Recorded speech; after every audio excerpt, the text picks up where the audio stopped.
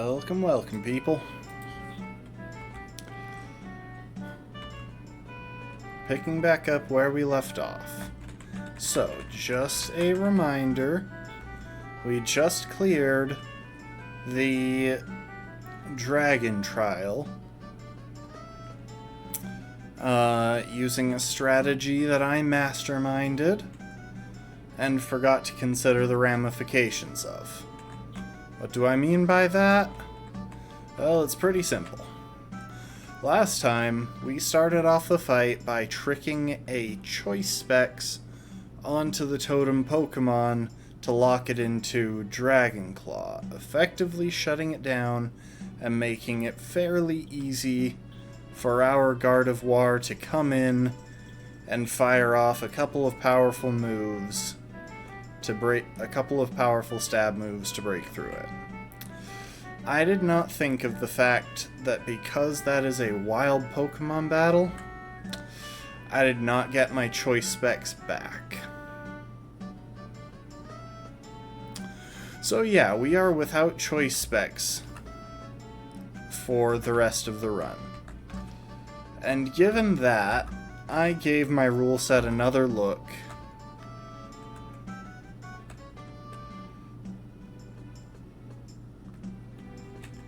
and decided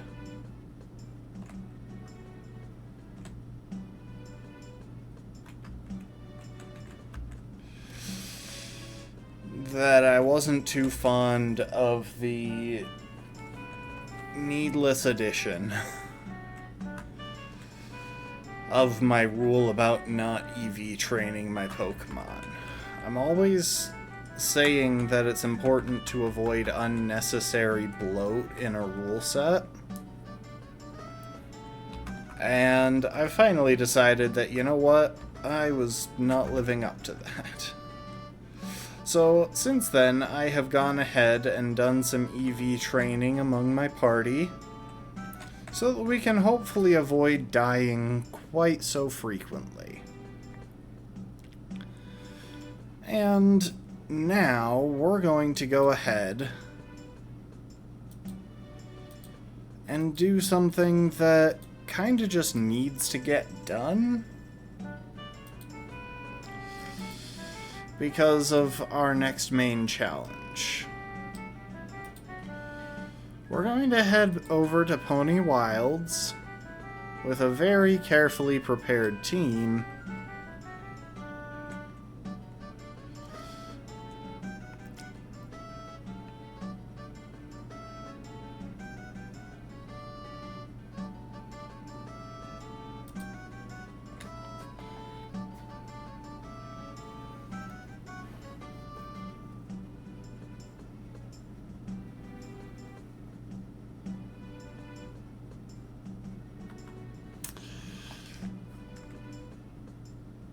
and try to win the match that we're about to face. I would be more specific if I could, but honestly, I think it'll be easier just to show y'all when we get there. Our goal is to get the Focus Sash item. That's basically what this boils down to.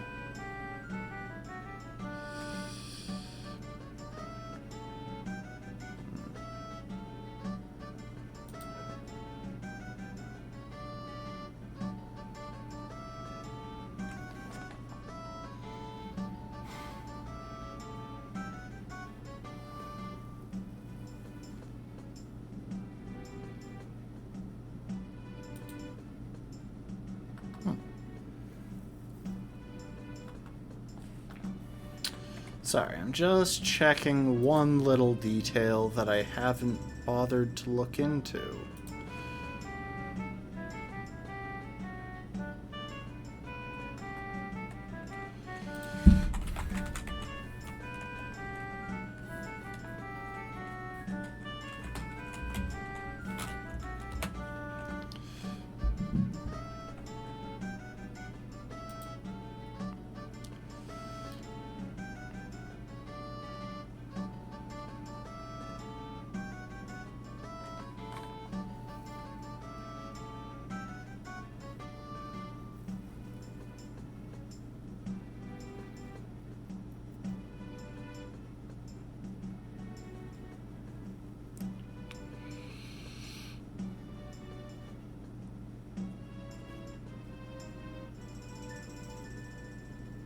Okay. That's definitely got some potential then. However, this is still going to be a pretty scary fight.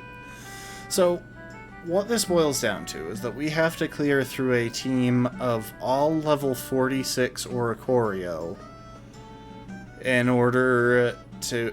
who are all holding focus sashes in order to get the singular focus sash that we need for this game. Or that we need for the Ultra Necrozma fight.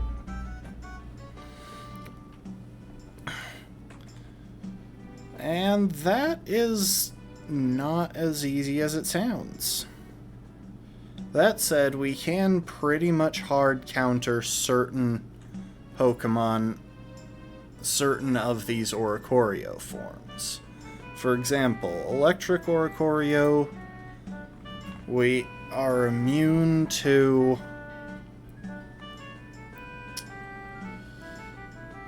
one of its moves and resist the other if we use Rykard.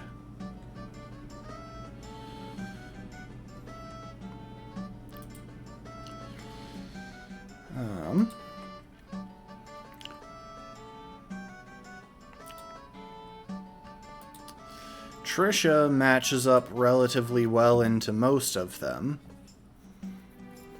Starts getting a little bit more complicated after that point because we have to deal with the others with fewer flying resistant Pokemon.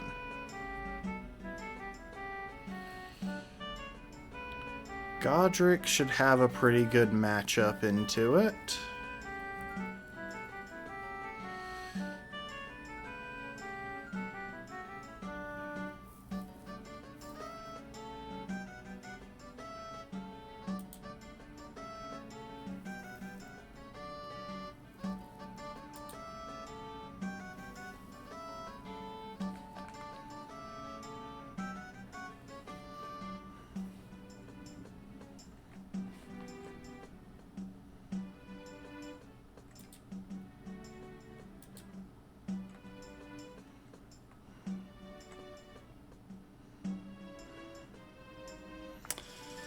I'm actually going to swap Trisha off the party because I think I want something on the team that can...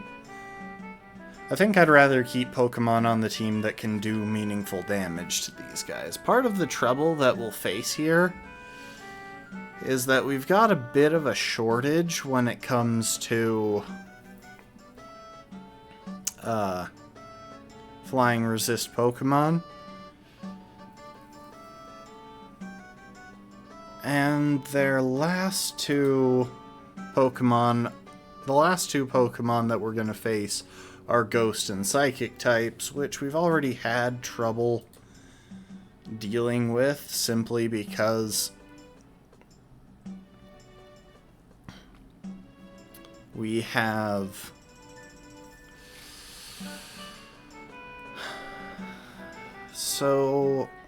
simply because we're either stuck with ghost types, which are hit super effectively themselves,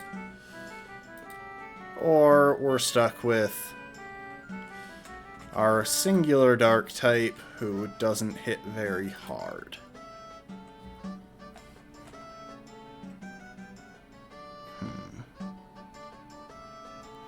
Now it's worth noting that we can get a bit of a level advantage here because we have a lot of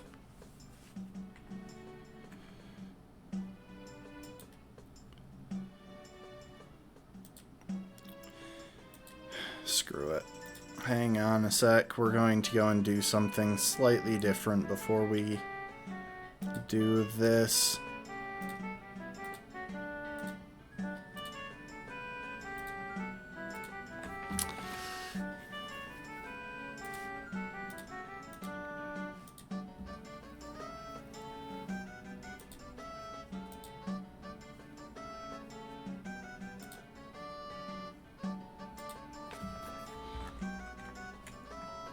Welcome to the stream, B.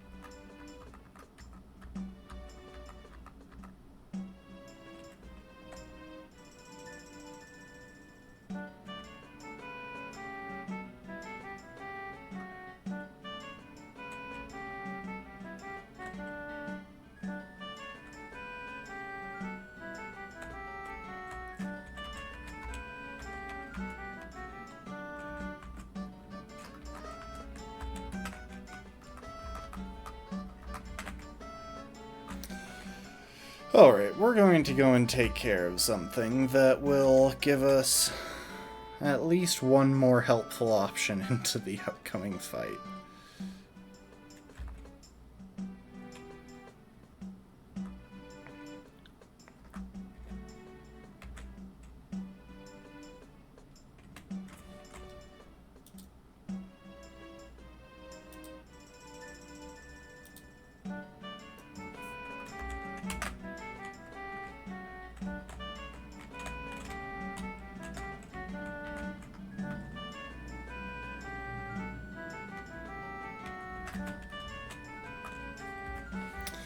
Alright, we need to clear all of the trainers on Mount Hokalani before we can fight this guy. Despite the fact that we're at, like, twice his level.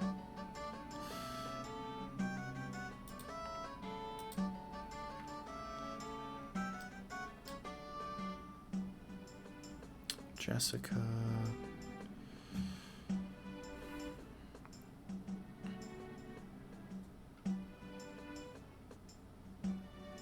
Fairy,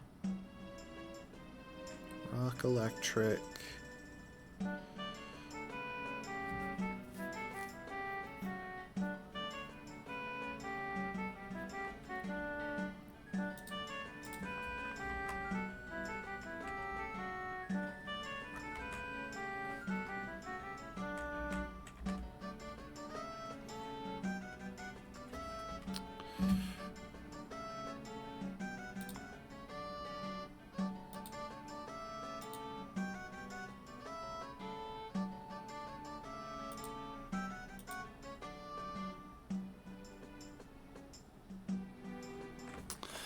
Alright, for the fairy type, we'll take you.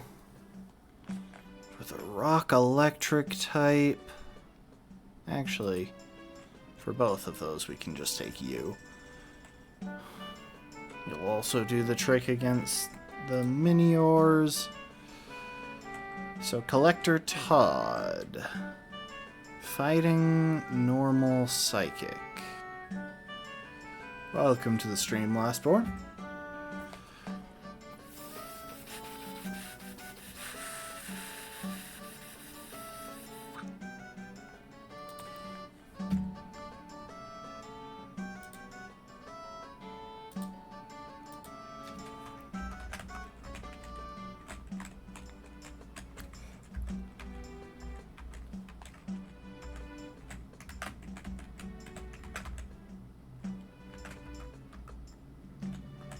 Thank you for the hydrate.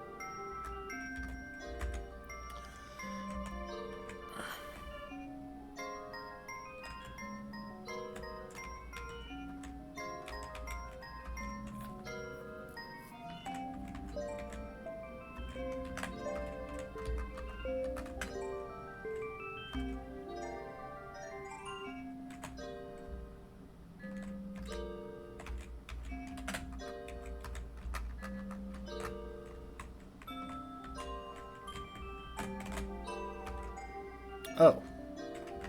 I didn't realize he was going to spot me from all the way across that gap. I mean, I was trying to make my way over to fight him, but still.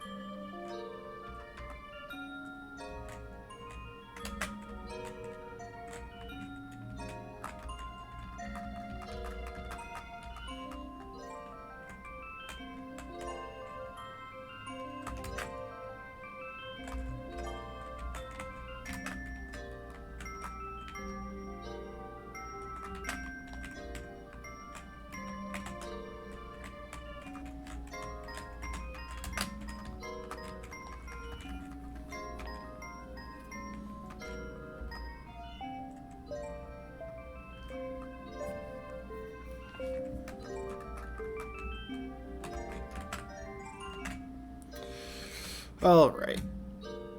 Now let's do this again. You are coming along. Come to think of it, what does he have? A lowland Persian and Absol.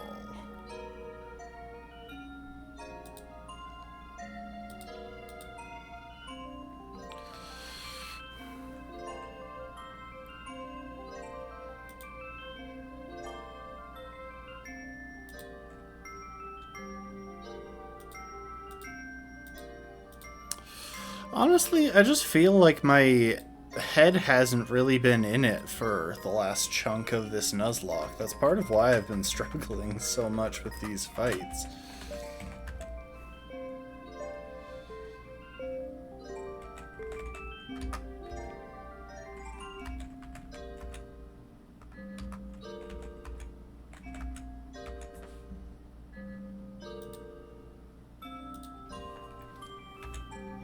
I have no idea. Just know that's what it feels like.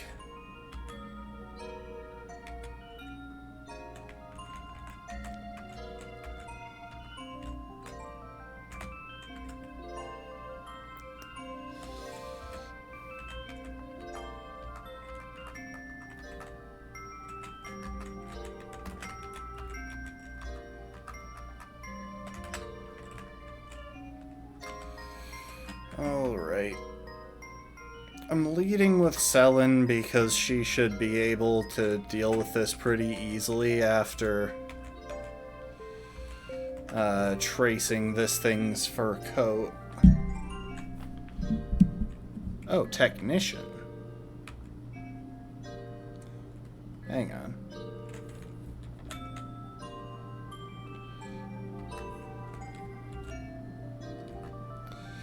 Sadly, Technician Draining Kiss is not quite as strong as Dazzling Gleam still.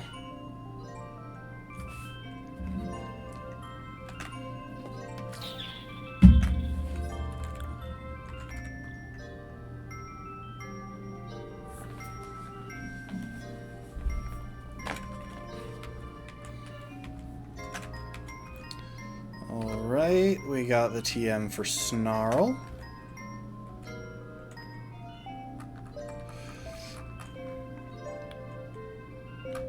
Now back to worrying about what we're going to do next.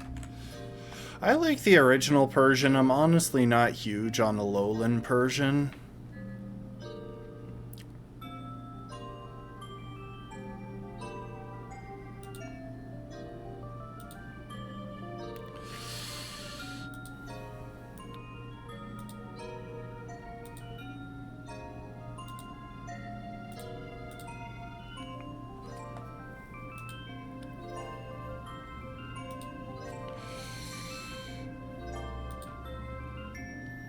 So let's take a look now. So the battle that we're prepping for is to answer Julia in Pony Wilds.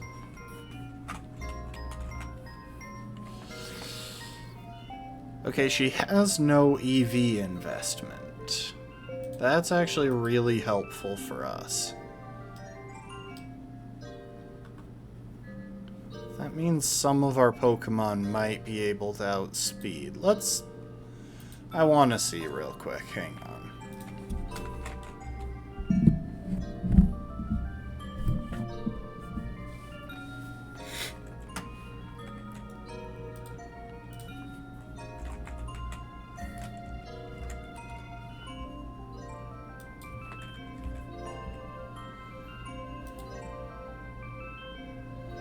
Serious Nature, 30 speed EVs. Or IVs.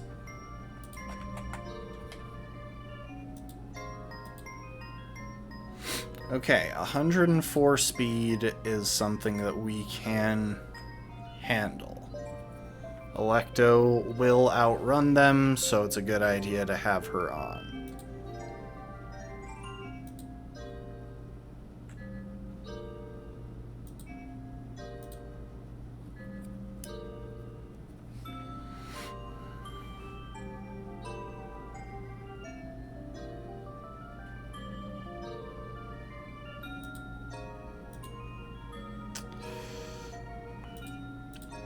This is the team that I'm leaning towards right now.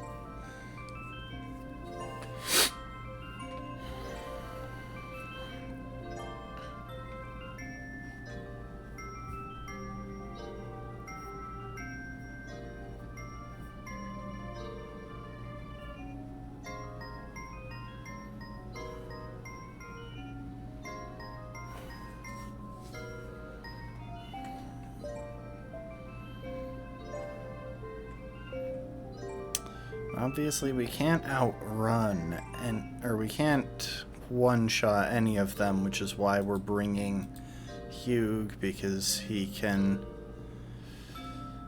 set up... You know what? No, I want Trisha. As much as her special defense is absolute garbage...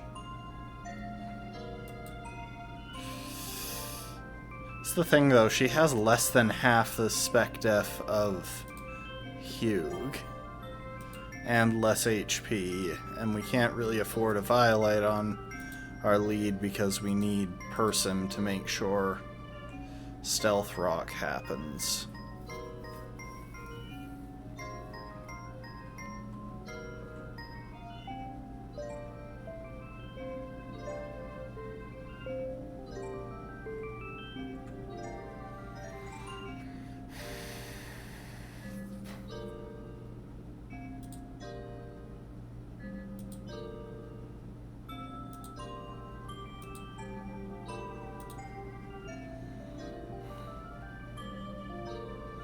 I really miss my choice specs.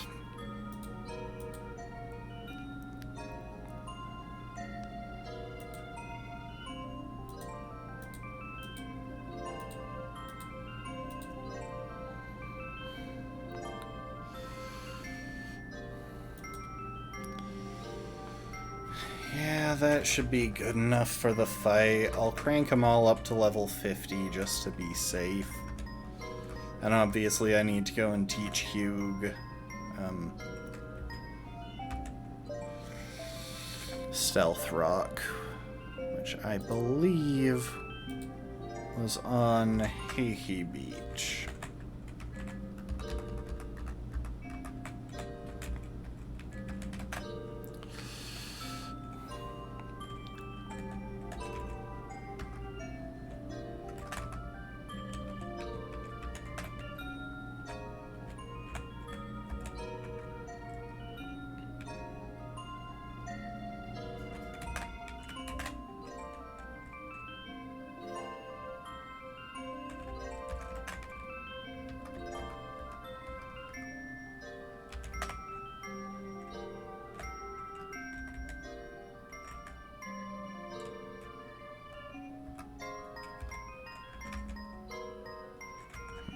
I want to check something. What on our team can learn Roar? Only those two.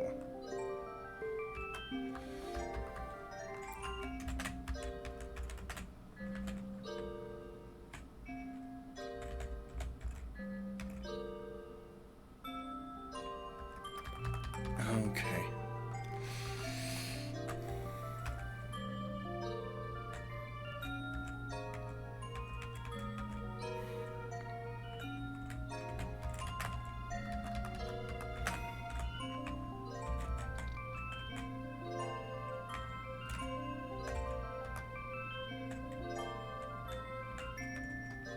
Really? I went out of my way to get Snarl because I thought Latenna could learn it. Well, that's my fault for having hope, I guess.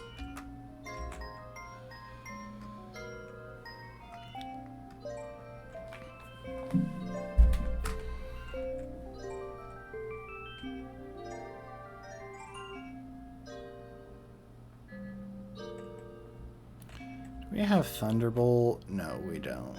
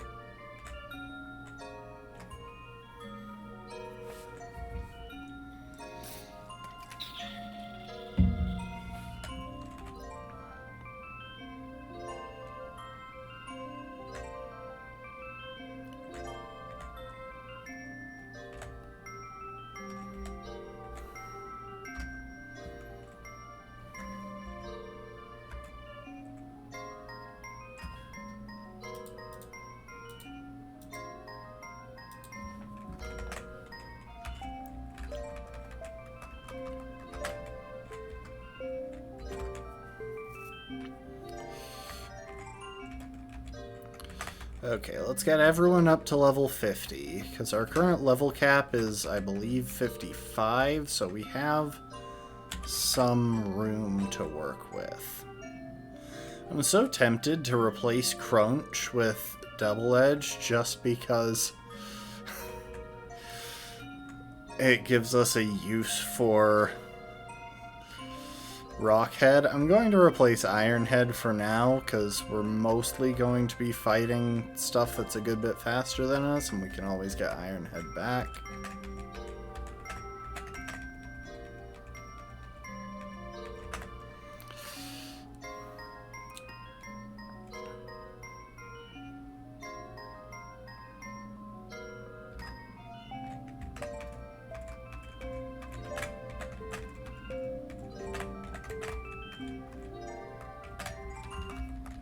D, you're going to stay unevolved for a little bit longer.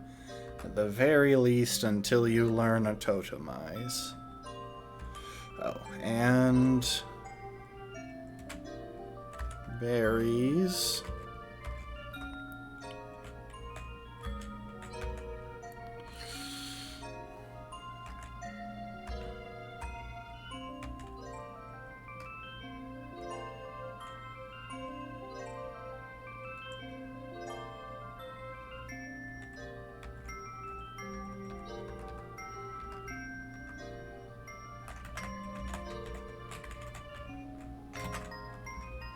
I'm guessing that we're going to have to beat Yeah, we have to beat all of the other trainers on the route. Okay, so time to take a step back from the planning that we were doing. Take care of the stuff that we need to before then. I need to check something real quick, because these first two trainers look like they're not going to be any issue, but I want to make sure. So, real quick.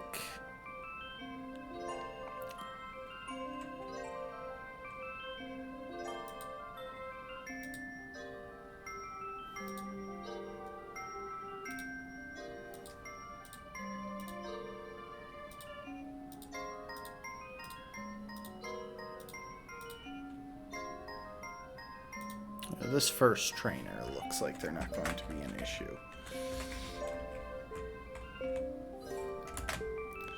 Is it extra sunny here?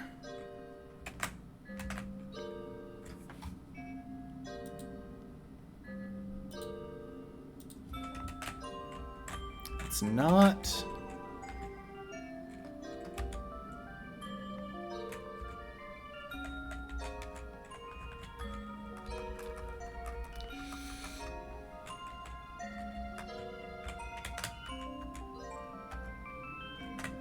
Oh, this is a different Pokemon than I thought.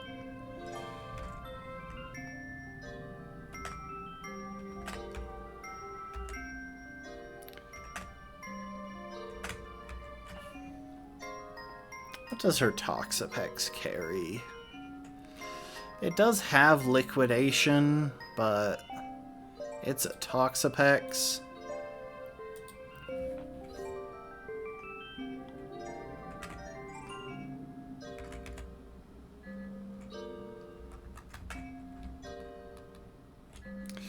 I guess it was a different ace trainer that I was looking for.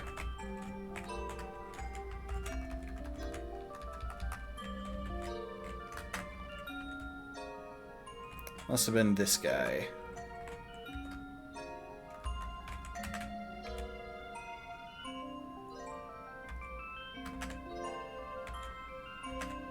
So yeah, he bought the TM for Solar Beam, but his Pokemon don't have the benefit of Sun, which means it's not one turn Solar Beam.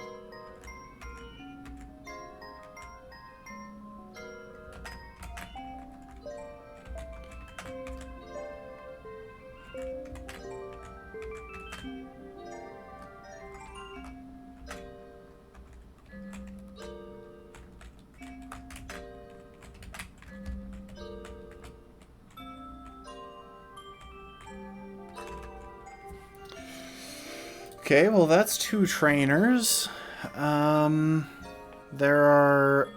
There's a black belt and a dancer who each have a Mienfoo that is going to get absolutely bodied.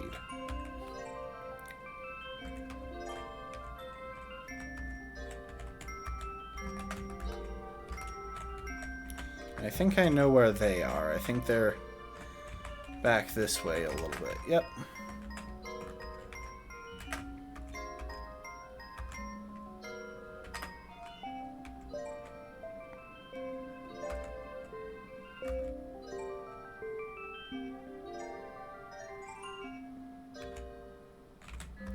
Flamethrower the weaker one. Dazzling Gleam them both.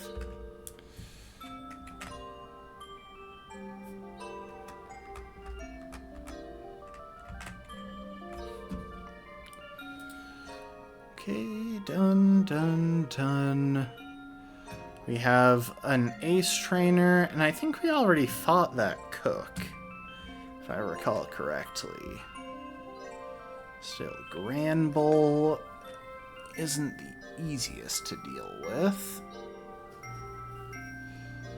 Yeah, that ace trainer might be slightly trickier than the average opponent. Still shouldn't be an issue. Yeah, Ampharos is shut down by, I'm thinking, Hugh.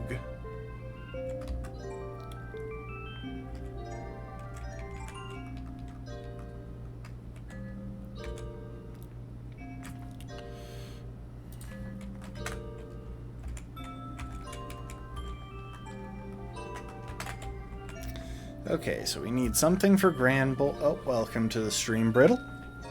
Happy Friday. We need something for Granbull and something for...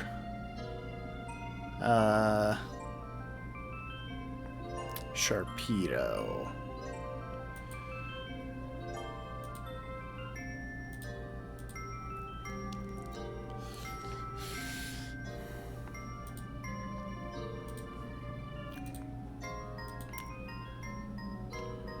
Granbull is pretty straightforward. We can just use Alexander. Or Sharpedo is pretty straightforward. We can just use Alexander.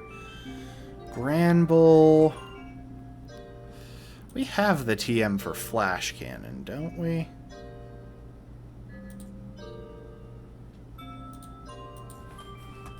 Let's double check.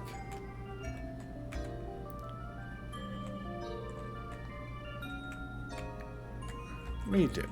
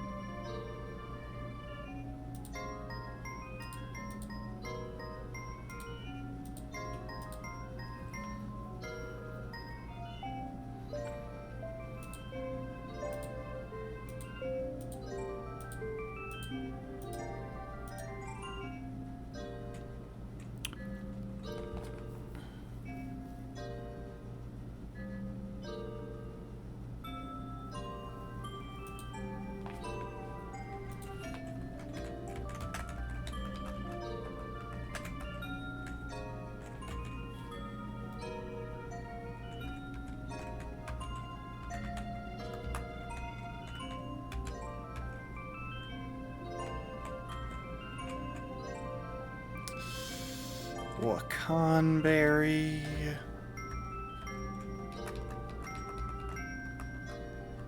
That should do the trick.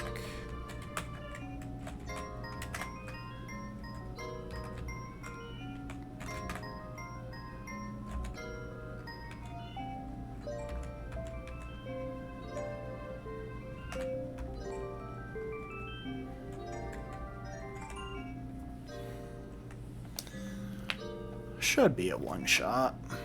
Yeah. That thing is especially frail. Alright, Hugh, you're up. Oh, I forgot to give you a ground-type move back.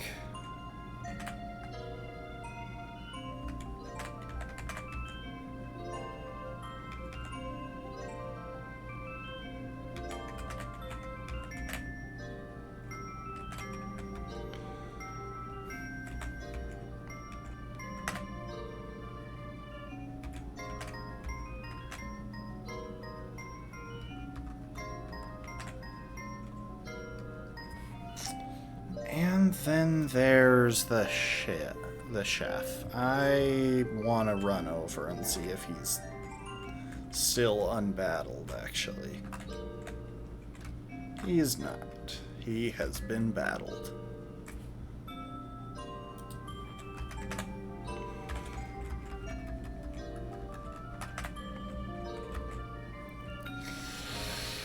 Alright, now back to the plan for the Oricorio team.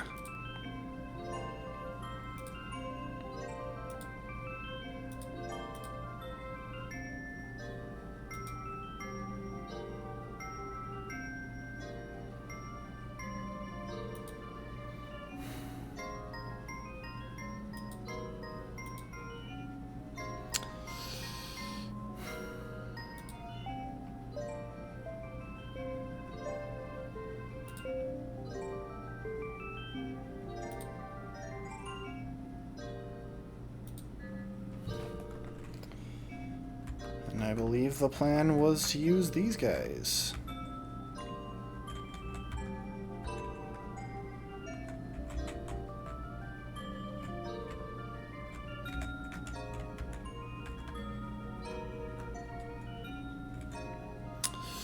Person, Expert, Darknium.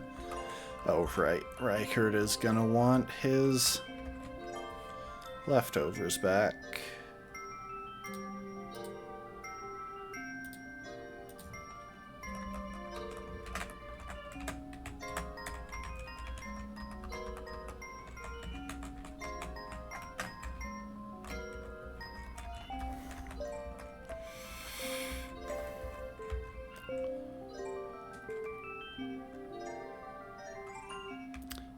You have Stealth Rock, right? I'm not imagining that. No, I'm not. Okay.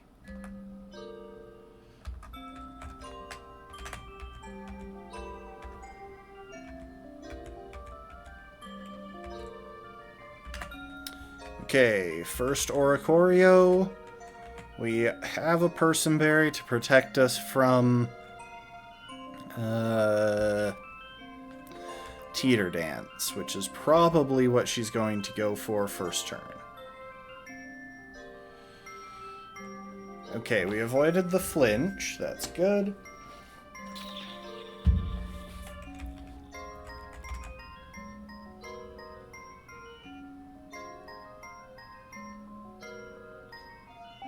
We avoided 2 flinches. I'll take it.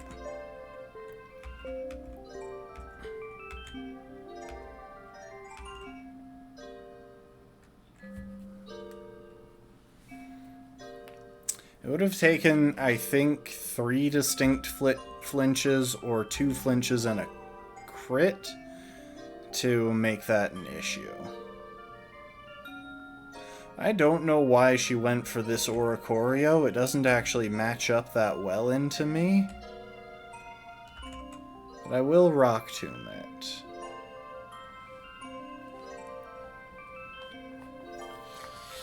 That's why we have a Person Berry.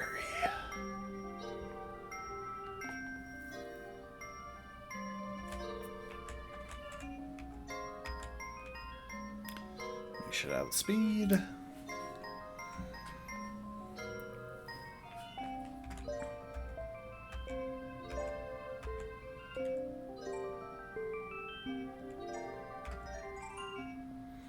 Alright, now this one very likely will be going for Revelation Dance.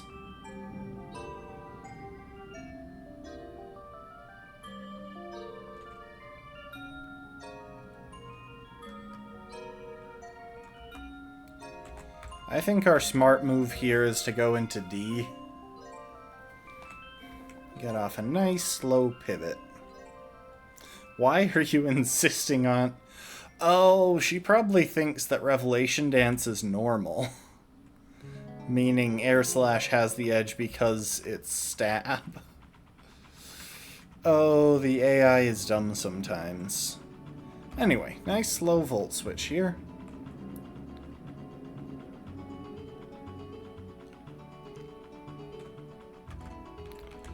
I said nice slow Volt Switch here.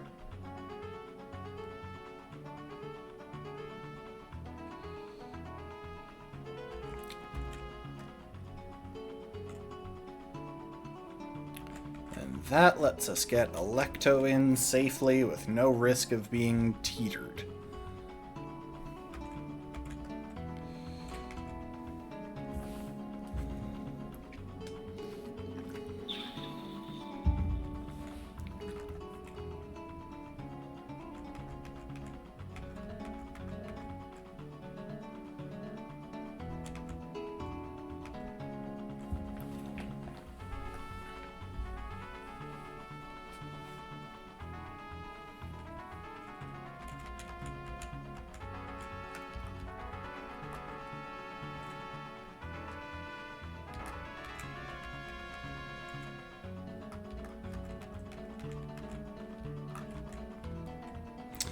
Alright, we have the item that we put all that work in for, and now to set up the Pokémon that will wind up using that item. It's not a complicated strat here.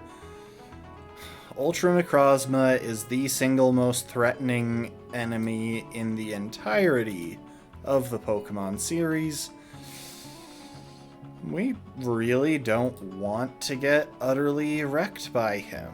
Luckily, we have exactly one Pokemon who is capable of fear.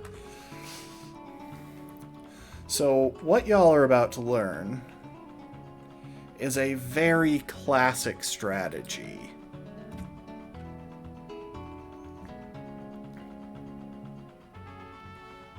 Now, let's see. I think this is where I can learn the move.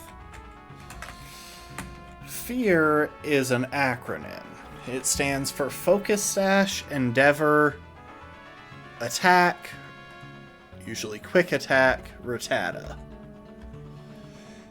It's a moveset that was first made famous by its use on a level 1 Rattata,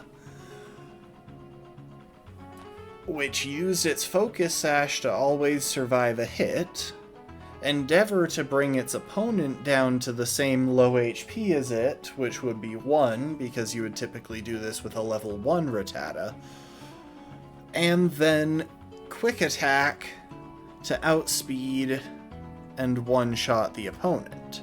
However, the principle applies in a variety of contexts.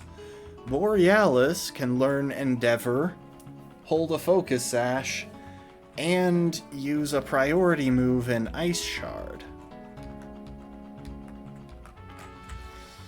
Which means Borealis, paired with the 15 level advantage and Omni boost that Ultra Necrozma is going to have, makes for a pretty solid fear Pokemon. So now all we need to do is figure out what to go in, what we'll take in with it to back it up, assuming something goes terribly wrong.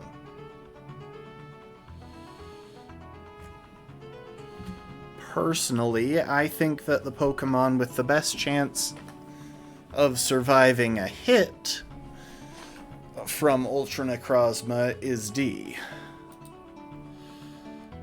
who is just so frickin' tanky.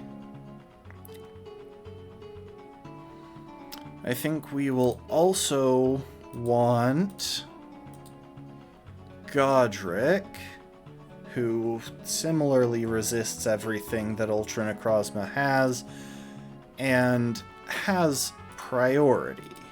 And priority is going to be the thing that we use to back this guy up, to back our boy up the most.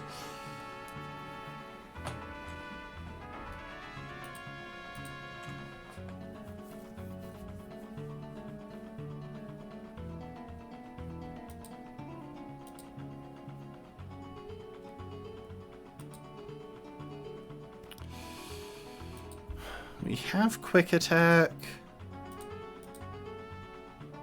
Shadow Sneak,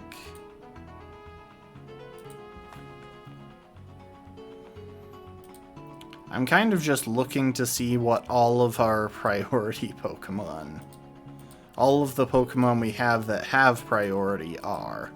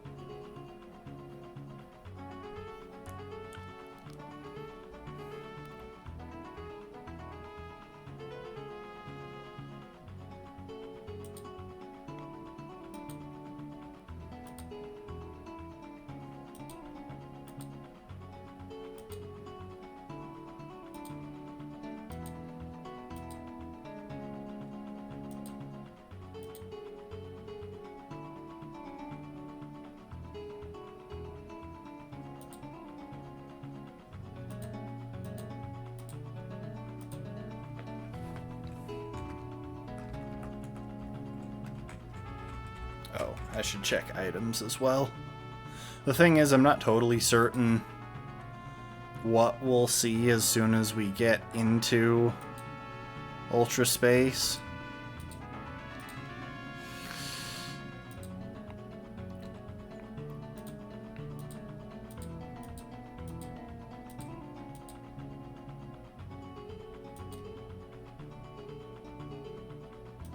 Been using a grass team in Pogo? Nice. What's on it?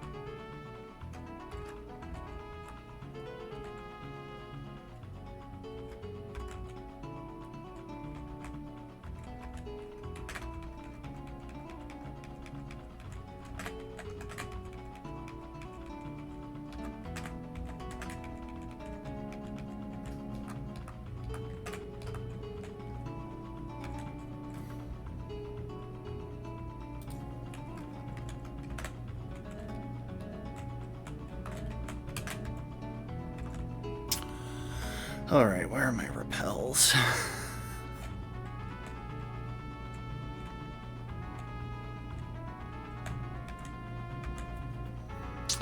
Ooh, you know, there is one more thing I want to do first, actually.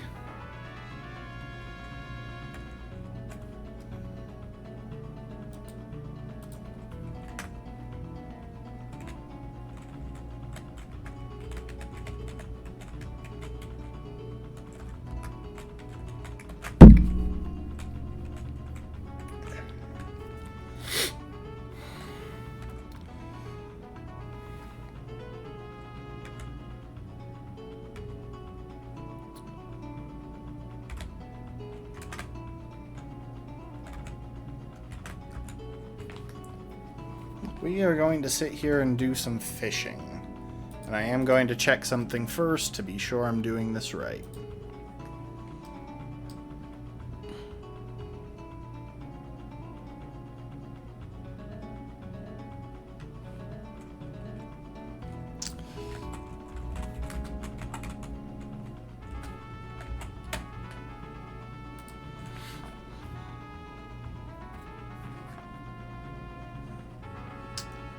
Fishing on Pony Island.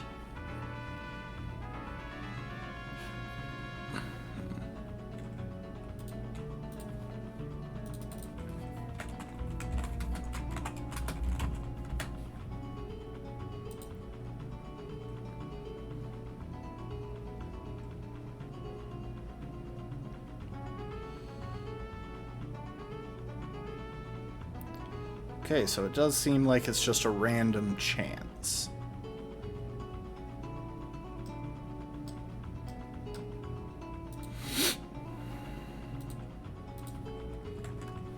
We're going to go in and out of this door a few times, see if we can get that to be bubbling. Nice.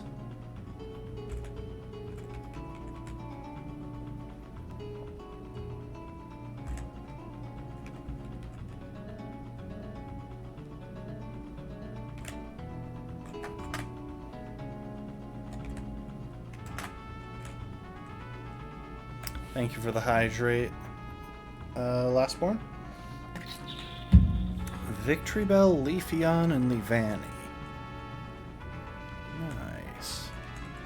I don't really know the Pokemon Go meta, so I don't know if... I can't really make any recommendations or anything.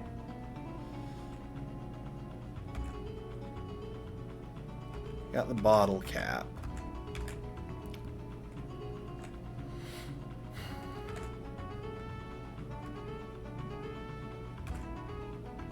I mean, given that probably struggles with steel types, I would say that Torterra is actually a pretty decent option. If you got a Torterra with a ground type move, or possibly a Breloom with a fighting type move, both of those would give useful coverage.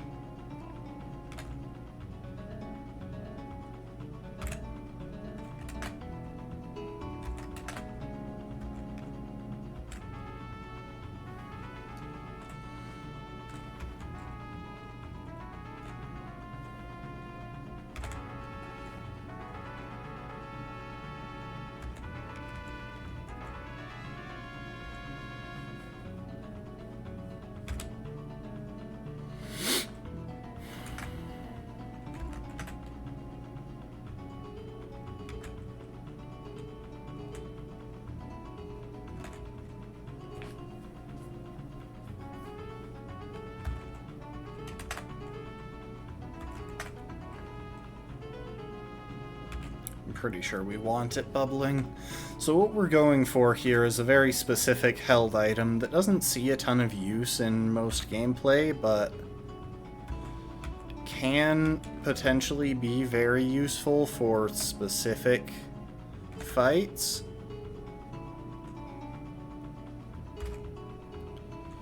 And I think could see a bit of use in the Ultra Necrozma fight, if we get lucky.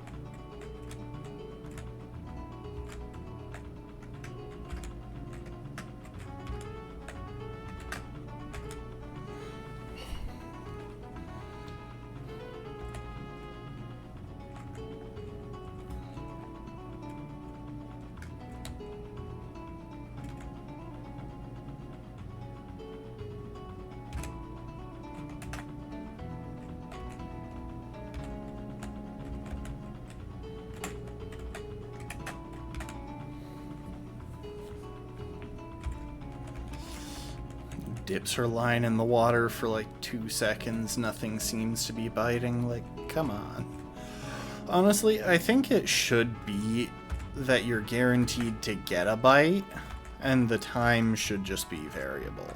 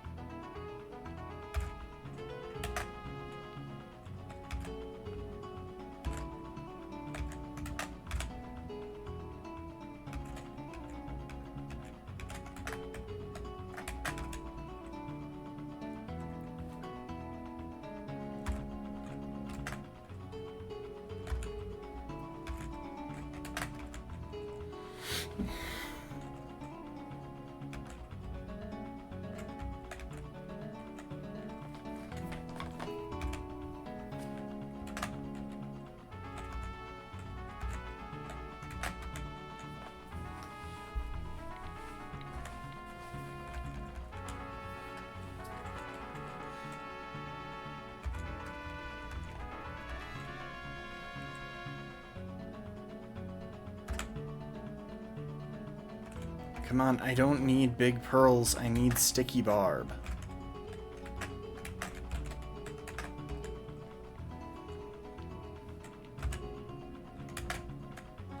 don't need Pokemon either. I've got all of my encounters for the run.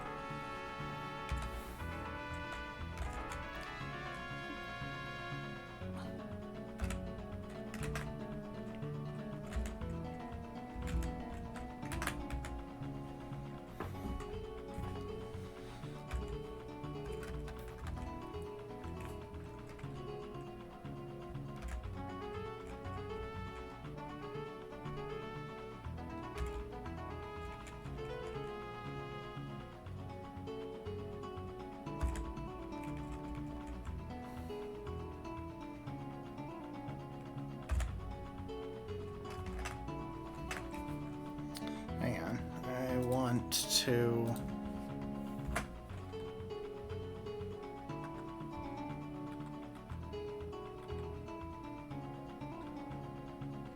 check something.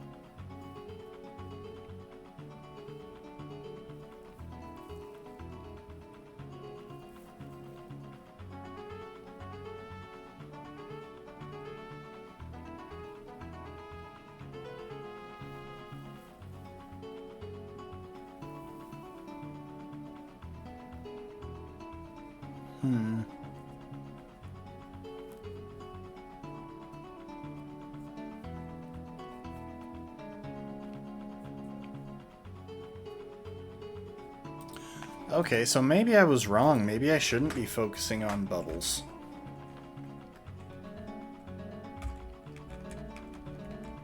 Seems that just boosts the odds of certain rare Pokemon.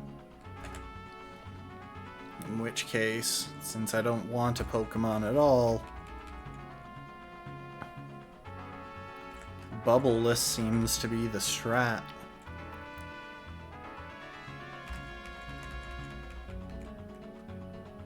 Then again, it does seem to increase the odds of something biting.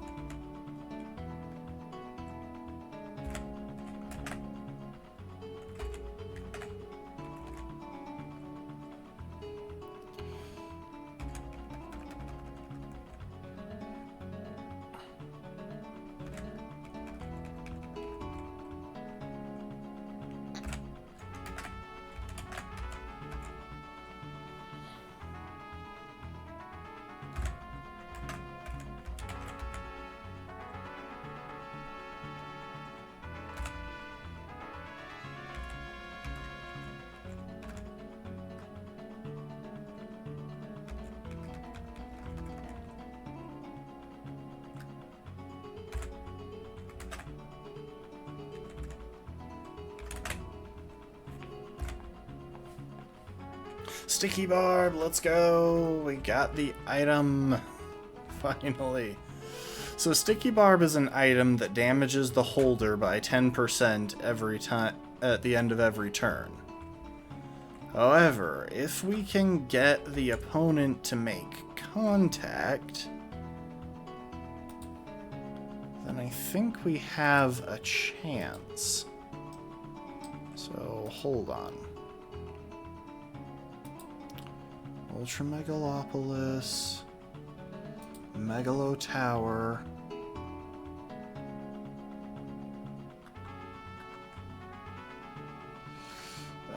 Hold up.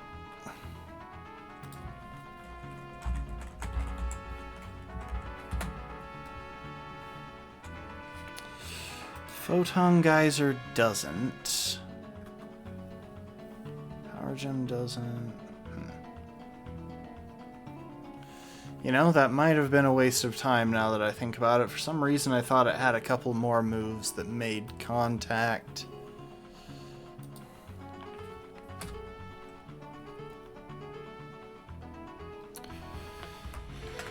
Okay, never mind. We'll stick with what we had. Sticky Barb might still come up at some point.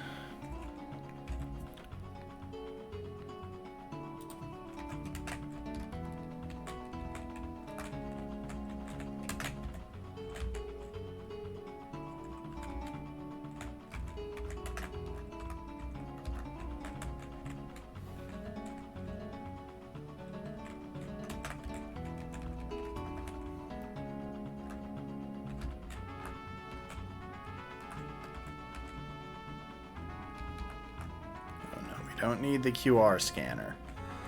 Been there, done that.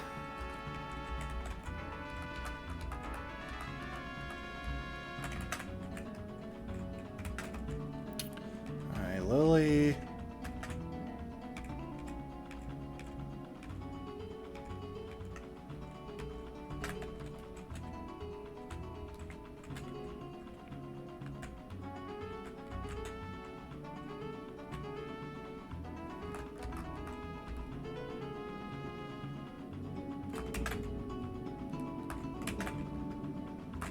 There's nothing here for me to find, is there?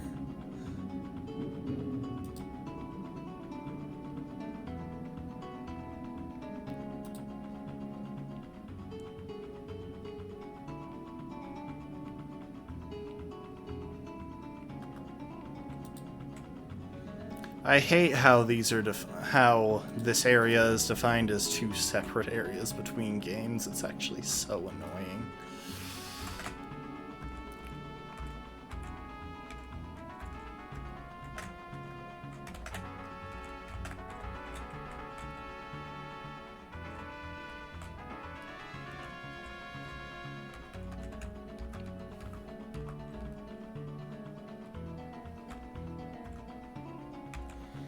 Time to blow the moon flute.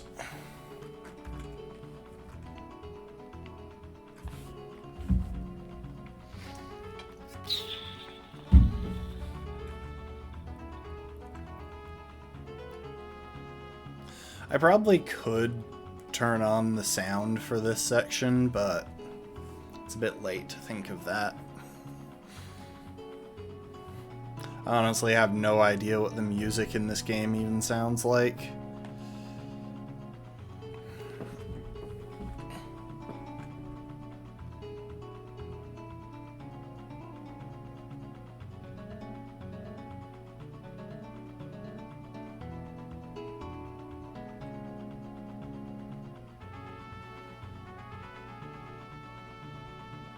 I gotta be honest, Cosmoem is really cute. Like, it's a really cute little Pokemon.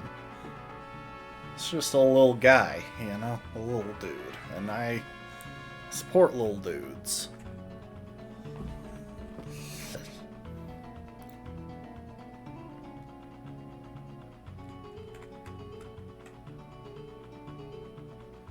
And now Lunala will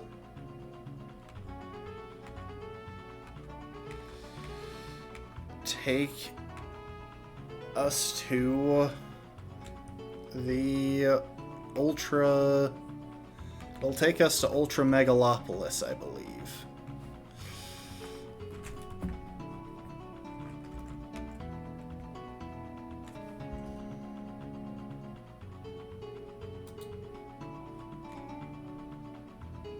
Oh, hi, Guzma.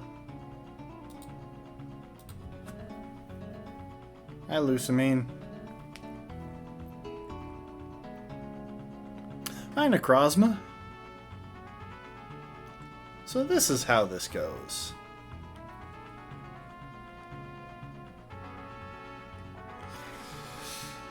You know what's sad is that out of all of the trainers that we've faced, Guzma did have the best matchup into Ultra Necrozma, since it's a Psychic type and he's a Bug type specialist. Then again, I'm sure I could have just thrown around Power Gems. Well, I mean, it's not even Ultra Necrozma yet.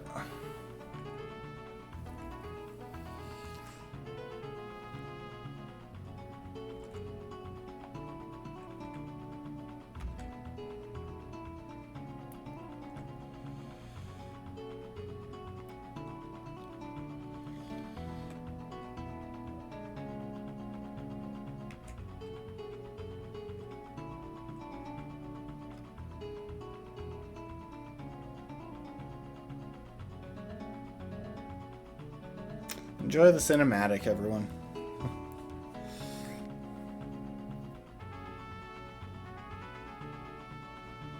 And now Necrozma will eat that one.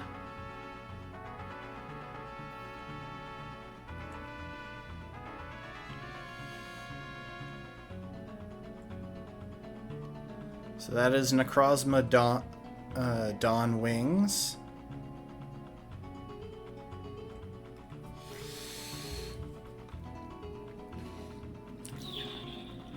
Punching a bunch of ultra wormholes into the fabric of reality.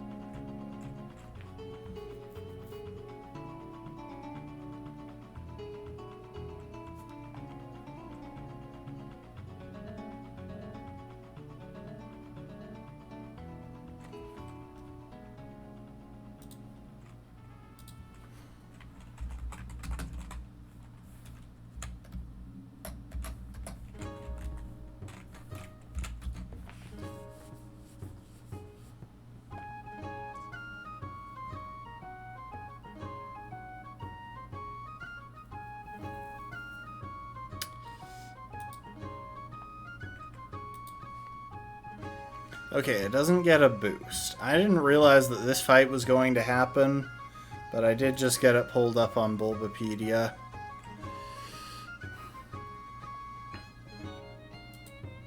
Moongeist Beam is the dangerous one. Ignores all abilities. It also has Moonlight, Psychic, and Power Gem. I think the smart thing to do here is to paralyze it. That should allow one of our Pokemon with Dark type coverage to come in and deal with it.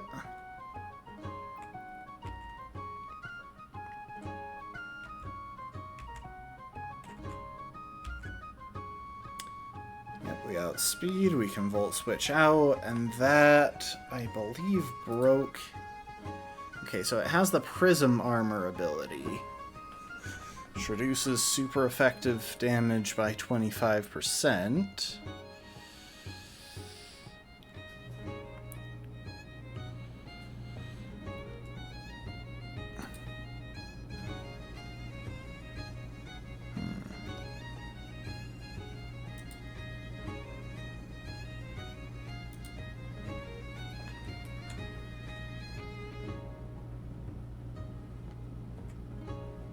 Its move choice is probably random, which is a little bit dangerous. Okay, it's more than a little bit dangerous.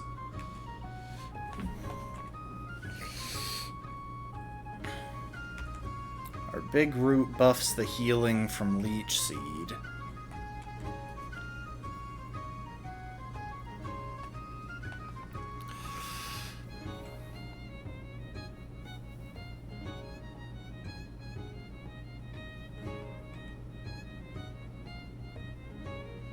I think at this point things are pretty solidly in our favor.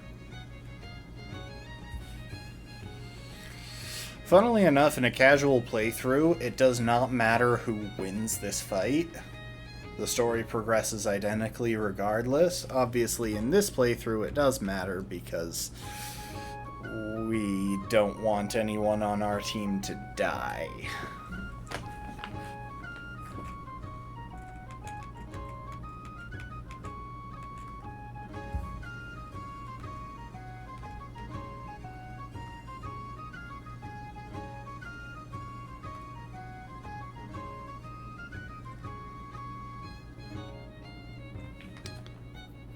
Anyway.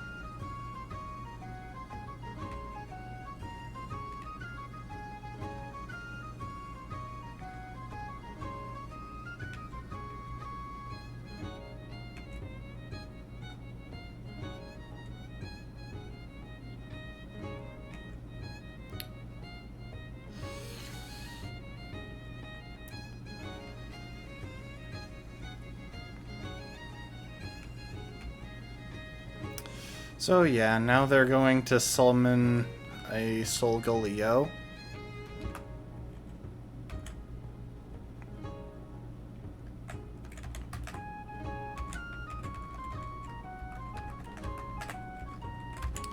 And while I'm thinking about it, let's take a second and give everyone a couple more levels, I think.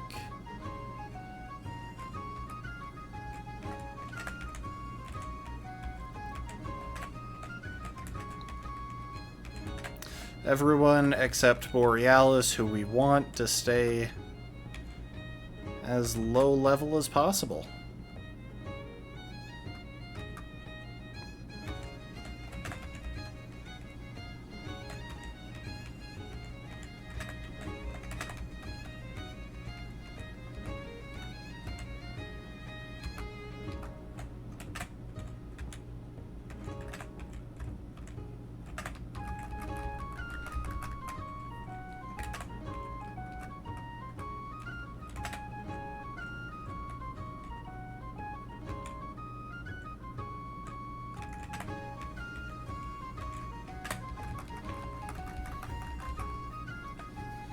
We are still going to hold off a little bit longer on evolving D. He's doing his job as a bulky pivot very well, and I don't really want to mess with that.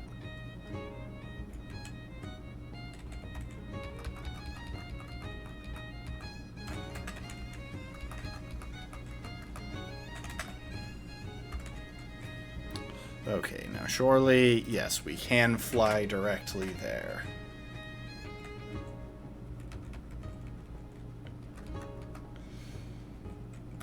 And you know what? One Pokemon here will carry a Z Crystal.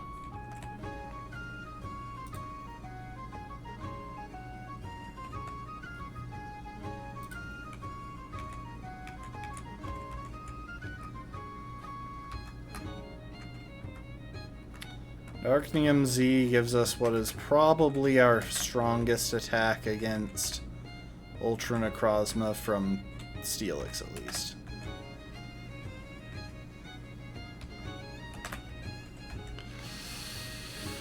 Yeah, I've got the team that I want.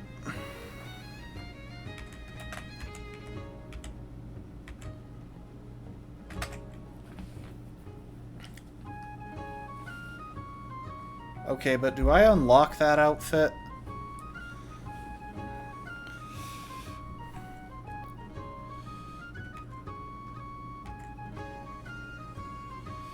You use your system's motion sensors to control the flight path?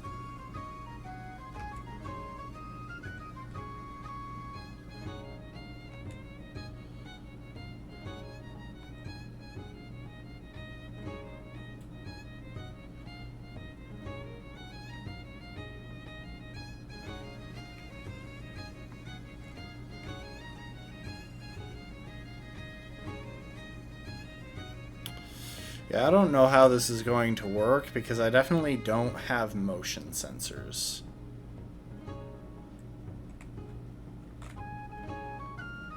I think the strat is just going to be to go straight ahead.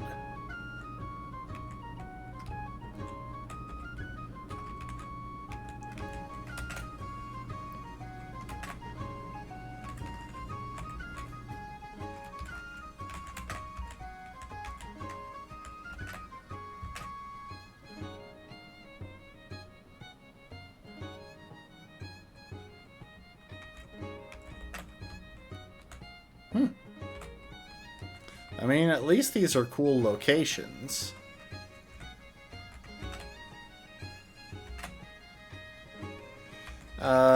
Yeah, we are going to break out a Poke toy.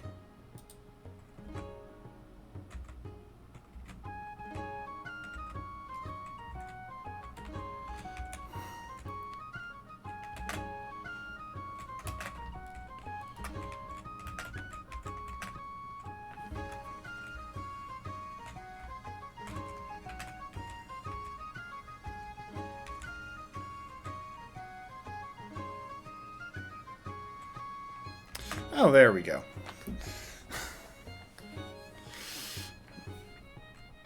Okay, so we did just manage to get lucky.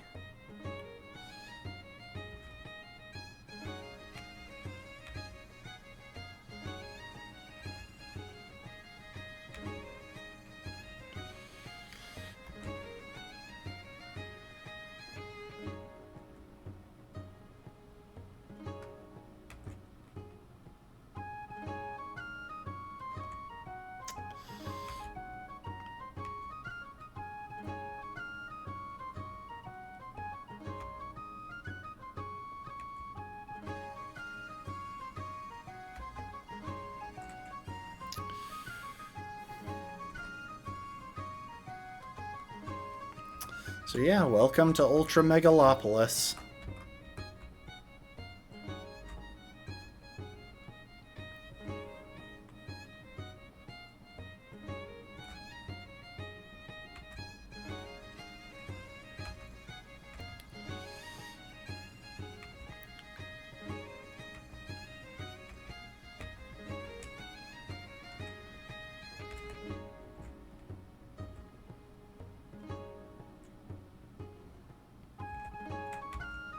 I am leading with Borealis, who has the Focus Sash. Endeavor.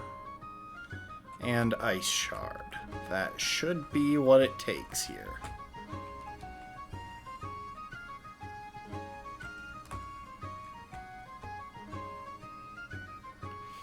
Oh my gosh, this is a long build-up. I guess this music isn't really all that fitting.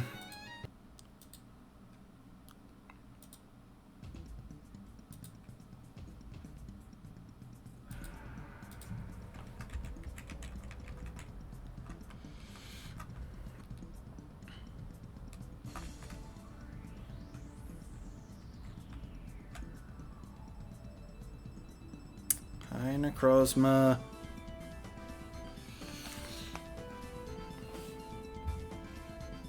I think there's a theory that that little prism is actually Necrozma, and the rest of it is just kind of a projection.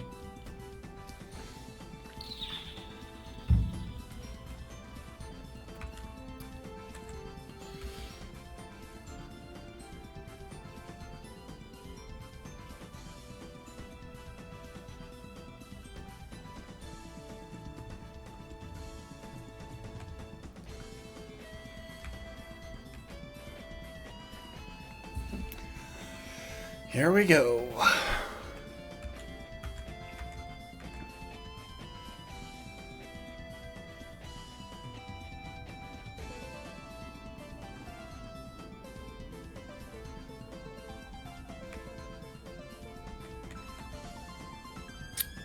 Endeavor.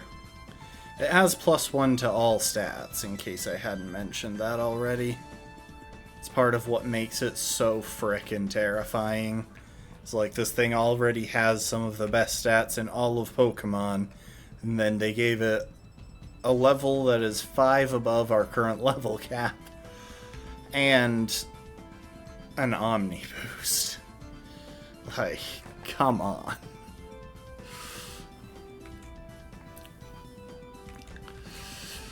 Alright. We successfully brought it down.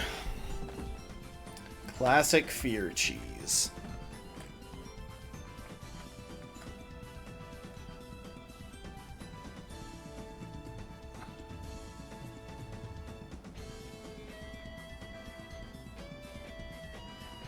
Hi, Lunala.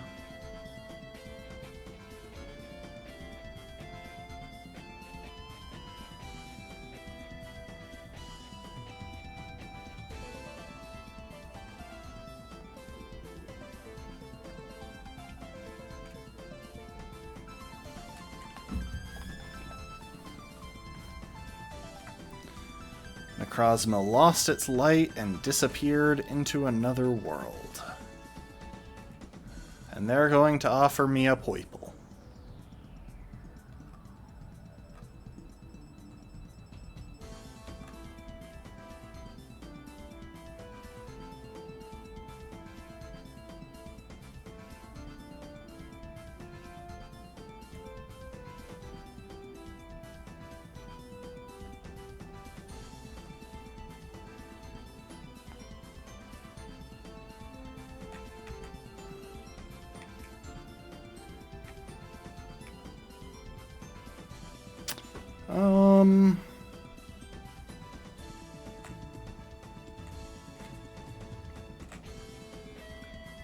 I'll ride Lunala this time.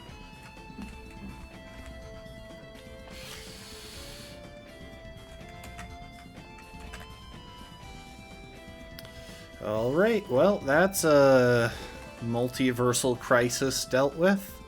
Or, technically, they were saying that I was passing over a certain distance, which means it's probably within the same universe. Just thousands of light years away.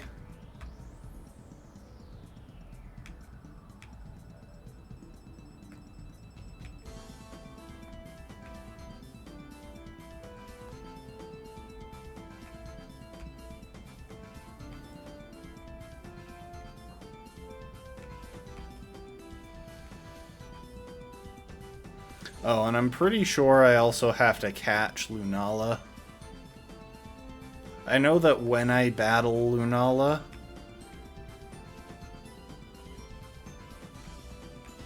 I have to catch it. Defeating it doesn't do anything.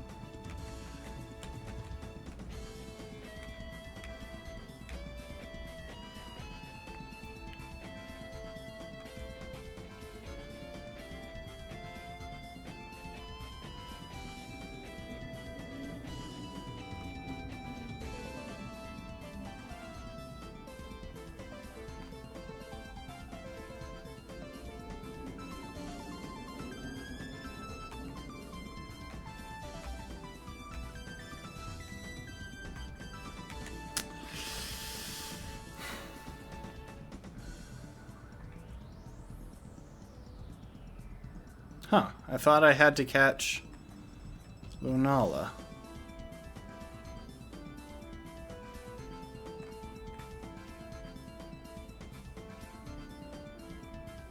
Oh, there's Mina. Gonna have to start her trial next.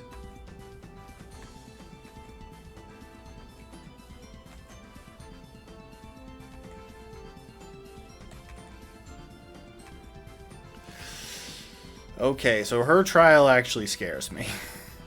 I I mean, all of them have, so that's not really news. So let's talk about her trial.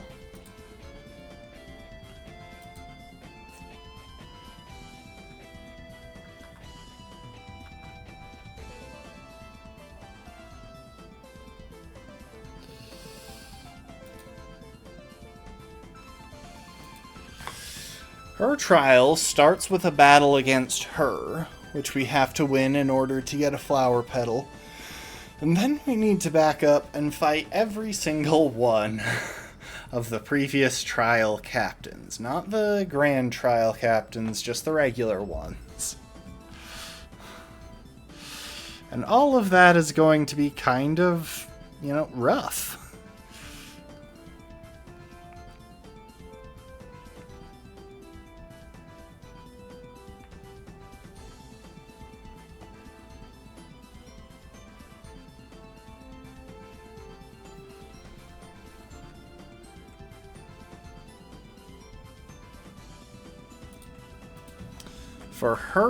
For the match with her, I think we can keep this pretty straightforward.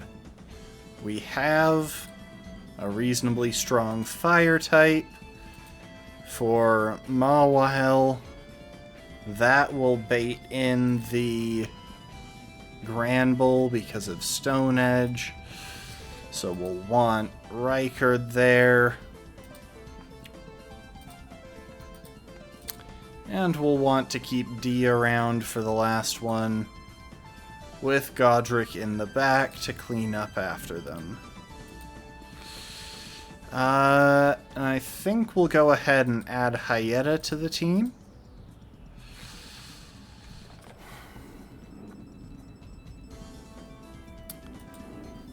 And probably Millicent as well.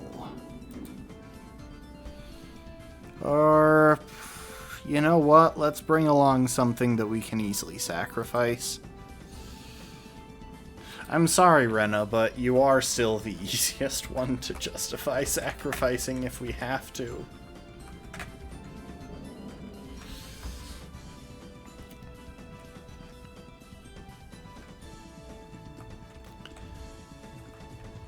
Okay, so I'm going to save real quick and properly EV train Charizard because I don't think I've done that yet. Let's just make sure everyone in the party is properly EV trained.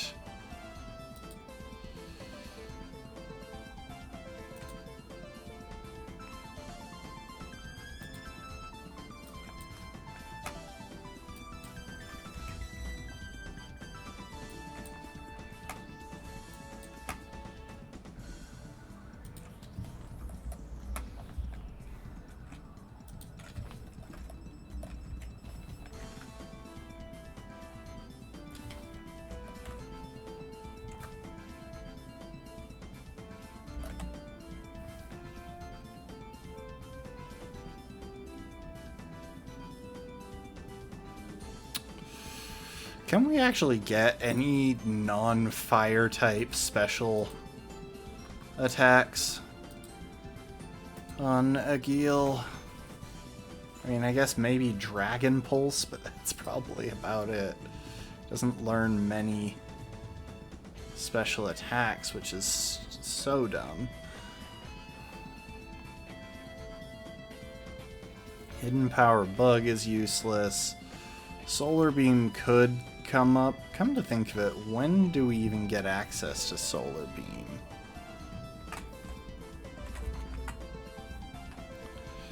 Oh, we already have it. It was in this Pokemart.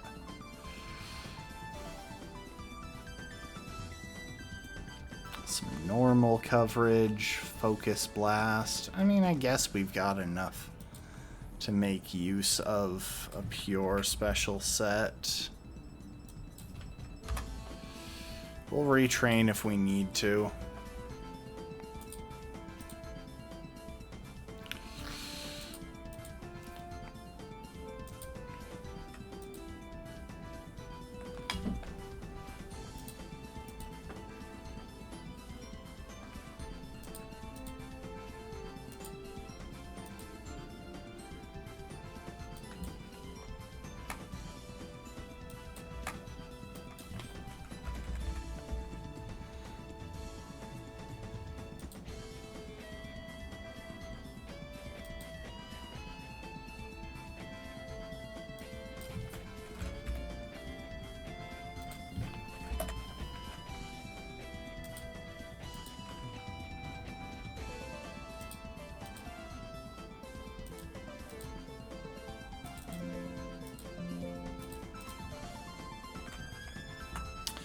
Alright.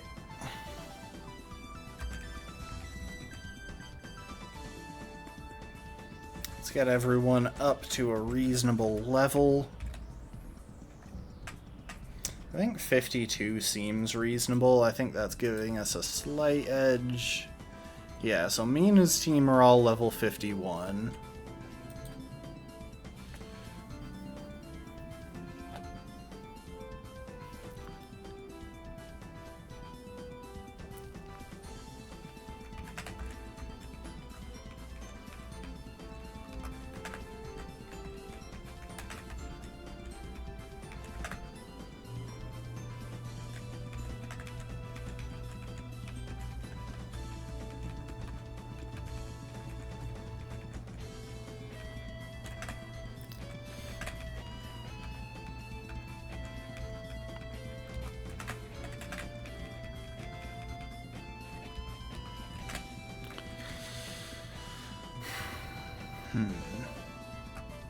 And I think we're actually going to go ahead and go learn...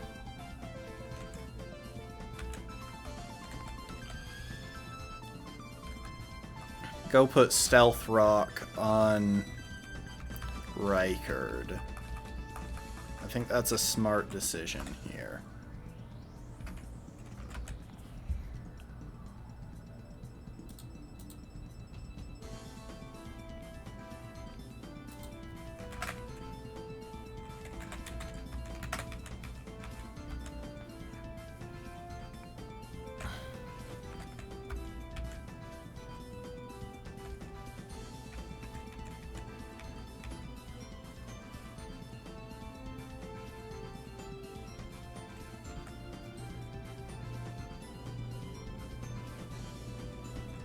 Oh, fine, we'll drop Double Edge.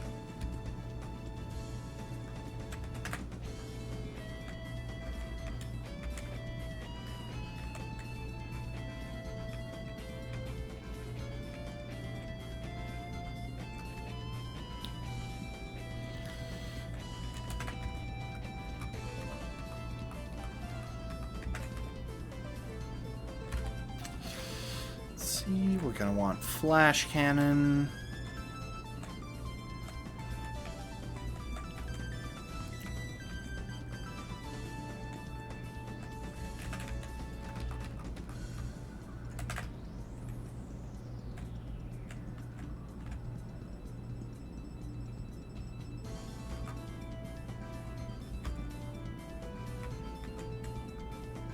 Gonna want to change the item on Rykard.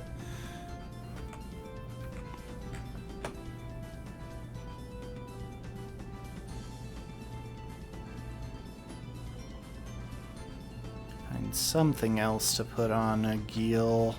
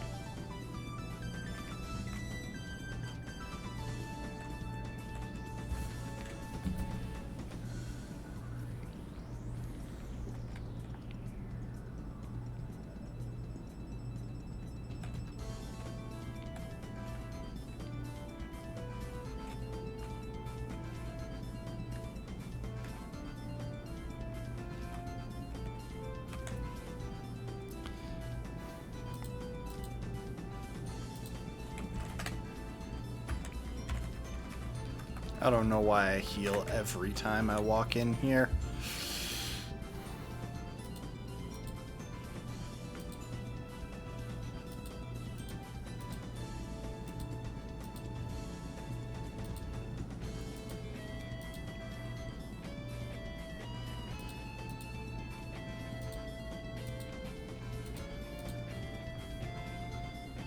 Oh wait, I didn't mean to do that.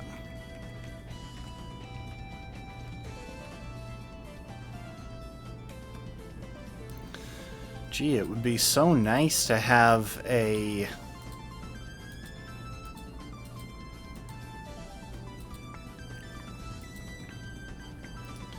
It'd be so nice to be able to put a choice specs on one of these guys. You know, if I hadn't deleted it. Yeah, not my finest moment. Okay, let's see.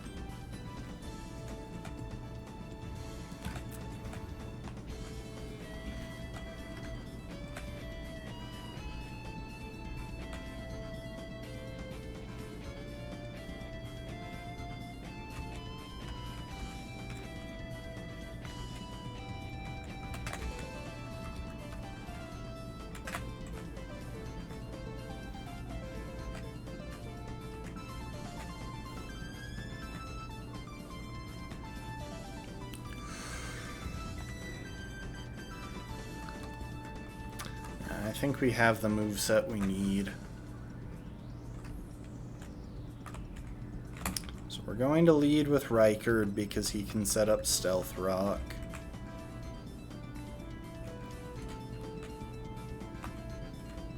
And he can deal with the... Well, no, we'll swap for the Mawile.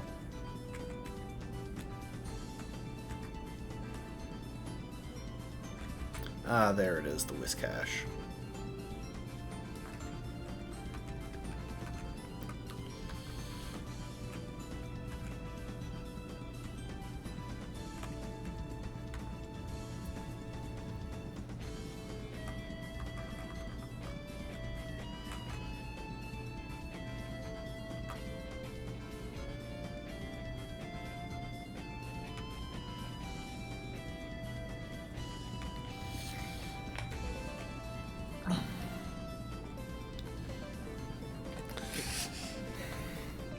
Start off by battling Mina.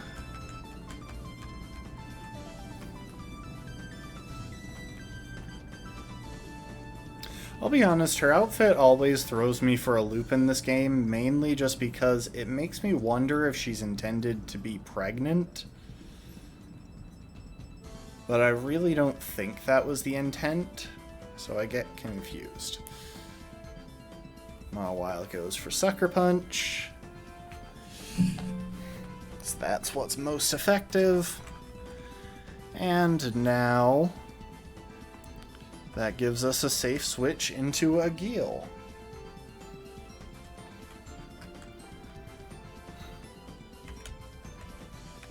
We should be able to pretty easily tank a Sucker Punch.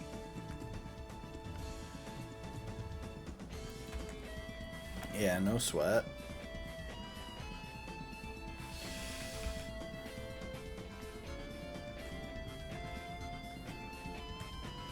Now Granbull comes in. Granbull has Stone Edge.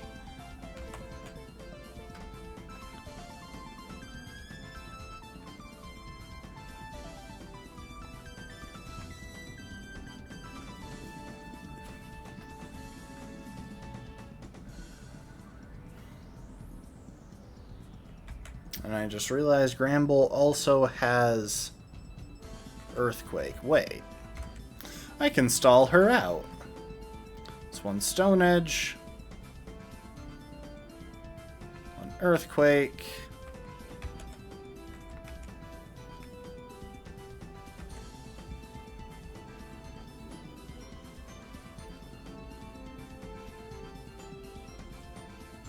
Two Stone Edge.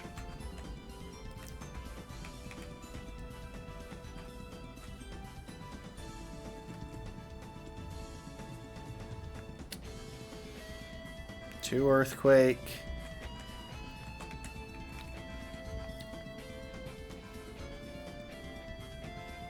You know, this is kind of a waste now that I think about it.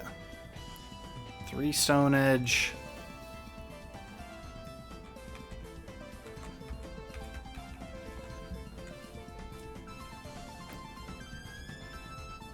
Three Earthquake.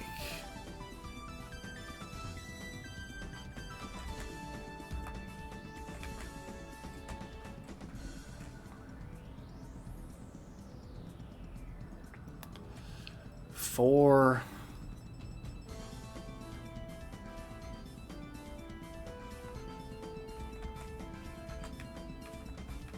Four.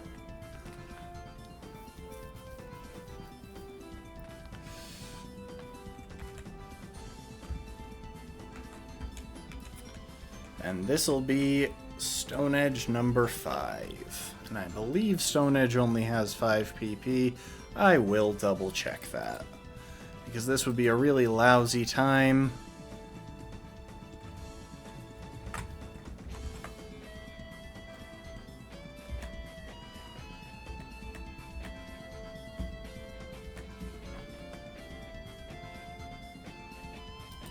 To be wrong, but it definitely looks like that's the case. Hang on, I've got a better one. Seafolk Village on Cerebi. Let me check this.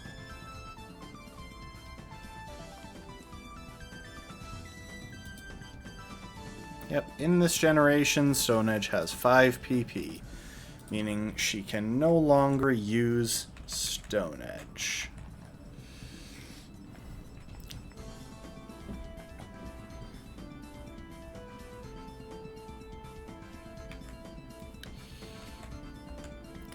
Now she's going to be going for Play Rough because Earthquake shouldn't be able to hit us. Oh dang, that was a lot of damage, wildly enough.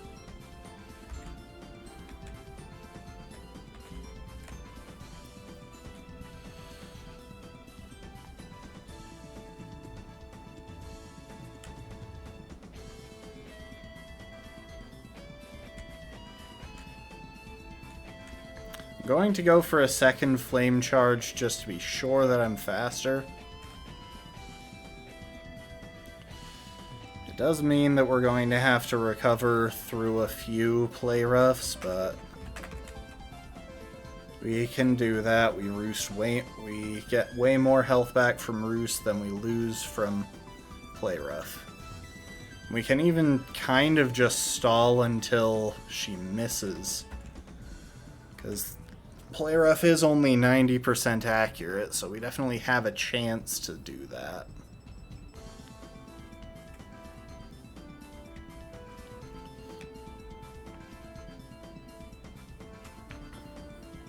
I just kind of want to be at high health when the Rabombi comes in. So we'll burn our roosts if we need to. We avoided the attack. There we go. Flamethrower for the kill. We're at double speed, and we have a flamethrower to throw out.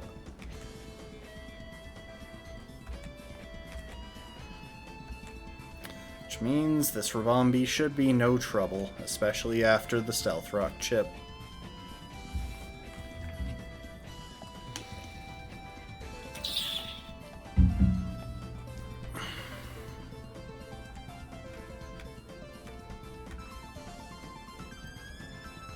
And now she gives us a petal.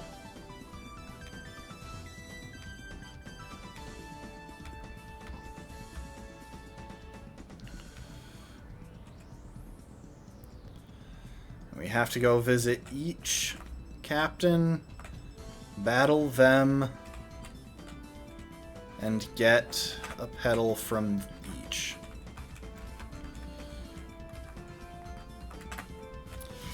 Alright. Let's see here.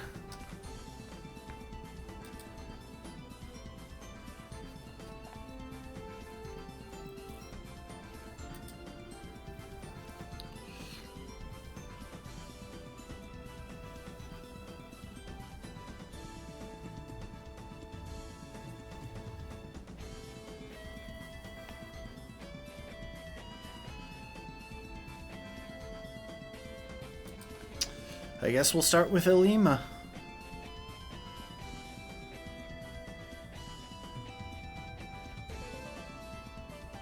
Mina's Trial. Normal fire, water, grass.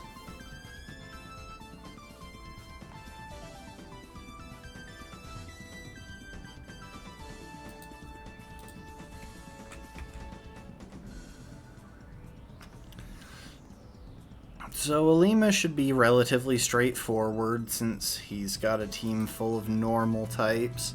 Komala is slightly more dangerous than the others, but not too much so. Especially since we can cheese Komala with a ghost type. Especially, I'm thinking... Yeah, I think this is a pretty obvious time to bring out Electo wherever she went. There you are.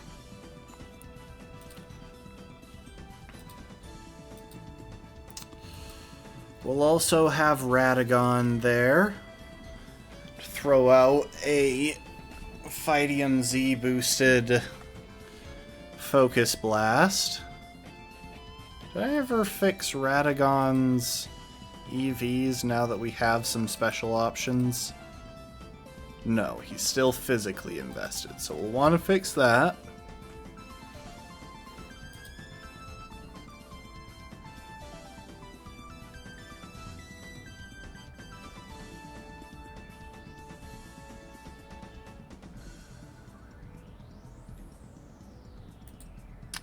I think we will want Godric there, because Godric does really well into his Smeargle.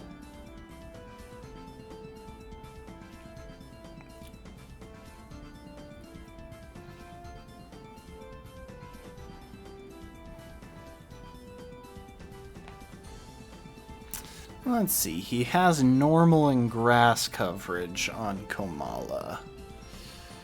Who does well into that? I mean, obviously all of our steel types do. I'm thinking especially Melania. I've been using D a lot.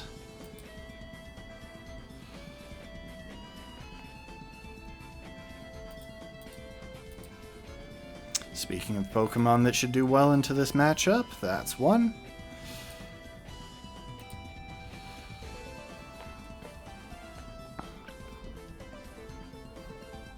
We have Fighting, Steel, Ghost. Yeah, he's going to be relatively straightforward.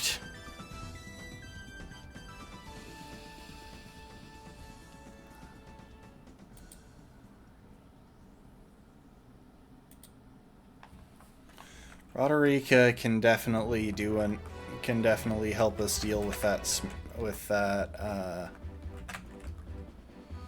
with a couple of his Pokemon.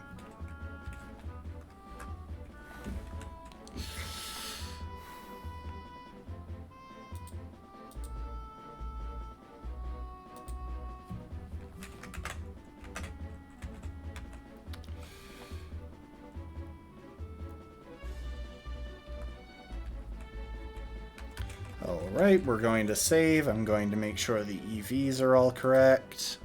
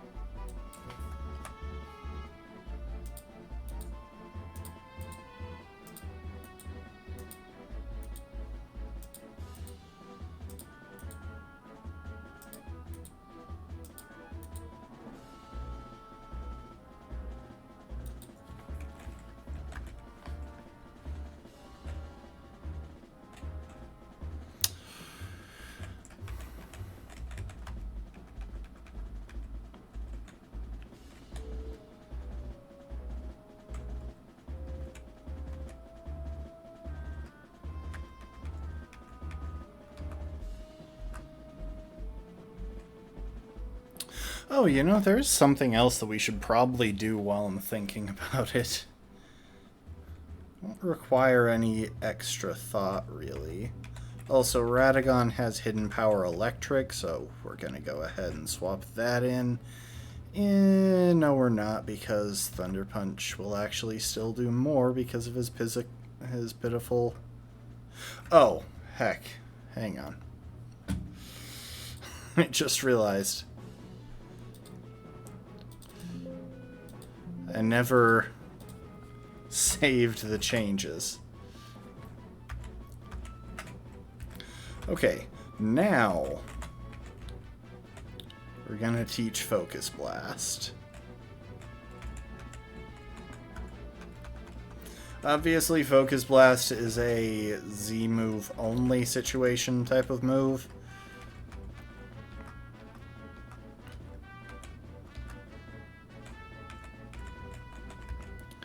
Radagon is one of the few Pokemon we have with a useful hidden power type.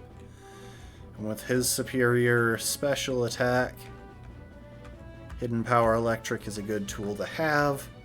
And we are actually going to go and pick up one more thing.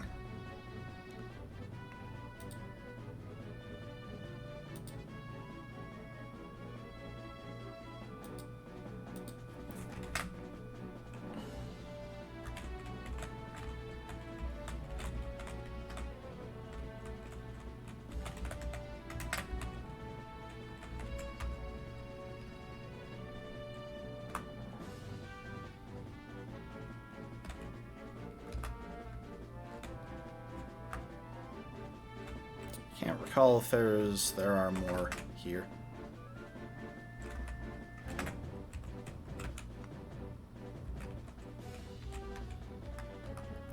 Lead with Radagon. He's the fastest on our team right now.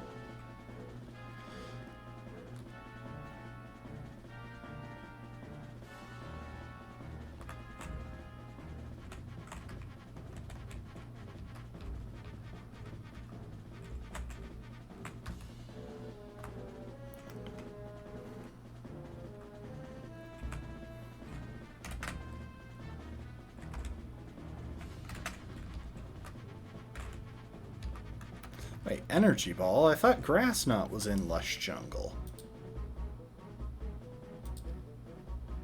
Huh?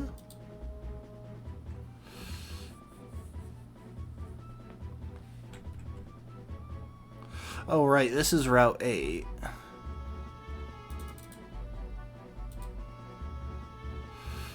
Alright, so where in Lush Jungle do we get Grass Knot?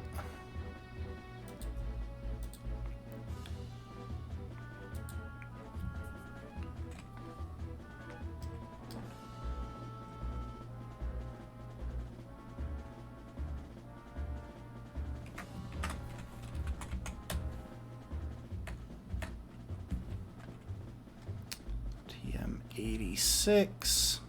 It's in the western area. It's in a small area that requires crouching through a tree.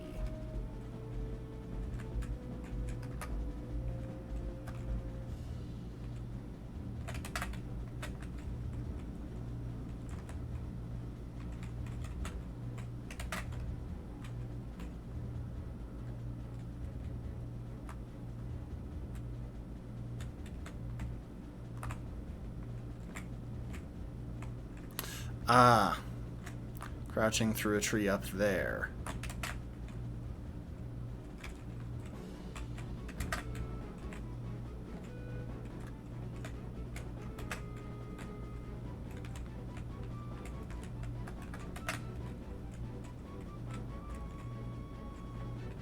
There we go. We probably should have gotten that way sooner. There were a couple of times when it would have been useful. Anyway, back to Ilima. Suppose we don't really need that for him. We don't really have a reason to want grass coverage for that, but it's still a nice thing to have.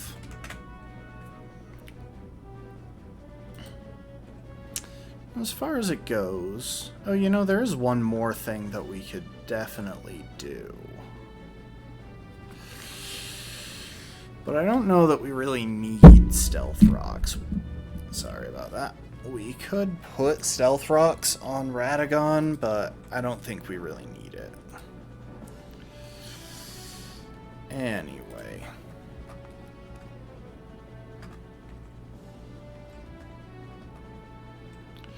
Oh, hold up. Gotta fiddle with some items.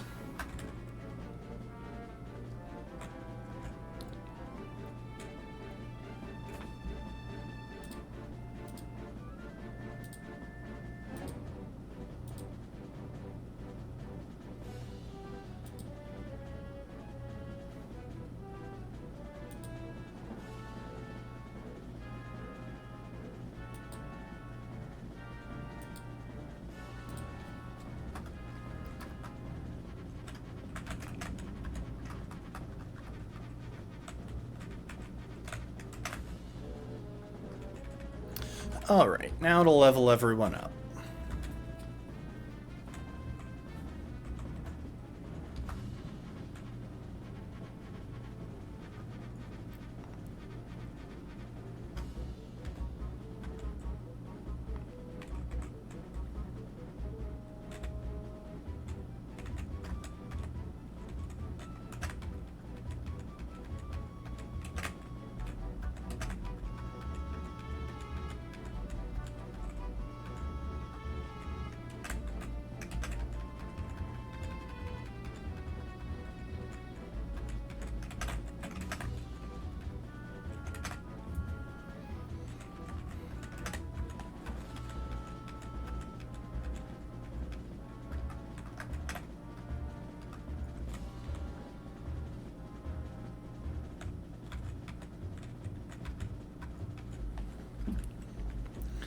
Go ahead and drop Flamethrower on Electo. Or, no, not Flamethrower. I should have dropped Shadow Ball. Hang on. Luckily, we have the TMs for both. I meant to drop Shadow Ball because everything on Alima's team is immune to Shadow Ball. Anyone else really want Protect? I think it makes sense on Godric. Yeah, we'll go ahead and drop Stealth Rock.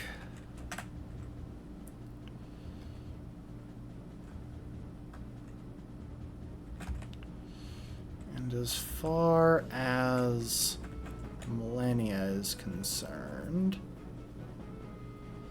yeah, we should probably teach her Protect over Shadow Claw, just to make it easier to waste the PP on Sucker Punch.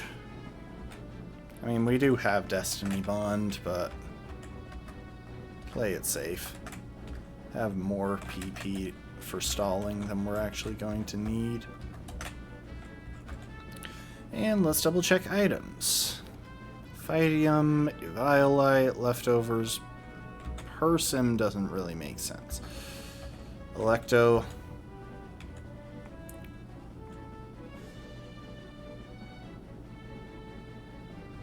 Guess we'll just give you a Citrus Berry.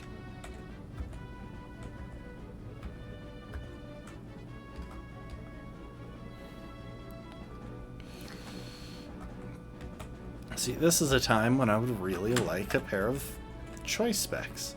That would be very helpful.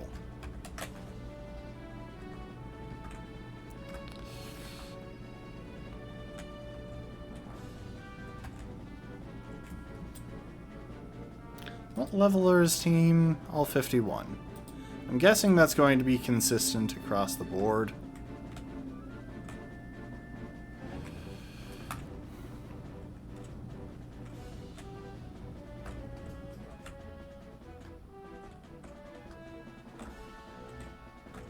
Where is Ilima? That's the room that I was just in.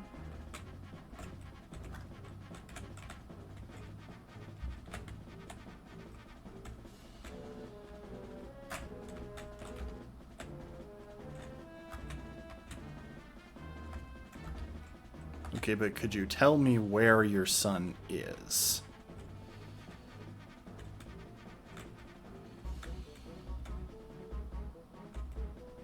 Right now I'm kind of just running around town.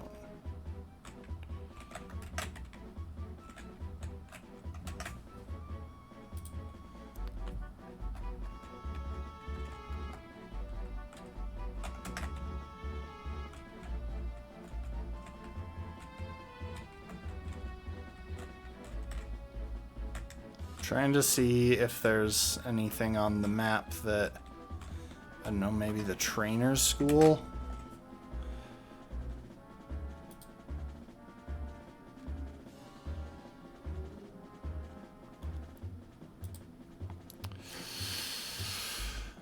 Where is he supposed to be for Mina's trial? Howoli Cemetery? Why the crap is he in Howoli Cemetery?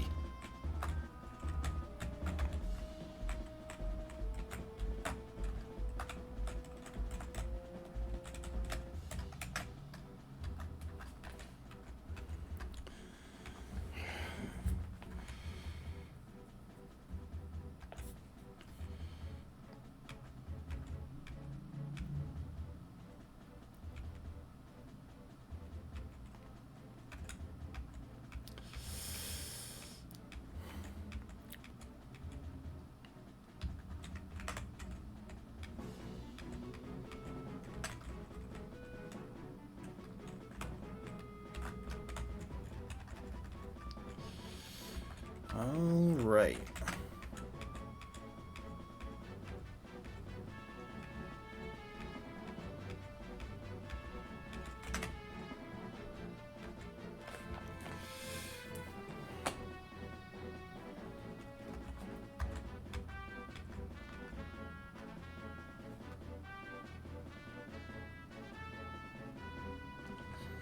And the plan here is pretty simple. We're gonna start by just one-shotting his gumshoes so we don't have to deal with it. All-out pummeling based off of Focus Blast will be more than enough.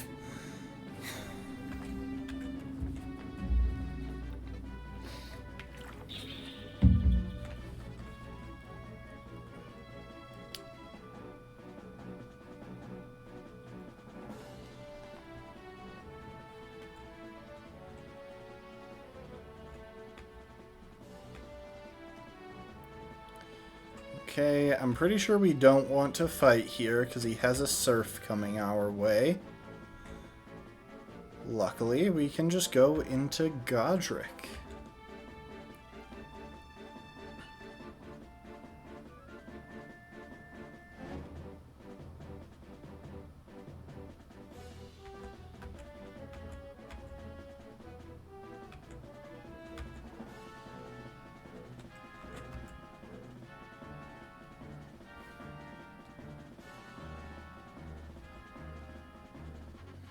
Okay, now we just stall out the Smeargle.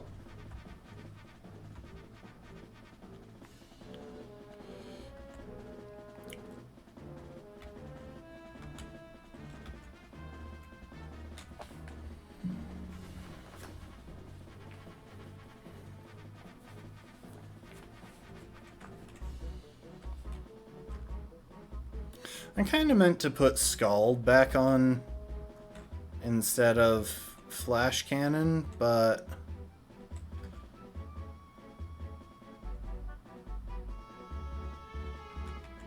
we can deal with this pretty easily.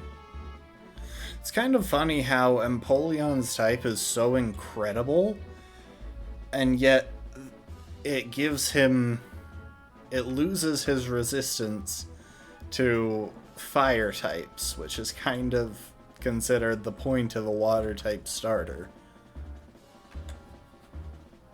So he's probably going for Woodhammer. Yep, no trouble there. Now we can't status him. That's one important thing here.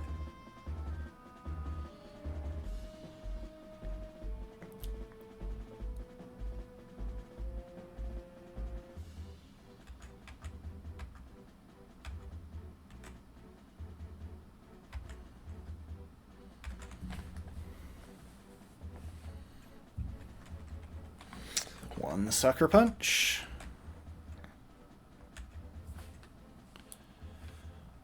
2 Sucker Punch.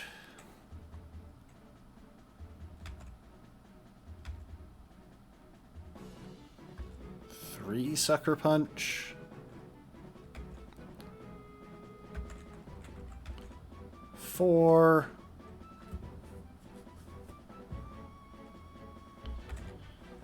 And 5. And now we're free to wail on it with our helpful little fighting type move. All it can do is pitiful chip damage with Woodhammer.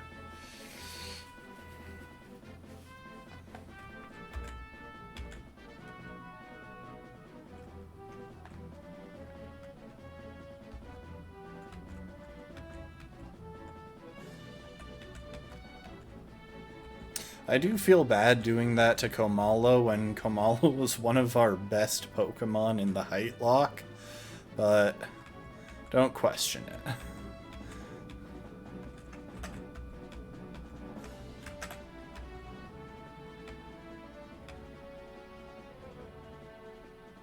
Oh yeah, take me to the next captain.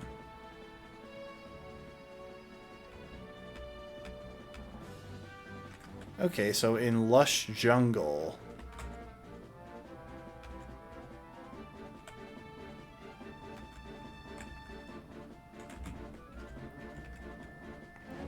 Okay. Well, let's figure out our team for Mallow.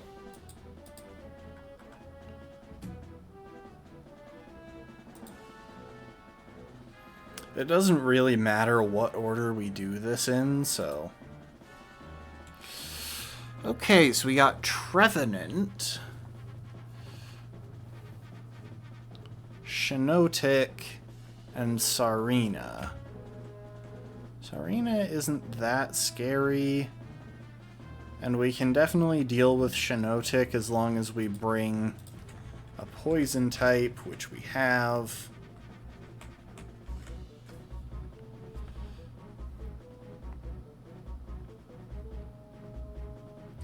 I think we're going to bring Gold Mask as our poison type instead of...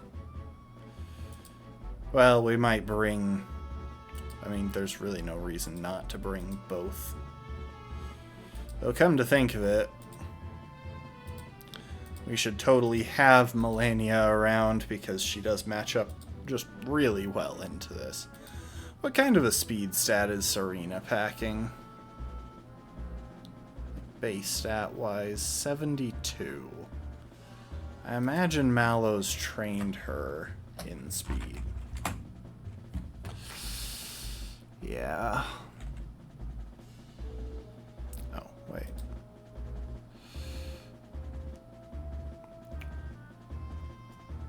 Mallow has trained her in speed.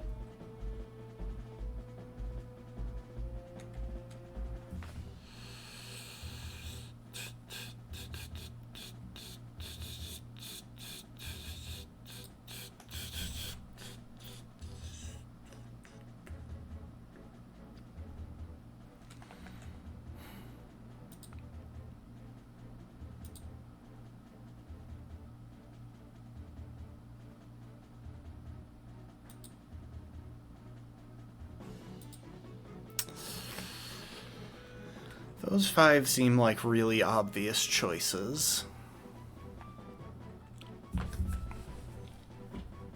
Who do we want to back them up?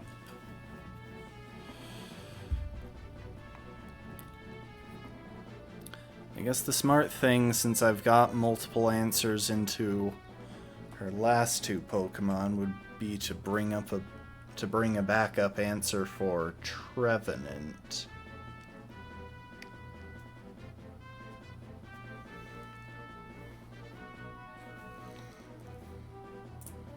Which to me means another fire type.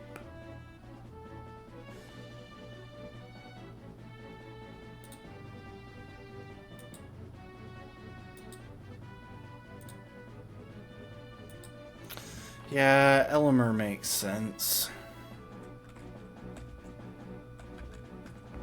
Let's get everyone leveled up.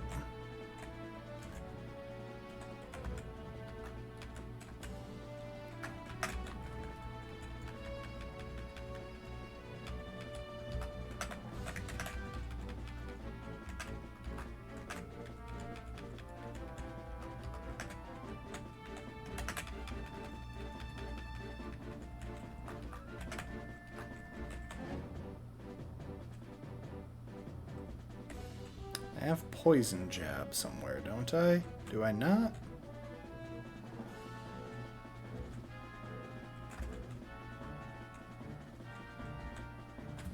Hang on, where do we get the TM for poison jab?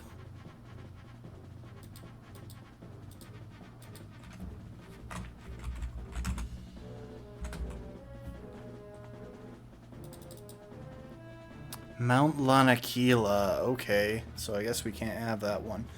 Chill out here for a sec, folks. I'm just gonna head to the bathroom for a minute. Back in a moment.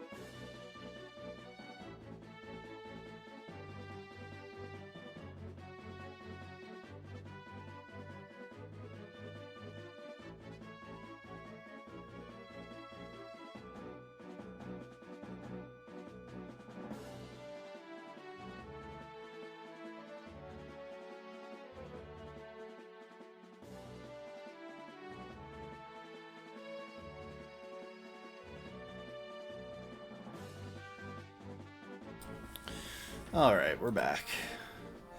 So I guess I don't have access to poison jab right now, which is kind of annoying. Because that was part of my strategy for the totem Pokemon. Huh. We will have to figure that out later. For this fight, it shouldn't be an issue, because we do have bug coverage on Millicent.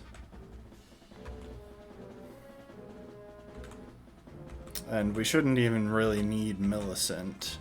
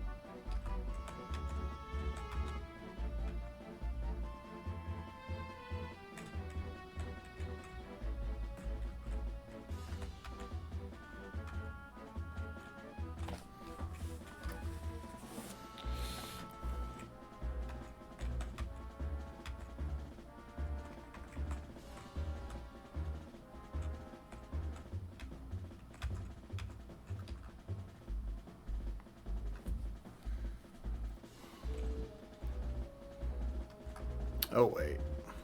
I almost forgot about something.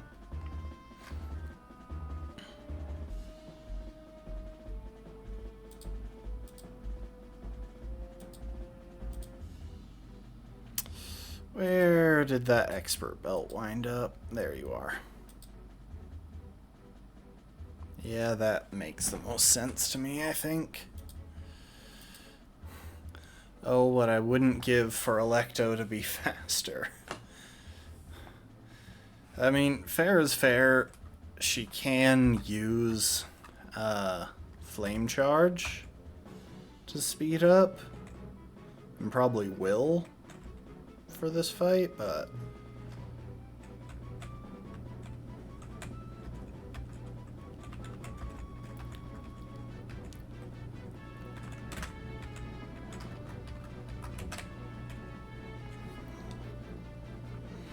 it'd still be nice to not need it.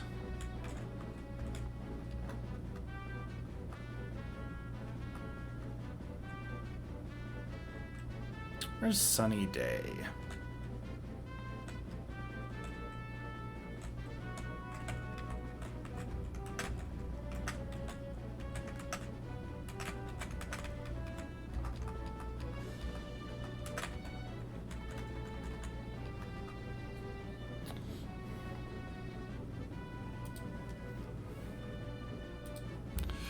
Alright, we'll double check the EVs on the party. And yep, that's about what I thought. Elmer needs reallocation, and that's about it.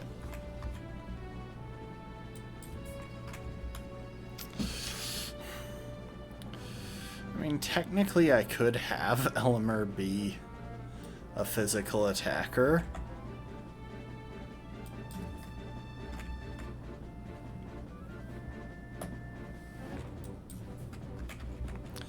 But even with a minus special attack nature, his physical attack is not as good. Millie is currently special defense invested. That was part of my plan for the totem Pokemon that may have to be changed now, but we'll worry about that in a bit.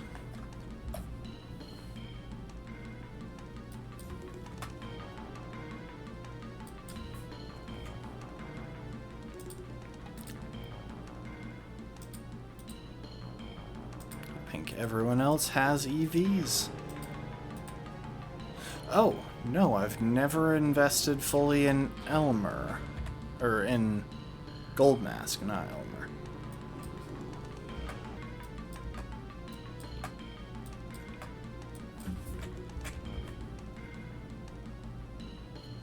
Come to think of it, Gold Mask kinda shreds here.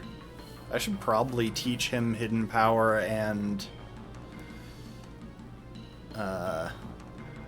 Sunny Day, or I should at least keep that in mind, because he has Chlorophyll and Hidden Power Fire, which is kind of insane.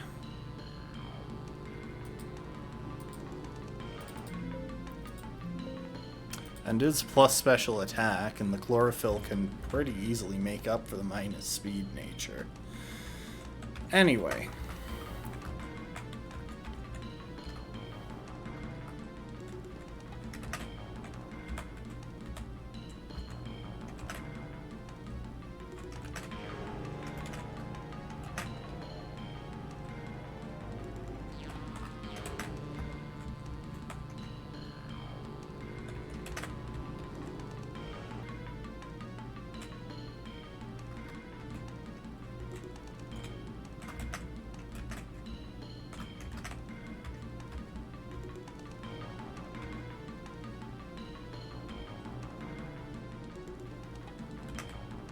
I feel like when you're full of energy, you're much less likely to be startled by an unexpected visitor. I don't think that's how that works, actually. I think adrenaline tends to increase the startledness.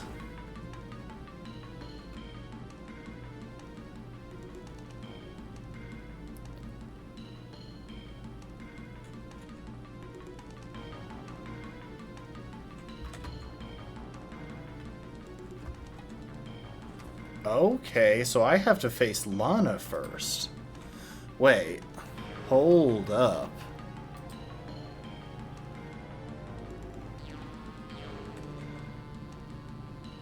Ultra... Oh, no. Mina's trial, you face... In Ultra Sun, you face Mallow. In Ultra Moon, you face Lana. Huh. Okay, well, there goes my entire strategy. Hang on.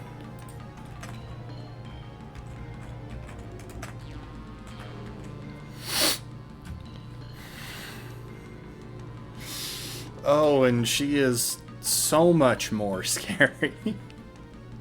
I mean, luckily I actually have an answer into Aquanid by this point. Lantern can be dealt with using just about any of my grass types. Cloister might be a little bit trickier because I have to deal with ice and normal coverage. I mean, a steel type should do fine there. Okay, so first things first, the Pokemon that we absolutely need for this fight is Alex. Because he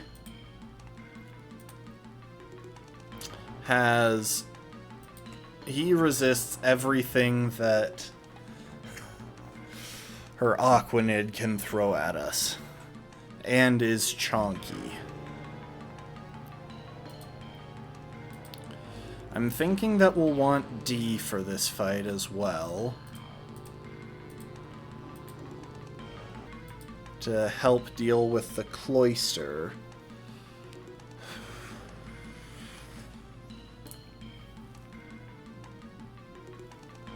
But I don't actually... Oh wait, yes, it will be necessary if I want to use a grass type to deal.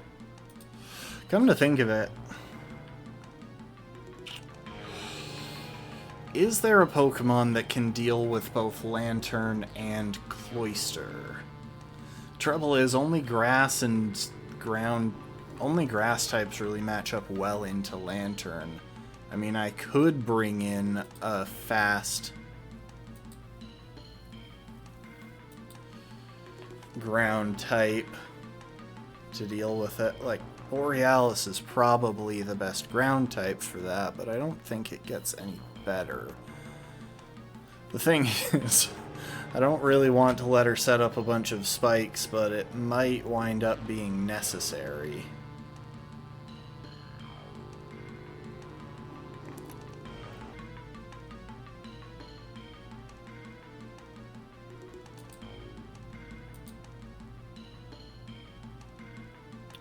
Ooh, that's a really good idea, though. Okay, let's just get all of the fire types off of our team real quick, because we don't want to take any of them in. So if we lead... I straight up haven't used Dialos in this run so far.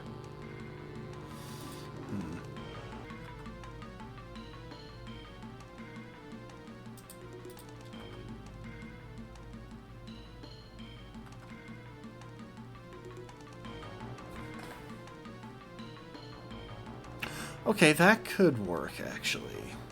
I think I'm going to use... No, we will use Dialos. We'll just double up here. So, the thing is, we want Toxic Spikes. I was considering using Millicent instead because she has it, but Millicent doesn't deal with Lantern's moves much better. Actually, we could lead Millicent, and if it doesn't work, then we bring in Dialos.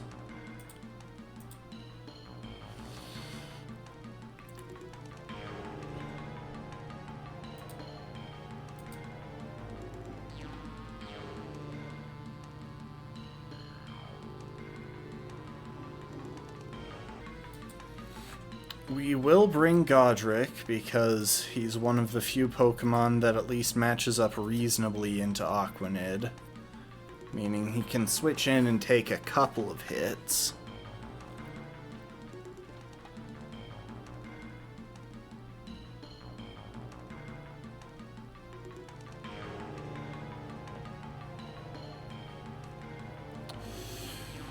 And I suppose a nice backup grass type makes sense as well.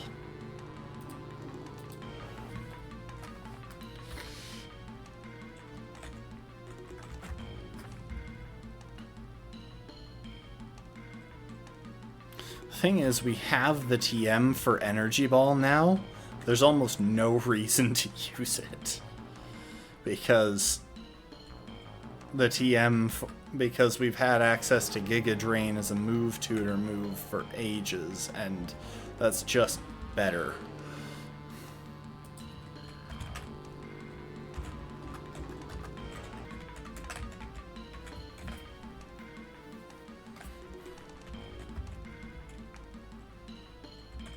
I guess we'll teach it to Dielos.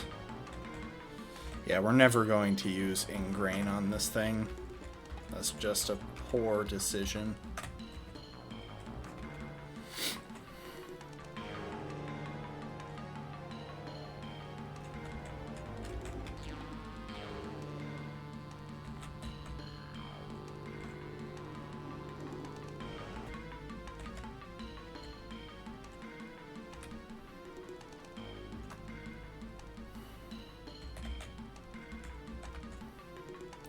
In fact, the only time that we really have a good reason to use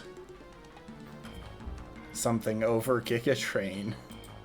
Real quick, what is your... I've got Hidden Power Water. Yeah, that's not that good.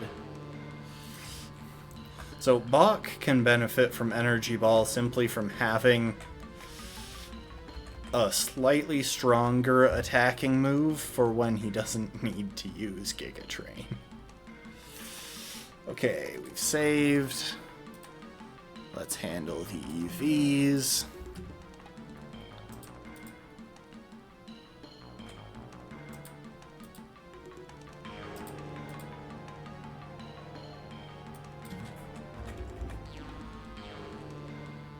Wait, do we have a Dawnstone yet to evolve Dialos? I can't really remember.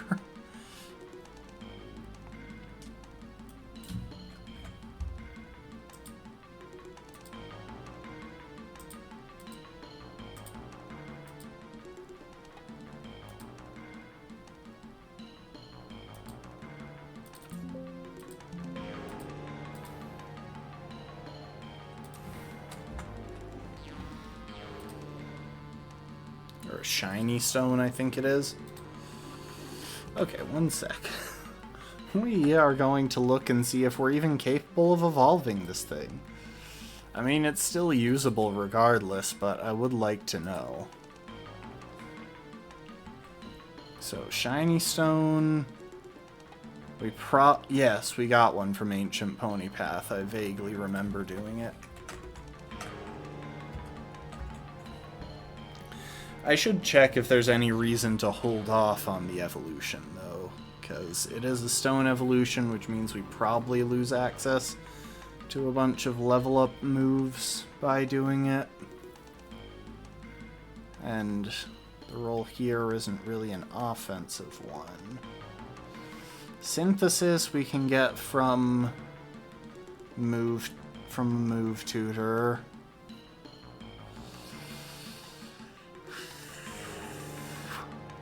I would kind of like to retain access to Leech Seed if I could. It's not really a deal breaker on an offensive grass type. Yeah, so she loses pretty much all of her level up moves, or he loses pretty much all of his level up move set if we give him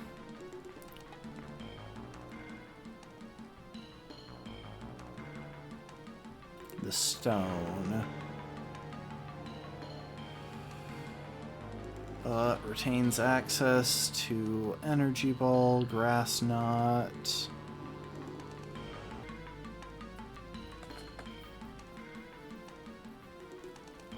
bunch of move tutor moves, synthesis, giga drain.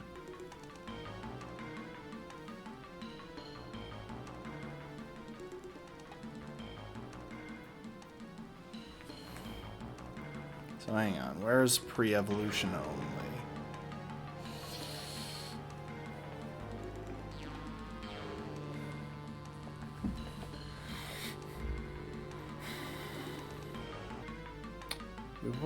We're not going to wind up using Petal Dance. That doesn't really fit what we're going for here.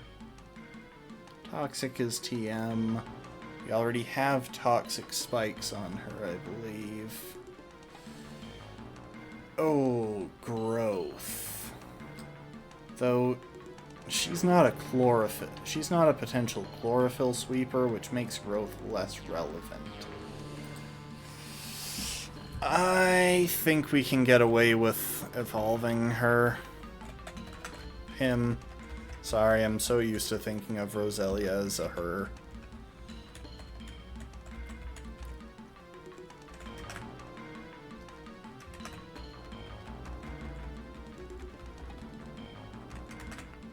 See, aromatherapy is one that might come up.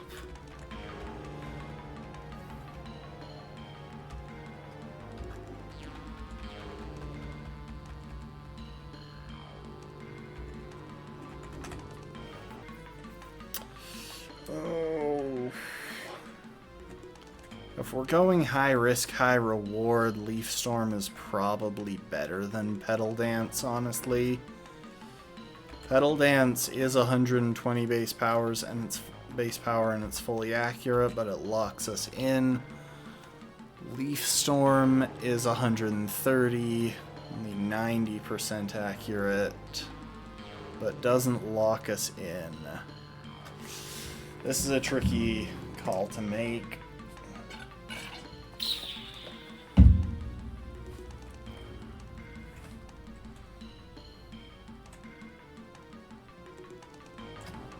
I wonder, actually, what are the Z powers off of those? So, from Petal Dance...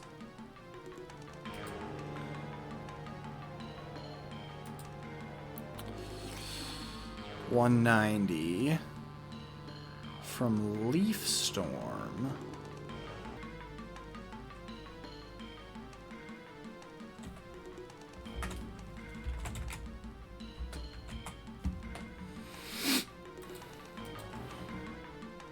$195. Yeah, I just feel like Leaf Storm, we can play around the accuracy a little bit easier than we can around Petal Dance's locking us in.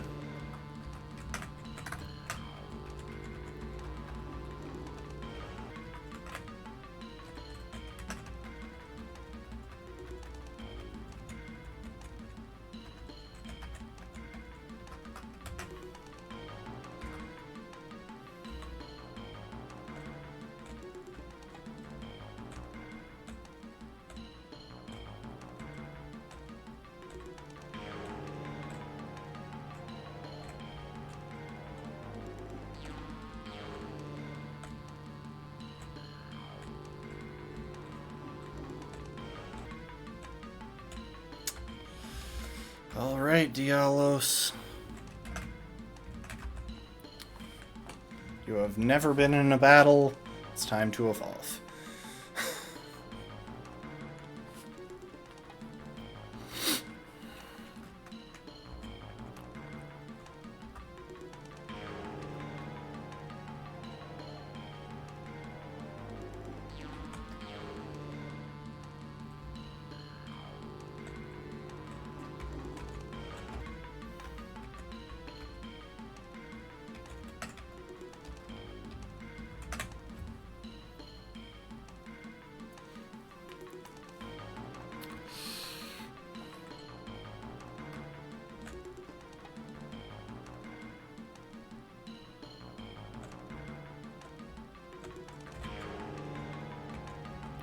Definitely want Protect on D.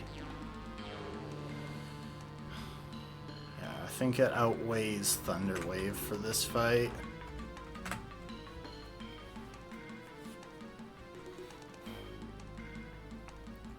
Because the whole goal with D for this fight is just slow Volt Switch. Slow Volt Switch and tankiness. Okay, let's see. What's on our team right now? Millicent is about where we want her. She's really only there to use Toxic Spikes. We'll probably go ahead and give her a Cherry Berry to avoid potential paralysis. Dialos, we also want a Cherry Berry on.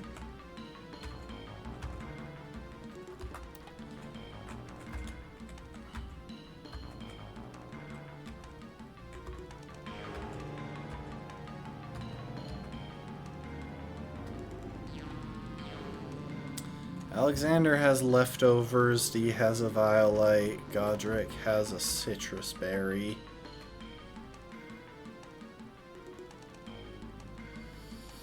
I think we're actually going to go ahead and replace Flash Cannon with Hidden Power here. Well, yeah, because Hidden Power on Godric is flying, if I recall correctly. Which is better into a potential Toxapex.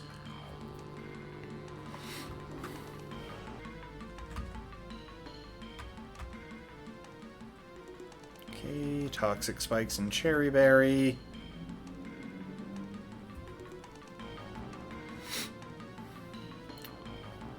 Volt Switch and Protect. Toxic, Protect, Leftovers.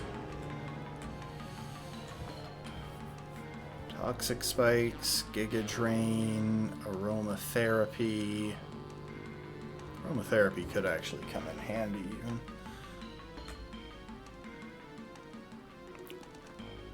Protect, Toxic, Hidden Power. Protect, Giga Drain, Energy Ball, Gracian Z. Yep, this team should be fine for it.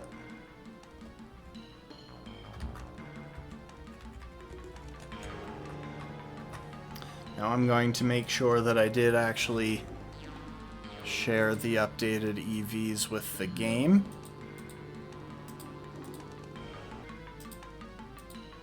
Yes, I did.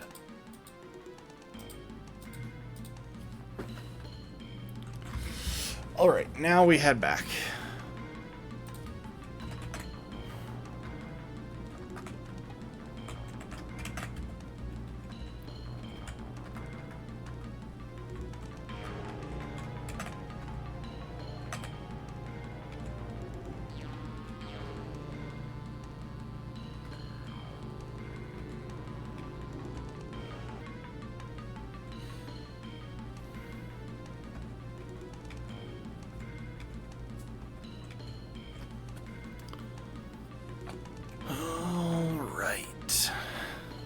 Step 1, get up Toxic Spikes.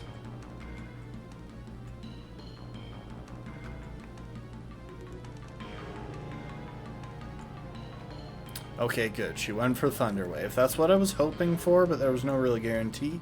Thank you for the hydrate, Lastborn.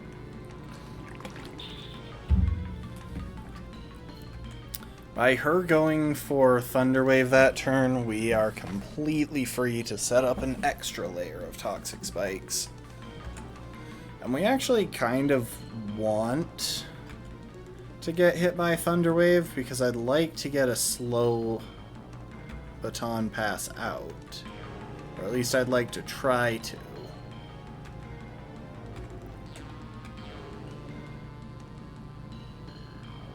Yes. Hydro Pump shouldn't have been enough to kill, even if she had managed to use it.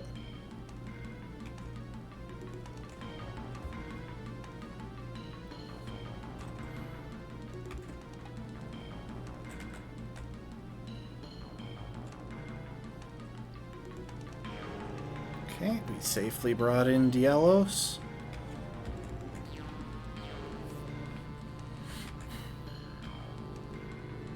Cloyster is going to go for an Ice-type move. It is badly poisoned now. We can pretty safely bring in D. Unless she starts spamming spikes, in which case that could get annoying. It looks like she probably saw the kill with Icicle Crash. Now she is almost certainly going to get up one layer of spikes here.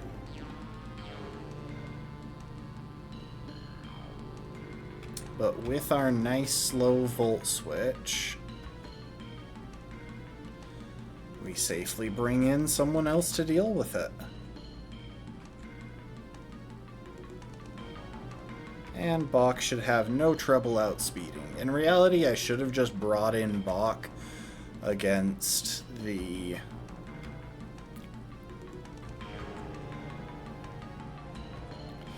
I should have just brought Bach in against the Lantern when I had that free switch. Because he probably could have one-shot this guy with Bloom Doom. Saved us some of the switching and avoided that layer of spikes.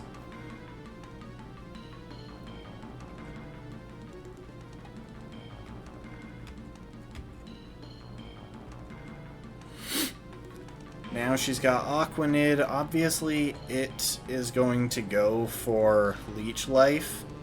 We can block one turn of that with Protect.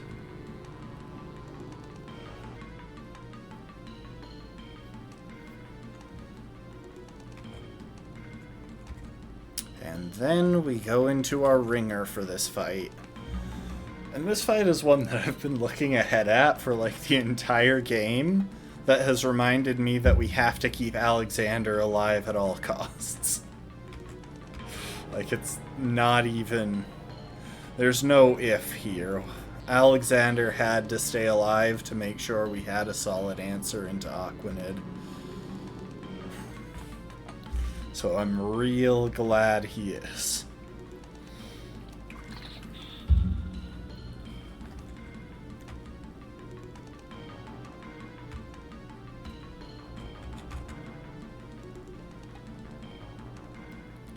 For liquidation. Okay, didn't get the defense drop. That's good for us.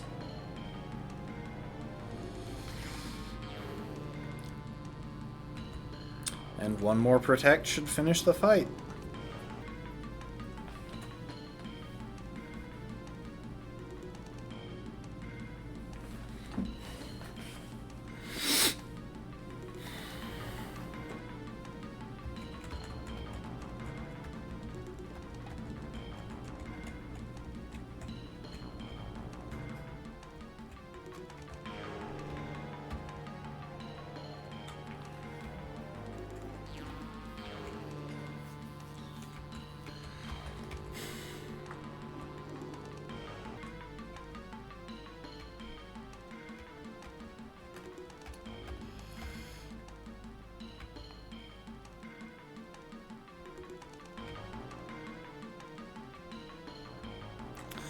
Alright. Oh. I thought they would take me to the bottom of the mountain. Well, now we're gonna leave.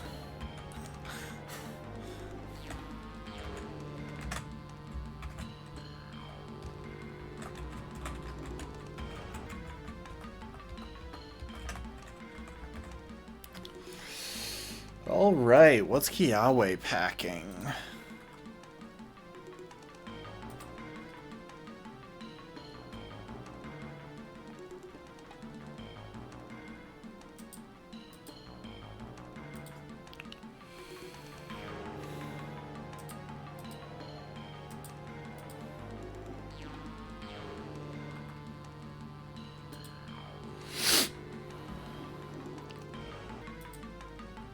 For Mina's Trial, Arcanine, Talonflame, and Marowak. That Talonflame is kind of scary. Luckily we have kept a rock type alive. That was iffy for at one point there. I was considering sacking him to Ultra Necrozma to get off a Focus Sash boosted, or a Focus Sash endeavor, until I realized that Borealis was a viable fear Pokemon. Anyway, looks like we know one of the Pokemon that we'll be bringing in here. Arcanine should be pretty manageable for most things that can take a couple of hits from it. It has Crunch and Extreme Speed for its coverage.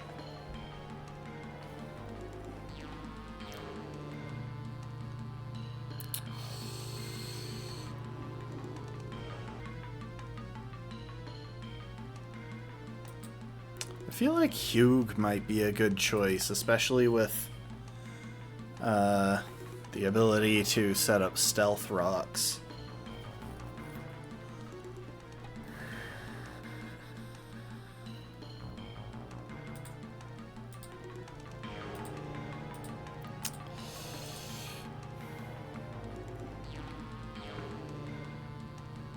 Despite our abundance of water types, they're mostly defensive, which makes this a little bit tricky.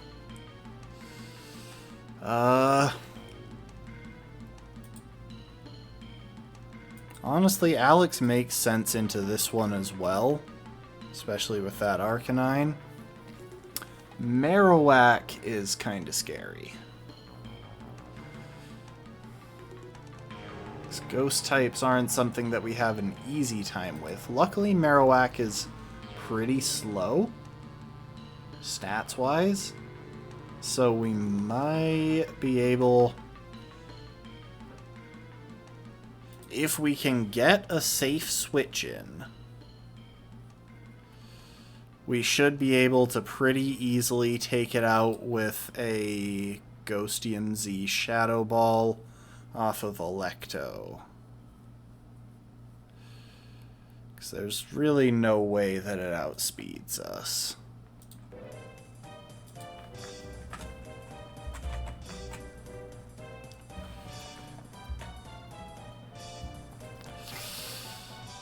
Even with max speed investment, Electo should still be fine.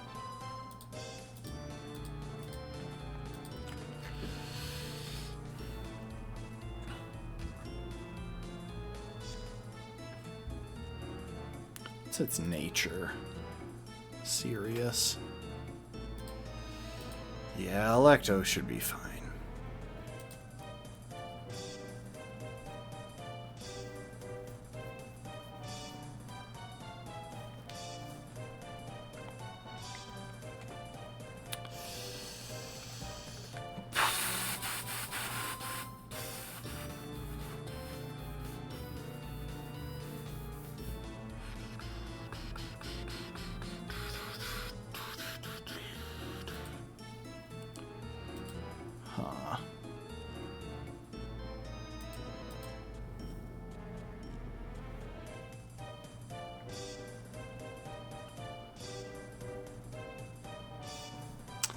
Alex should be able to pretty easily deal with Arcanine. A bit of light stalling and getting to learn. I don't know if we can actually afford to stick Aqua Tail in his moveset. I don't want to mess with access to Play Rough before we have the move reminder. But a little bit of stalling. We would have to drop Protect if we want Aqua Tail, is basically the thing.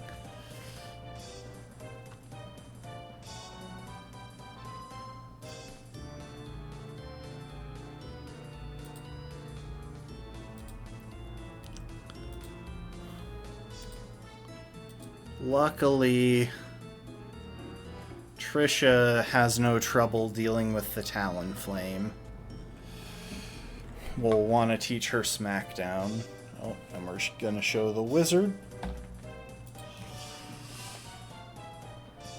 Here he is! is. There he is. He's got a beard.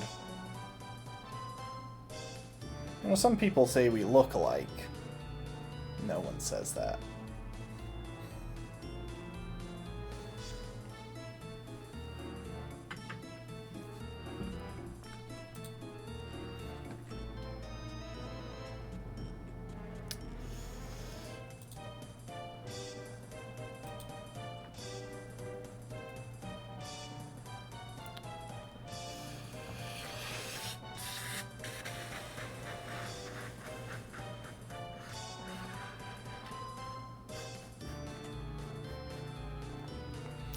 Part of the trouble is that I'm struggling to see a way to get Electo in safely on that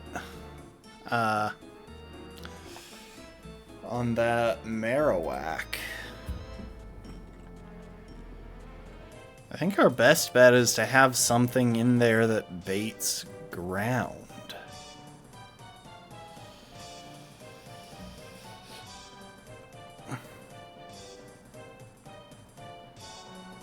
You might be the best option there.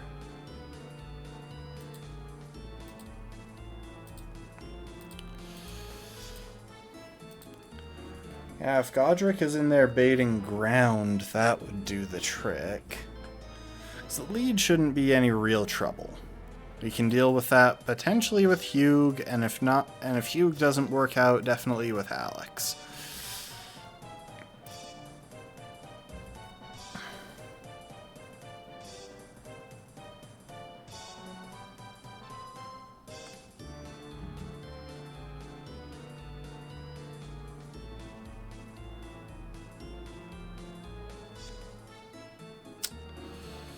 And we'll probably want... I'm thinking Edgar. I think if we send... First of all, Edgar does have access to Head Smash for coverage. And can potentially... I could potentially swap Assurance out for, like, Bulldoze or something. Edgar has the bulk to switch in on just about anything he brings. And if he switches in on the Alolan Marowak... Wait, I just realized his Alolan Marowak doesn't even have a thick club. What am I even worrying about? Alright. Where are the citrus berries?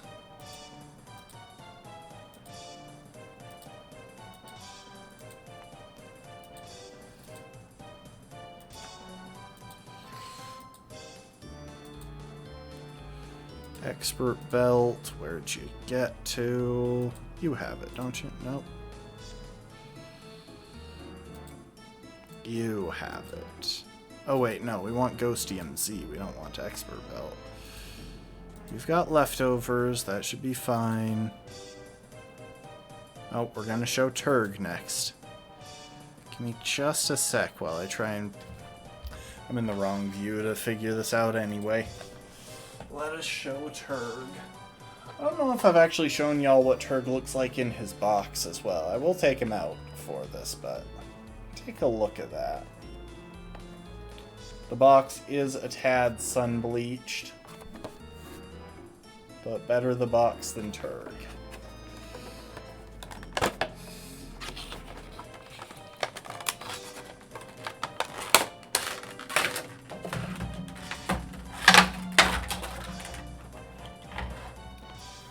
Look at him! It's Turg.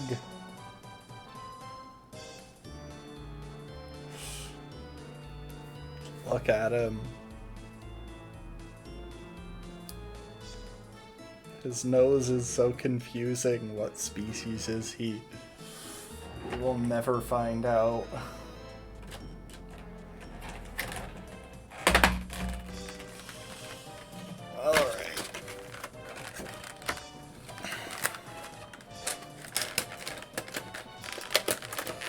I need to work on giving y'all some more redeems, some other interesting stuff. Unfortunately, we don't have quite enough people here to really go into the gambling with the channel points. I should also probably figure out, like, a custom image for the channel points.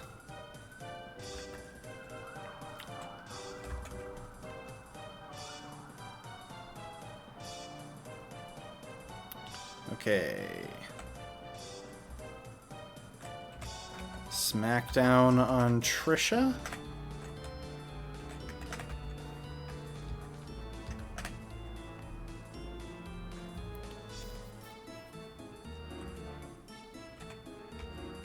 Let's get everyone up to level. Ooh, yes, we can replace Drill Run finally.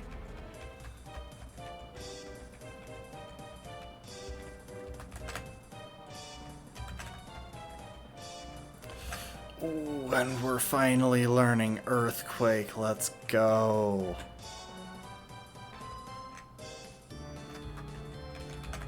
I think we have the TM for Stone Edge, so we don't actually need to keep that around. I should probably replace that with Toxic, to be honest.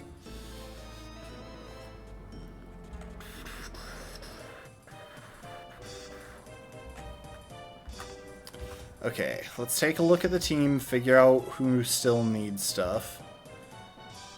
Hugh will probably be fine with a Citrus Berry. Electo we want to give a Z Crystal to.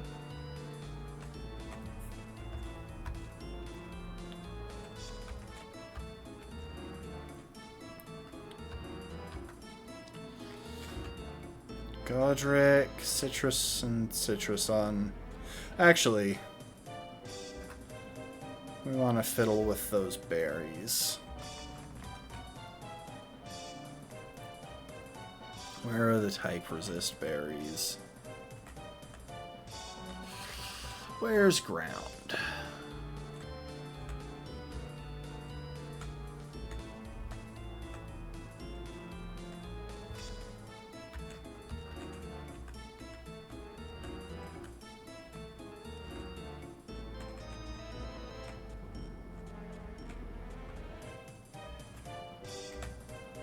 There you are, Shuka Berry.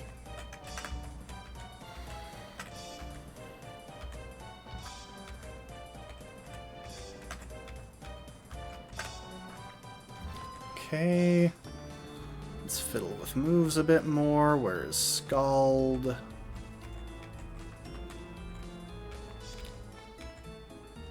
You know, I just realized that we have Scald,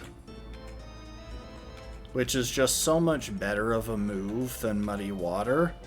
Slightly lower damage, but full accurate and 30% burn chance is just so good.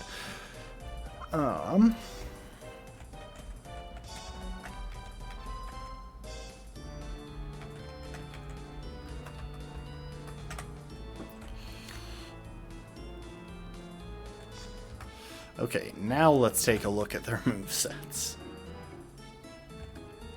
Yeah, those are all good item choices. I wish I had a Sticky Web Pokemon. That would be so nice. It would make so many of these matchups easier.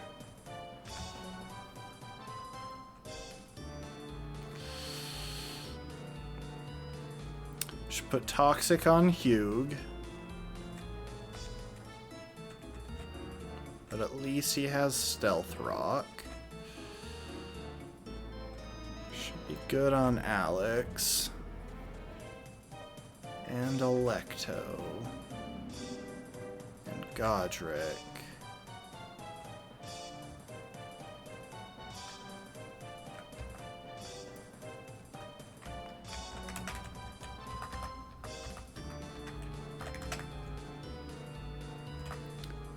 So just Toxic on Hugh and we should be good for this fight.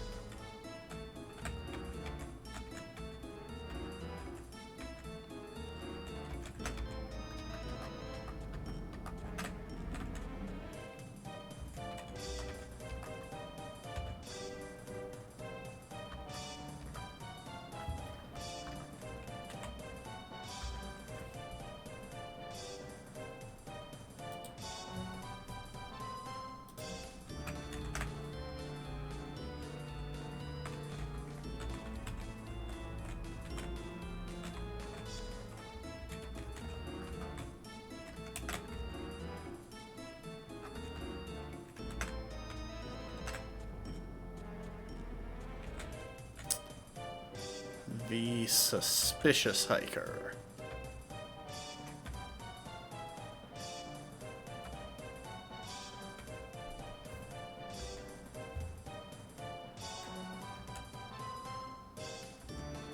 Isn't this guy, like, definitely older than Kiawe? So I'm pretty sure the trial captains all have to be teens.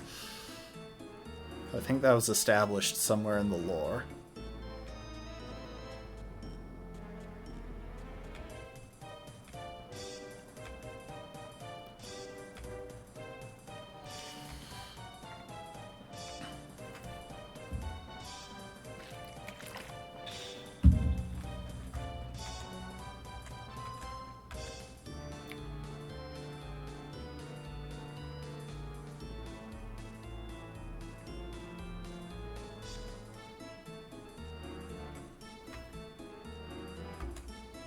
Okay, we can drop Stealth Rock. Why are you going for Flare Blitz?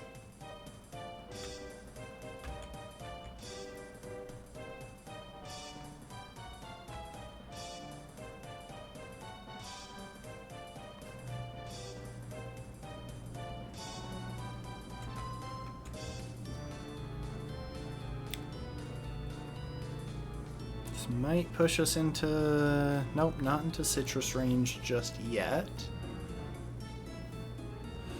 Okay. He seems to be going for Flare Blitz. I guess resisted Flare Blitz does actually outdamage his other moves at neutral. Because they're both 80 base power, so it does kind of make sense. At the same time, it feels strange. Either way, he's going for Flare Blitz. That means we should be fine to bring in Electo for our pivot. Nice and simple. Now we should be going for Crunch because we're immune to his other two moves. Makes it a bit easier for Alex to come in.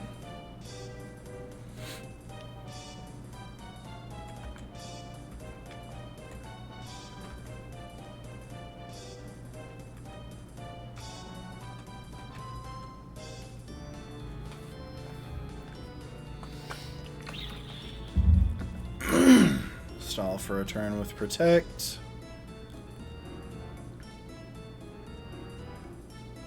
I don't know why he's going for Extreme Speed now. Did he run out of Flare Blitz? That doesn't make sense. We're just gonna take the Extreme Speed if he uses it.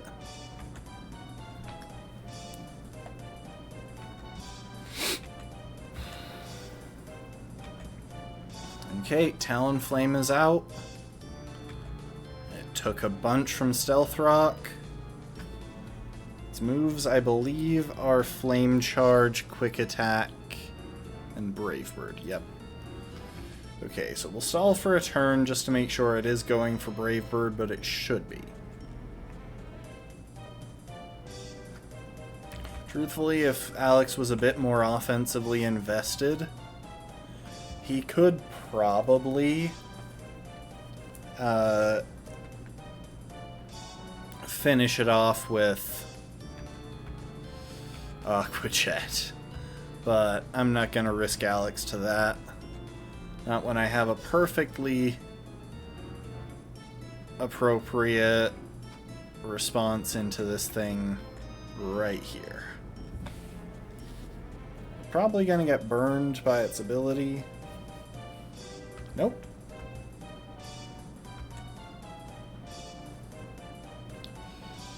Okay, so this Marowak, it makes sense that it would be going for Bone Meringue.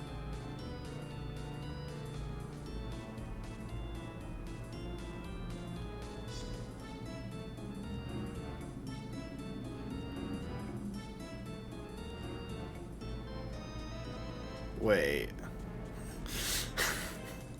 I skipped a step in my planning.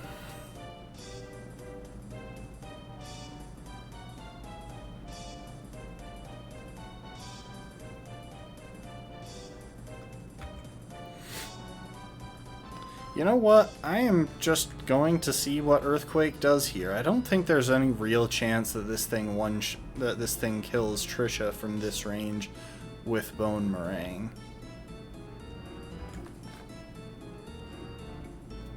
We probably don't kill it, but oh, never mind. Wow, that wasn't even a crit. I guess well done, Trisha. What? I did not agree to this.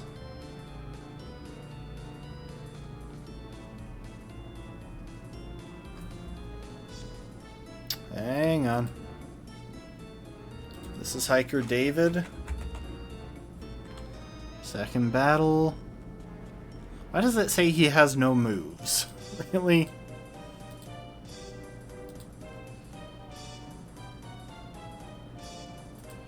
Whale of Volcano Park. Hiker David.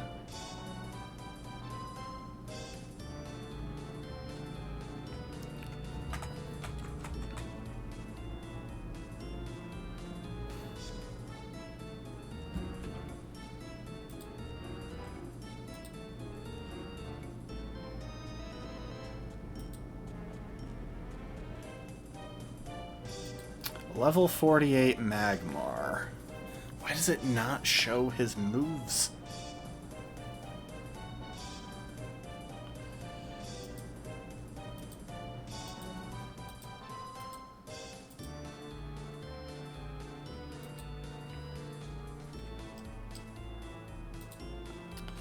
Magmar at level 48 would be Sunny Day, Lava Plume, Fire Punch, and Confuse Ray. Okay, only one of those move. Only Confuse Ray can touch Electo.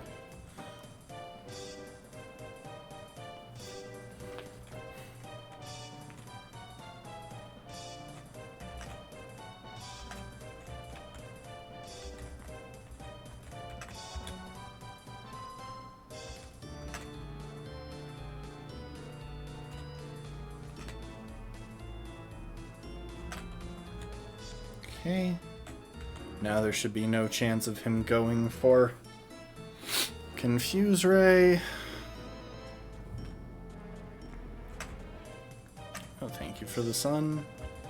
Won't really do much because I'm going for a Z Ghost move, but anyway. I don't think I've used Never-Ending Nightmare in this run. Maybe I have.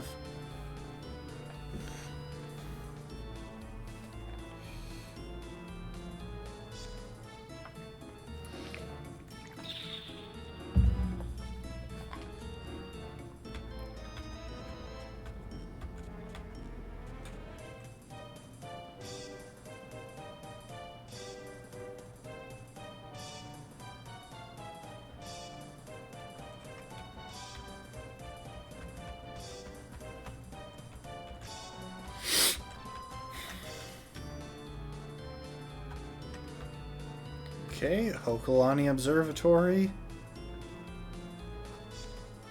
We gotta fight Sophocles.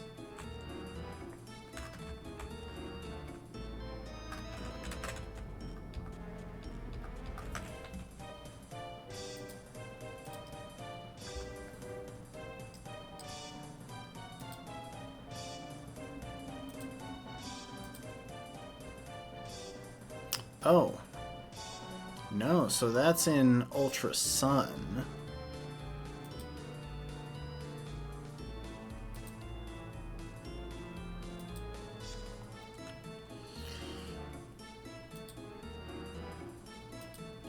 So who is it if it's not?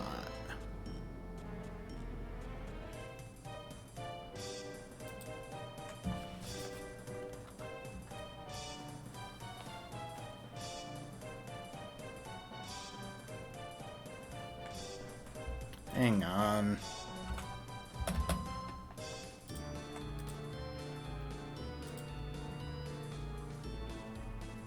Let's see if we can just find what it says about her trial.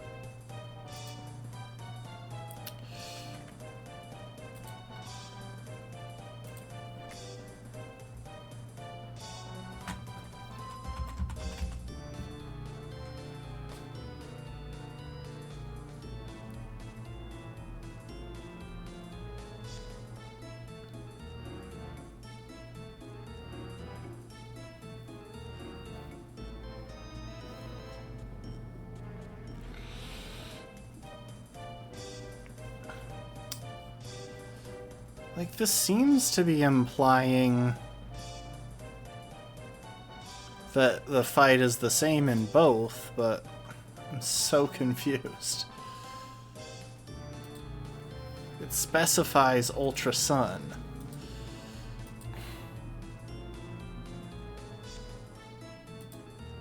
Okalani Observatory.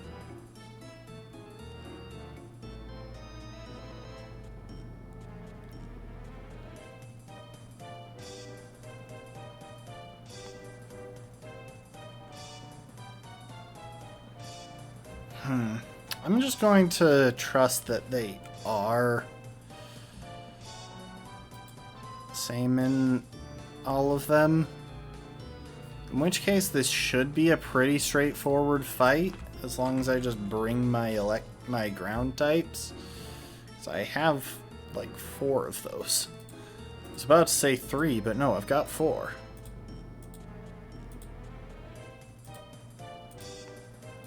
I've got 5. I'm gonna keep Borealis safe for now.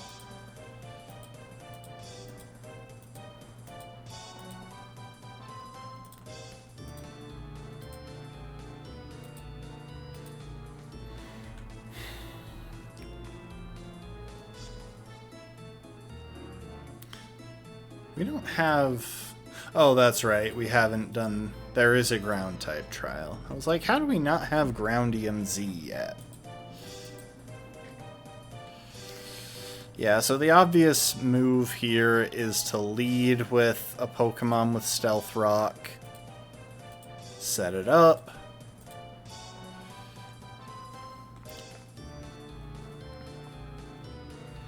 And then... plow through his team with stab ground type coverage. There is almost no strategy involved here, because he doesn't really have anything that gives him a way of hitting us.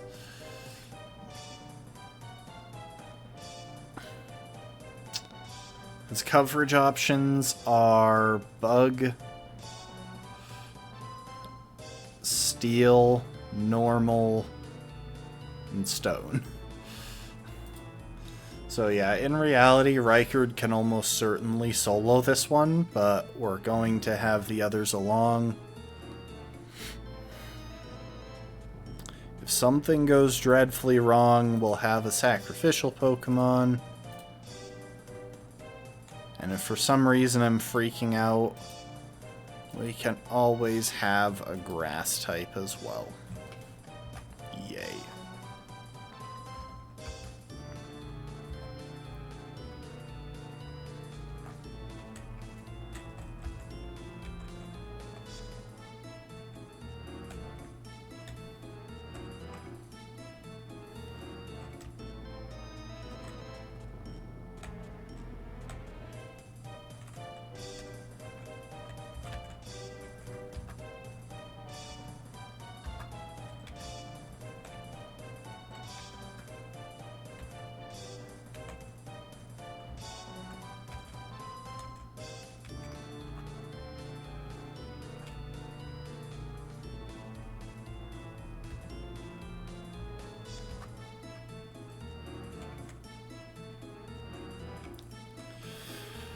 You have Stealth Rock. We're going to want to replace Gyro Ball with Bulldoze for this one.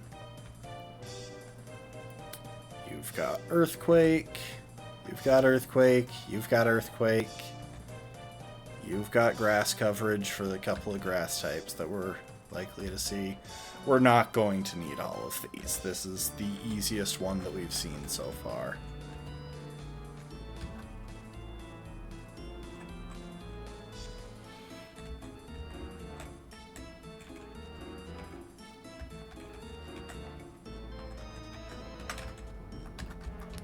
The only reason I'm even bothering to teach him Bulldoze is because Sophocles' lead has a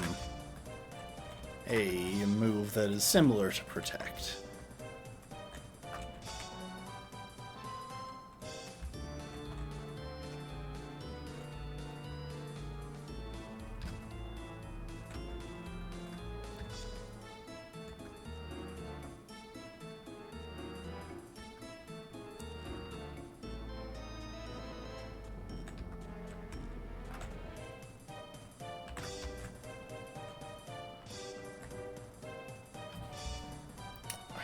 I want to check something real quick.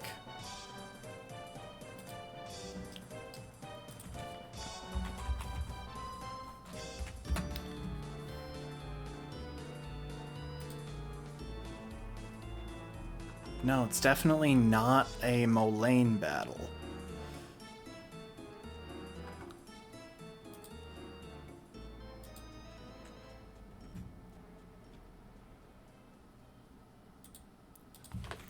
Okay.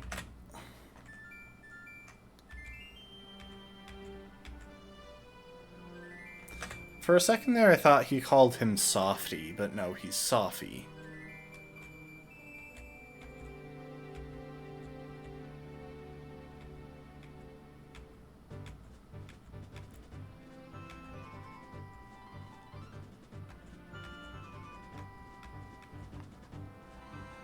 Alright, time to wreck this kid.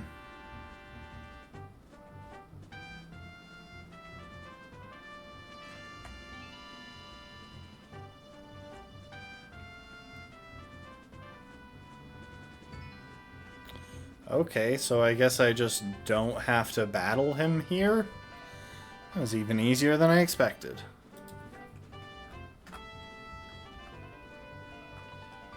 Am I gonna have to fight Guzma here?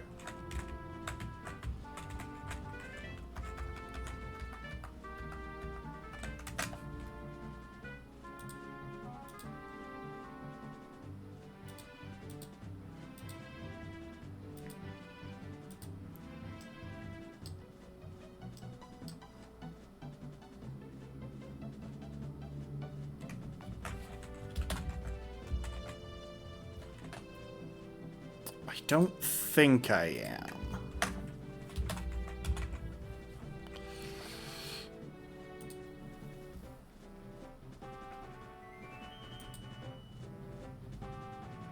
That's comforting. Okay, but I will have to fight Acerola.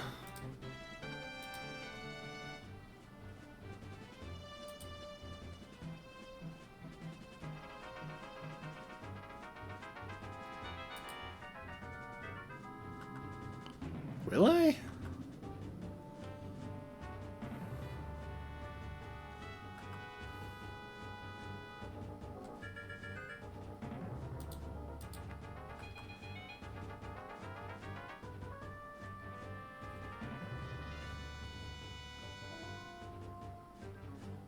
Will I have to fight Kahuna Nanu?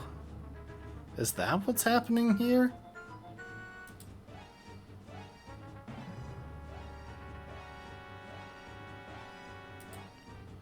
I have to fight Nanu. I mean, okay. That's a bit of a choice there, but okay.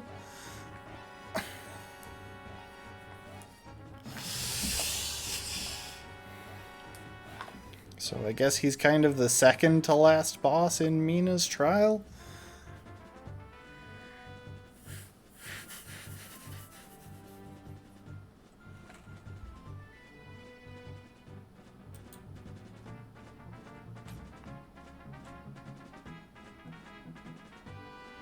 That's definitely harder.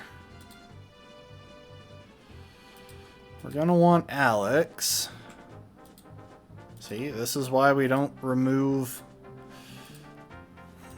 This is why we didn't remove Play Rough prematurely. I wish I had a choice scarf. I could literally just slap a scarf on Selen and she would be able to sweep. So let's see here.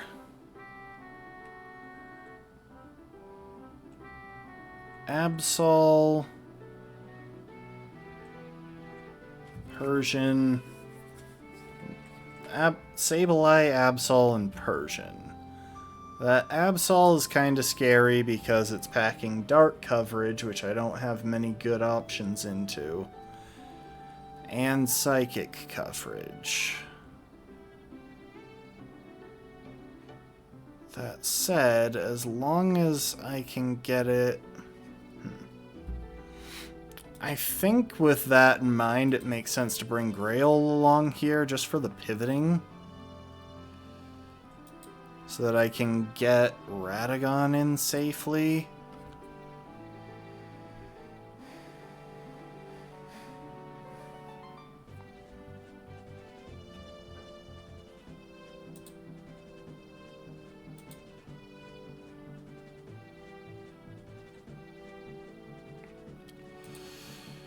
I think I'll bring Edgar along to help deal with his Persian.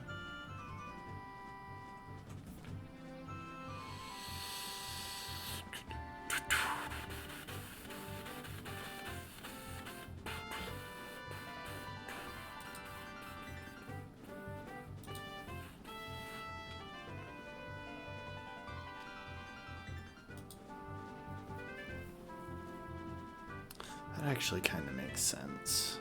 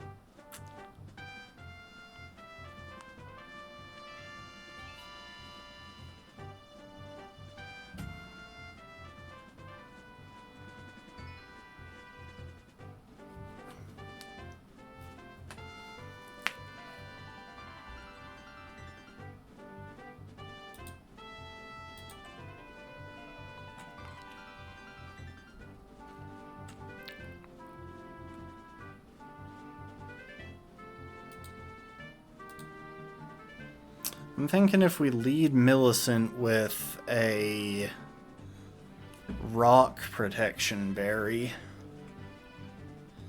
you can get up toxic spikes pretty easily. Then bring in something else to deal with the Sableye, possibly Selen. She should outspeed and shouldn't really have any trouble.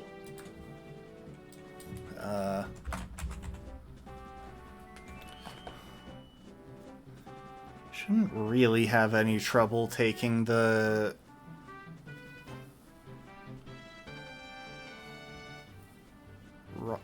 power gem and getting the KO. I think that makes sense.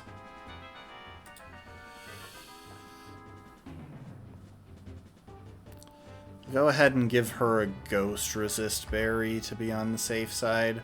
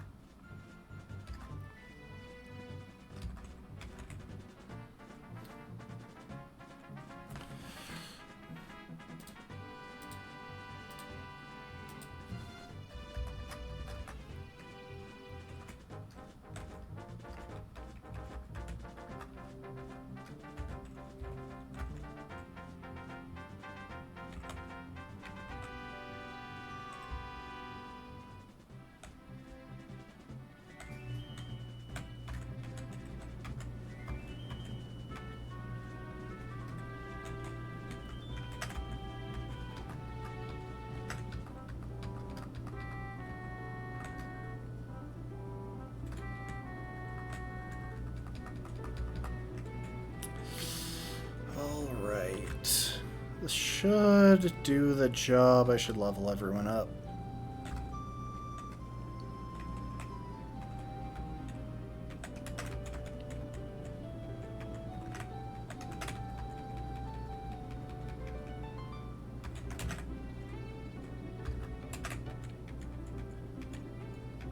Gotta love how now Grail will finally evolve for the first time. Like, just Gen 5, why?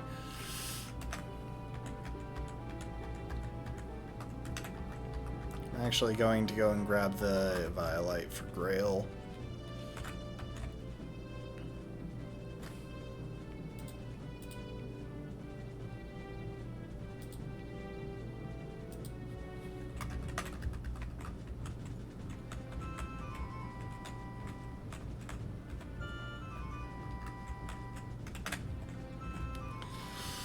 Okay.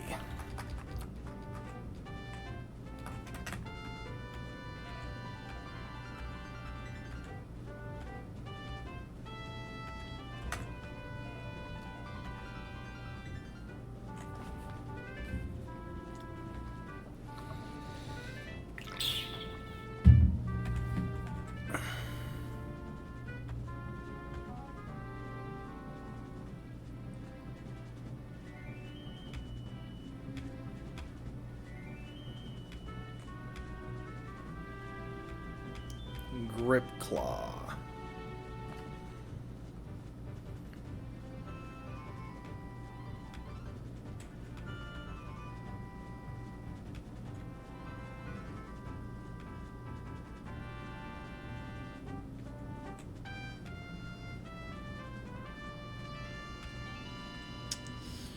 As we both finish up our island challenges, we'll have a serious battle.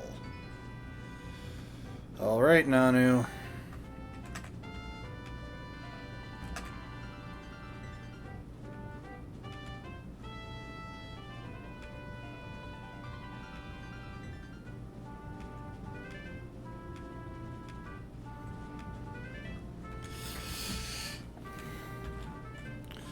Like, we would absolutely destroy this building if we battled inside it. I'm sorry, but seriously.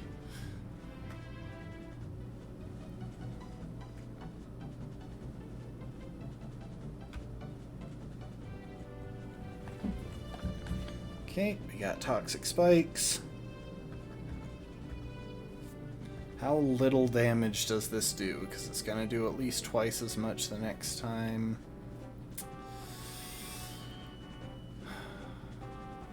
I don't think I want to stay in and try for the second layer.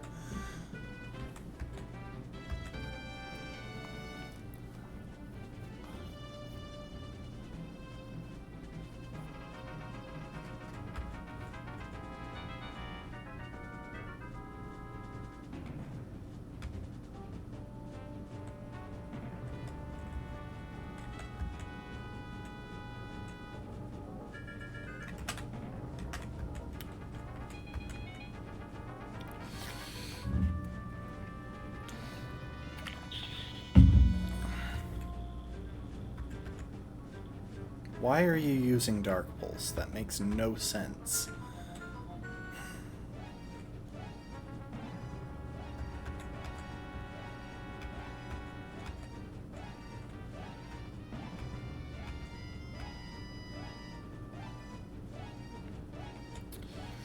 Okay, the Persian is out. We can probably deal with this with Selen.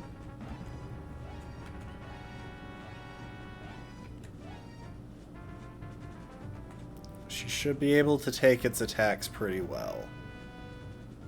Of course, he is going for a Z move, but we are pretty bulky on the special side. This is risky, though. I probably should have just switched in something else to take the hit. Okay, good. Would have totally killed if it crit, so we actually got really lucky there.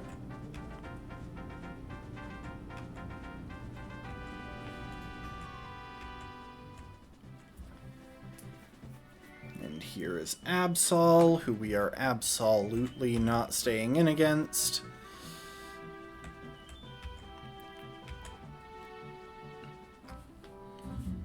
Because I don't want to get hit by a crit Night Slash. we shouldn't go for Psycho Cut here. Should give us a free switch into Grail.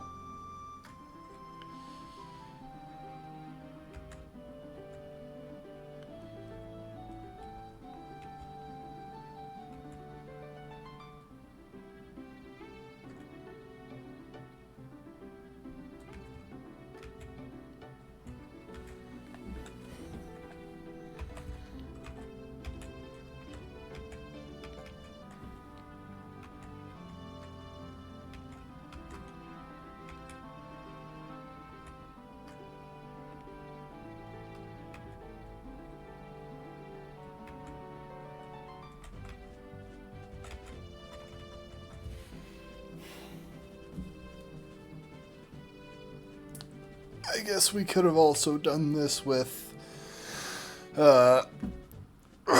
what's it called? Greninja.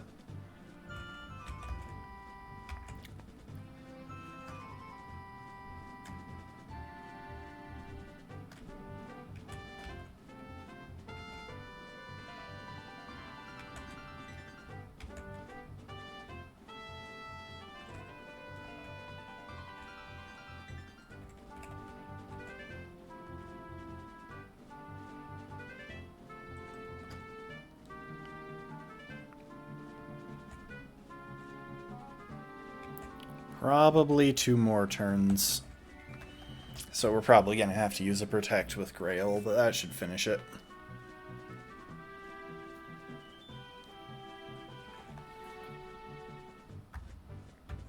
There we go.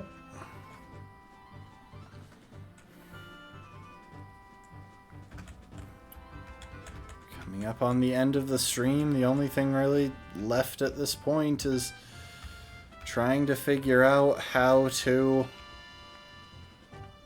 wrap up the trial. Thank you for the stand, Rafkin.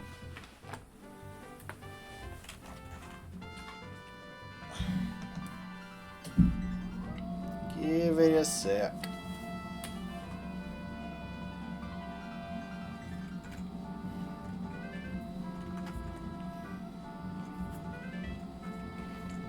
The reason they didn't have us fight Acerola here is that she's one of the Elite Four.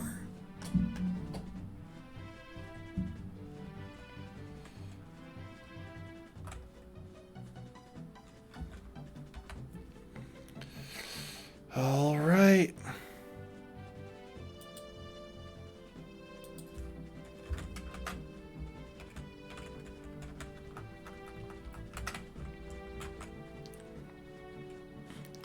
So the final match of Mina's trial is pretty frightening, to be honest.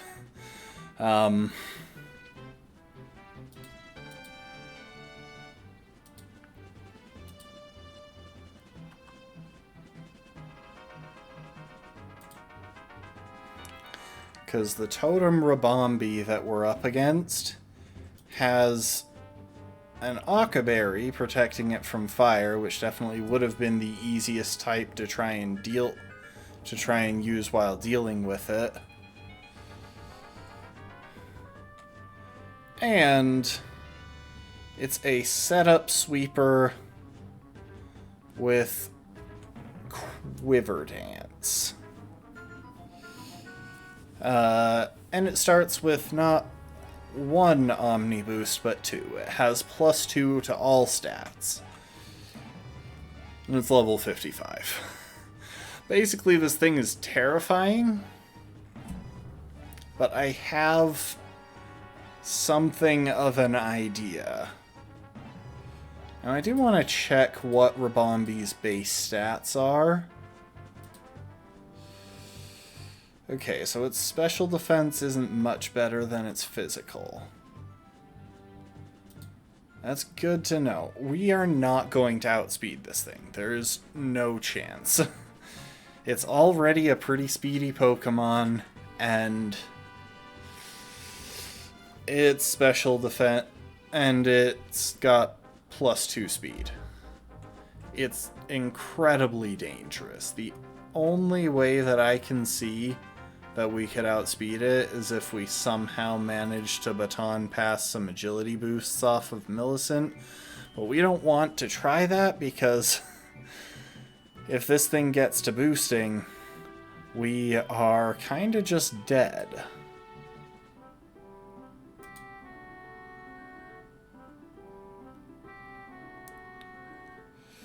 So there are two ways that I could see us doing this.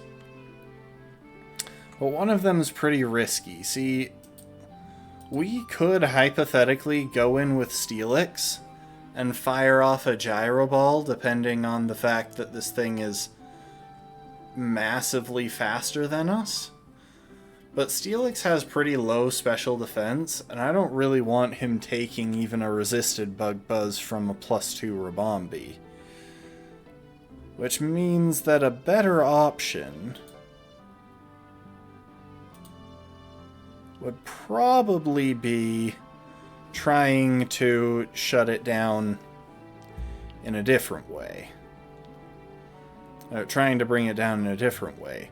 Personally, I think that Delos is a really strong choice for this, with the ability to learn Sludge Bomb and basically to throw out a Poison Z move. Gold Mask is similarly good here for the same reason.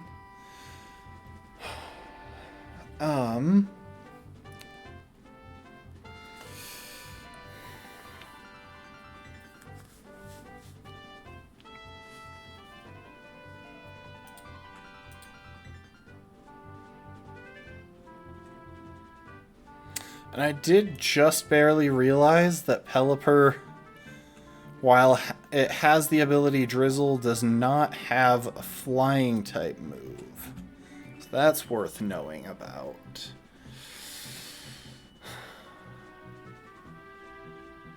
Because what I'd like to do is just get in there, fire off a strong poison move, and get it done.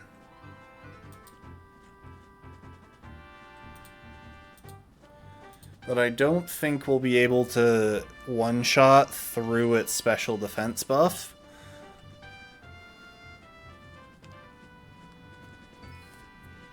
That said, I think we might have a path here now that I'm taking an extra look at this.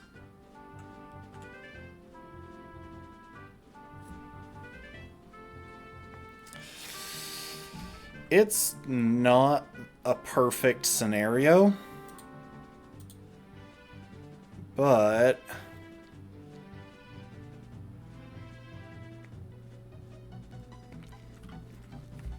if we lead something that can definitely take a hit from this thing and hit it with a toxic of our own, we can guarantee that it does eventually go down.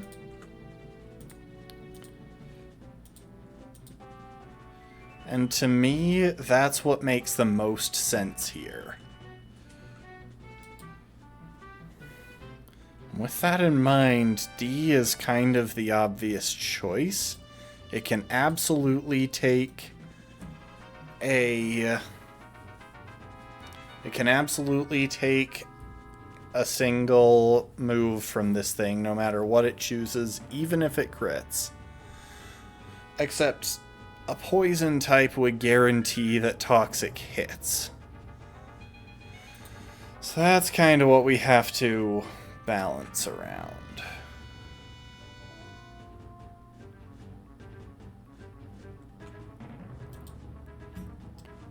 Hang on a sec.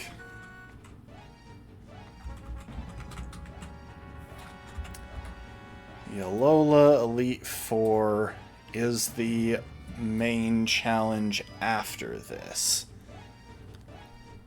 Steel, Rock, Ghost, Flying.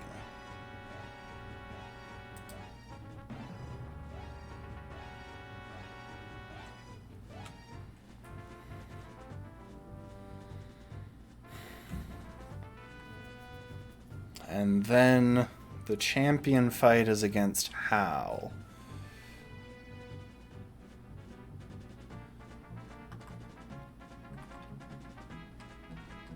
So we have to keep that in mind while making our decisions here about what is worth risking.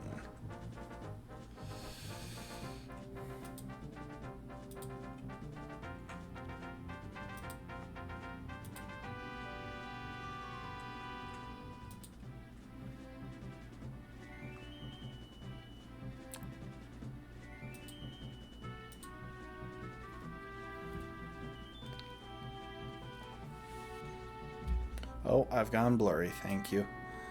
Lastborn.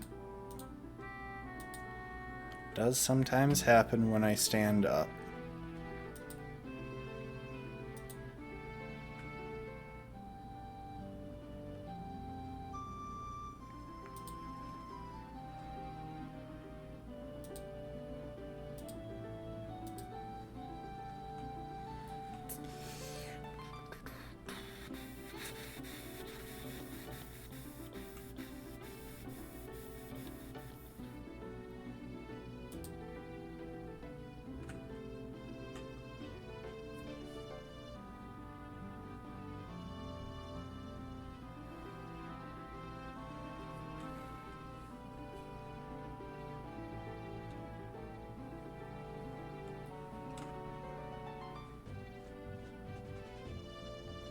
I was looking at the wrong game there.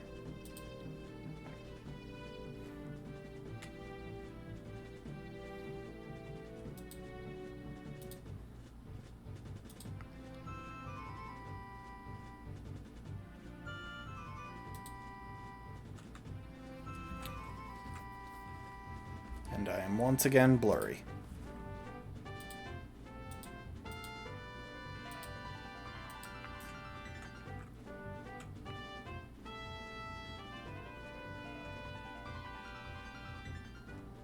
I'm not looking forward to this Elite Four.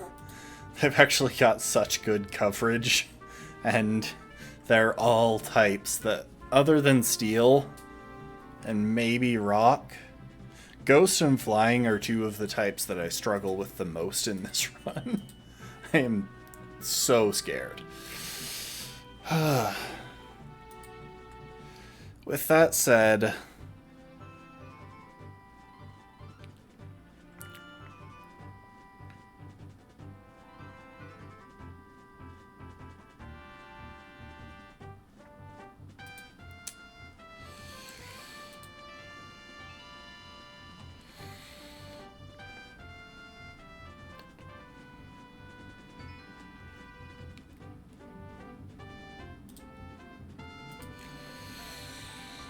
I think the smart move here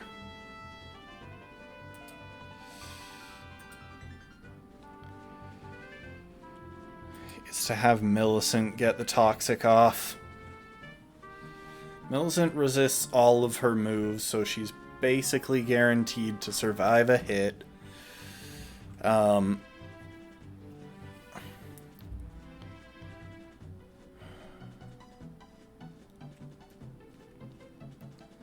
She can potentially get something else in safely with a slow baton pass, or even get something in that doesn't...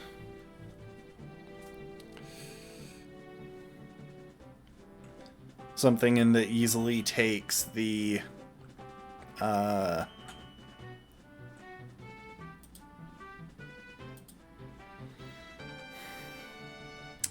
Pelipper's hits. If she survives 2 turns.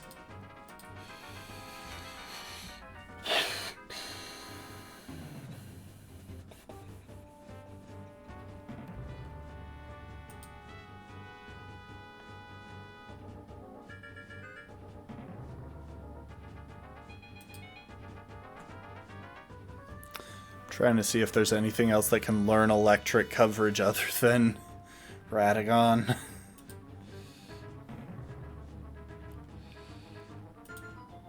Obviously, D can. That's part of why I've got him here.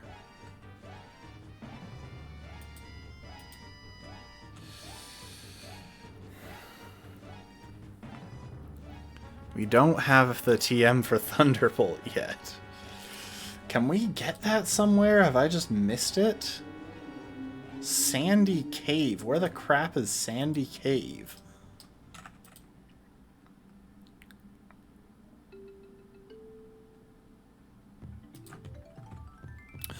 Oh. Okay, we can get the TM for Thunderbolt. Hang on, let's go and get that. So that could come in handy for cleaning up the Pelipper.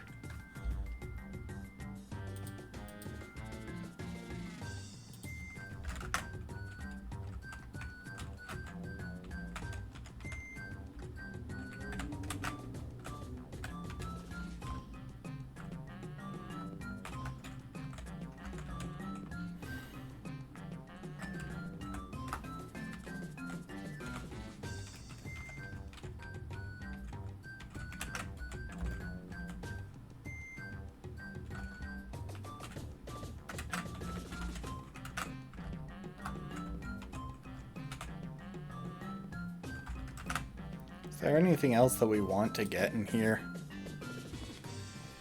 There's the light clay. Okay, yes, we do actually want that.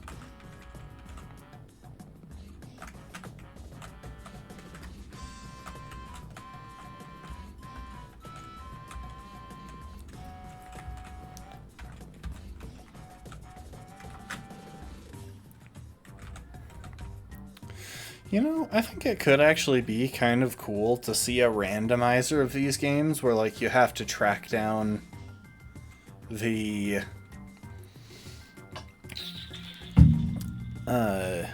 gym badges. I know that room randos are a pretty popular thing in Pokemon games, where it just randomizes where you warp to every time you go through a loading zone. I feel like that could be interesting as well.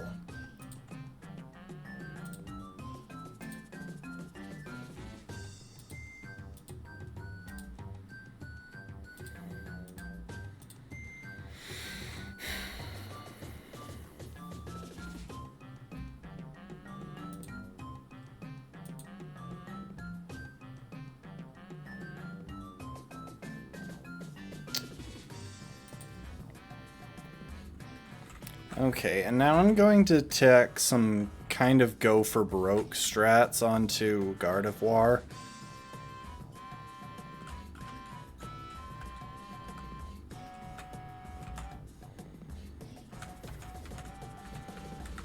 Oh, hang on. I did not realize that Roselia could learn Psych Up. That's potentially really useful here.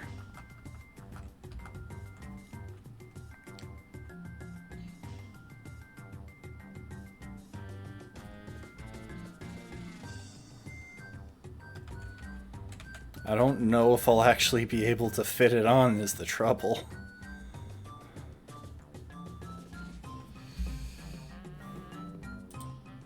Like, I'll do it for now, but I kind of need to slip a poison... Well... Yeah, no, I kind of need to slip a poison move in there. Roserade, not Roselia.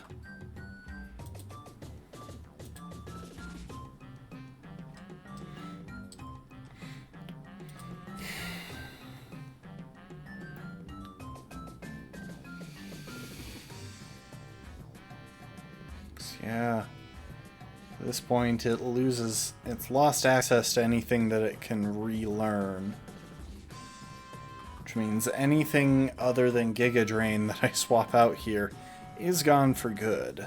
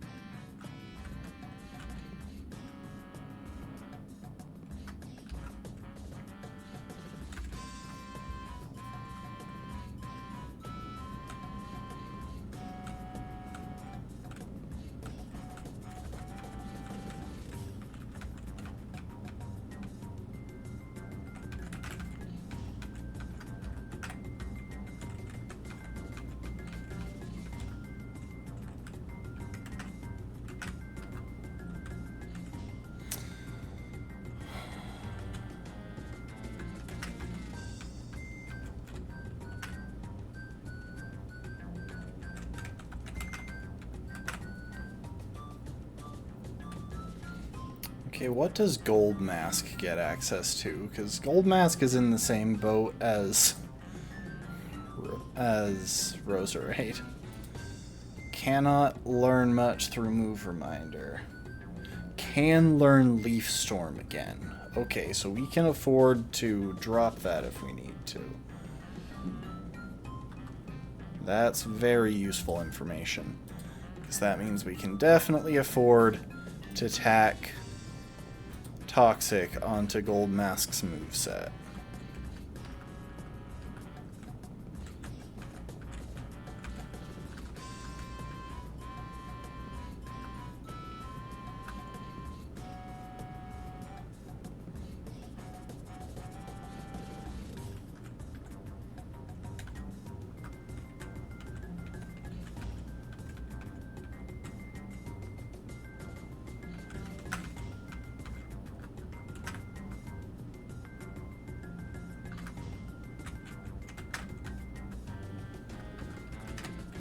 So here's my current plan. We lead Millicent, fire off a Toxic, which is guaranteed to hit because a poison type is using it. I've also invested in Millicent's special defense, specifically for this battle. Oh, lunch. I had soup.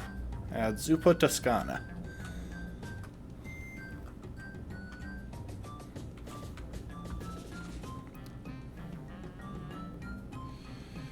Dielos here, I would like to have Psych Up on, but honestly, I don't think I can really justify it without a move that can take advantage of it.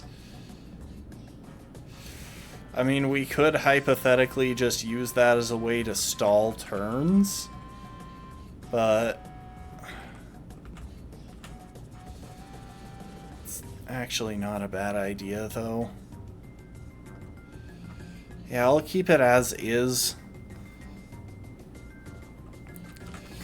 Gold Mask is here to come in on the Pelipper. On the Pelipper's Scald, presumably. Eat that and hopefully survive to fire off a Poison Z move. D is here to come in on whatever he needs to come in on, and potentially get a slow volt switch out against the Pelipper. Actually, we shouldn't even bother with having Toxic on D. We're going to want Protect there. The big thing here is just being able to spam Protect.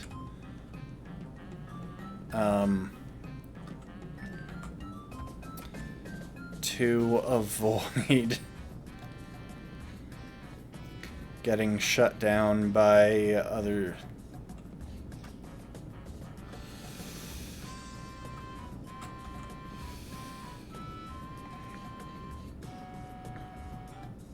whatchamacallit. Our goal here is to live long enough for the Toxic to kill this thing. That seems like the most practical strategy, if I'm honest here. Which actually makes me think that maybe we should go with Godric instead of Selen. Because Godric would take the hits better. Yeah, we're gonna do that.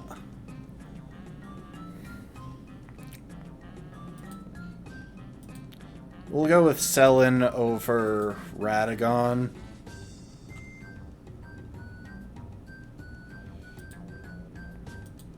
The Radagon would switch into bug-type moves well. Then again, nothing will after it's gotten a couple of boosts. We're probably going to lose some Pokemon in this fight, and I'm kind of just trying to accept that. Now, where'd the Expert Belt go? There it is.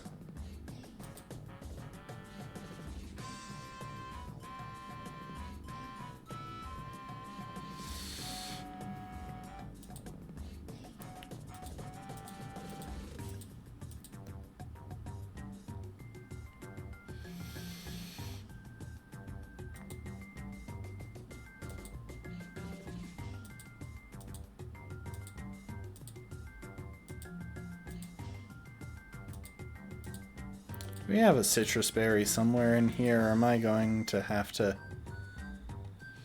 crack open? There we go.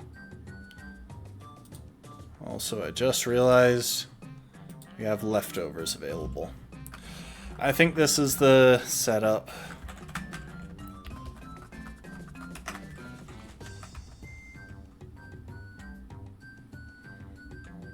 Obviously, we're going to want to level everyone up to 55. And I don't suppose Empoleon can learn Psych Up? Nope.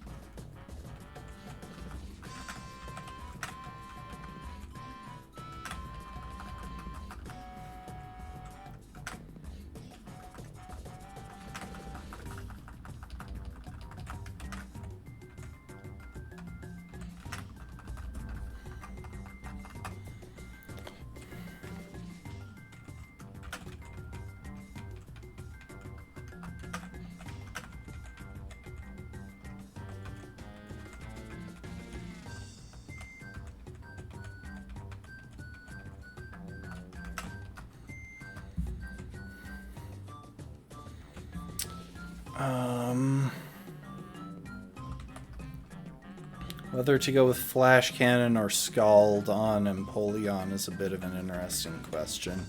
I guess we'll go with Flash Cannon since it hits the Totem Pokemon super effectively. But honestly, we're more likely to go for Aqua Jet if we go for anything. Alright, let's take a look at movesets. Millicent, Pure Support.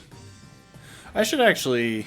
Hang on, where are Millicent's EVs?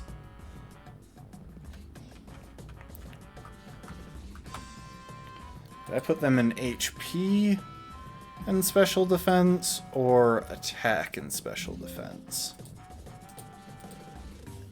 I put them in Attack. Yeah, we're going to reallocate that.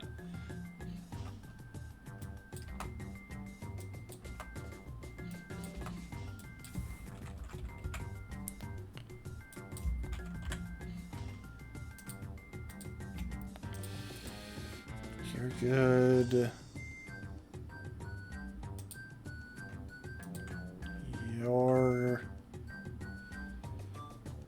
We're going to reallocate with D as well. Shift the points from defense to special defense.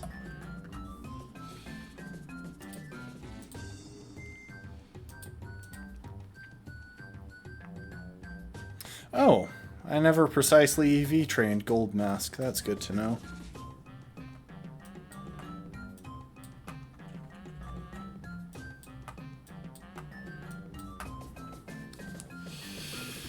I think the smart thing for this match, where we're just not going to outspeed this thing anyway, is for Gold Mask to be invested in special attack and special defense.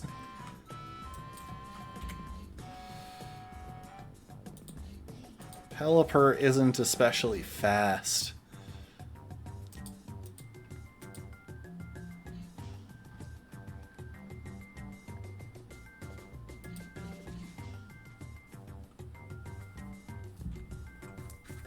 Yeah, they gave it a buff to special attack in this generation, but that's it. It's still relatively slow.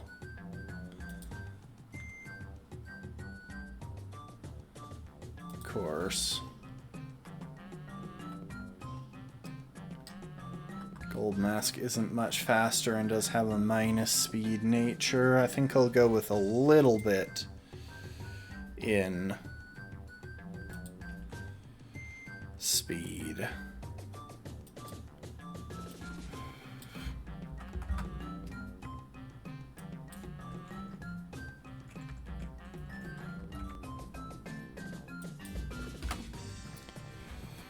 Yeah, let's go with that. That should do it. The trouble is, Gold Mask has a minus speed nature.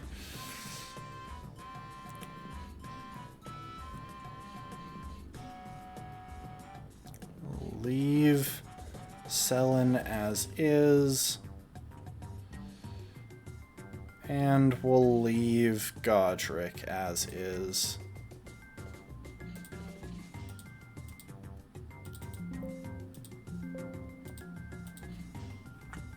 I think that should be our team.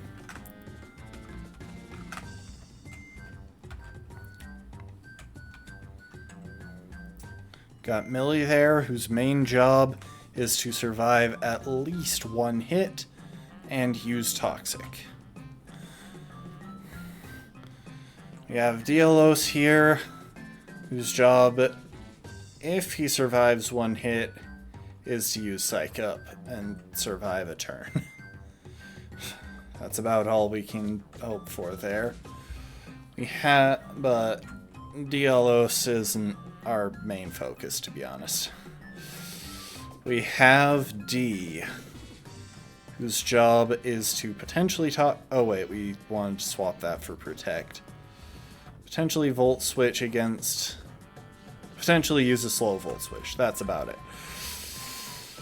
If we can get Gold Mask in safely, and if he survives a single turn against the Totem Rabombi, he can fire off a massive Poison-type Z move. Selen has Protect and Psych Up to potentially steal stats, survive.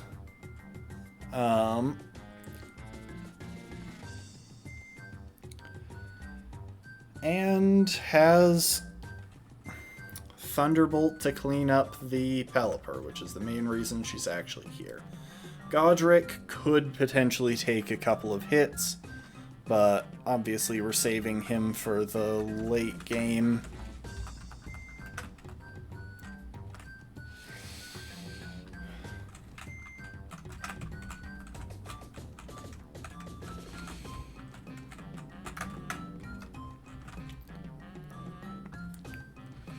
Okay, time to teach D Protect.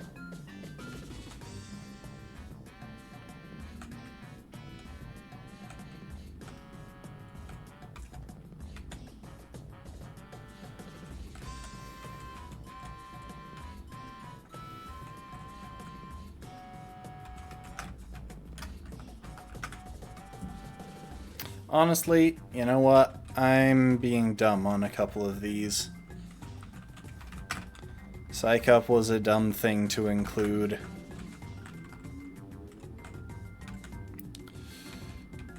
And we'll put Protect on Millie. She's not going to manage to baton pass any agilities, and I would just very much like it if she could survive an extra turn.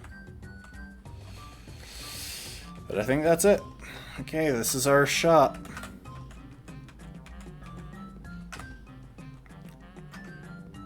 One rainbow flower.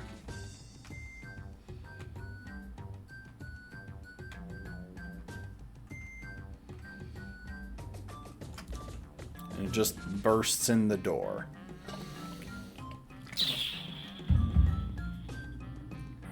Just an absolutely massive bumblebee.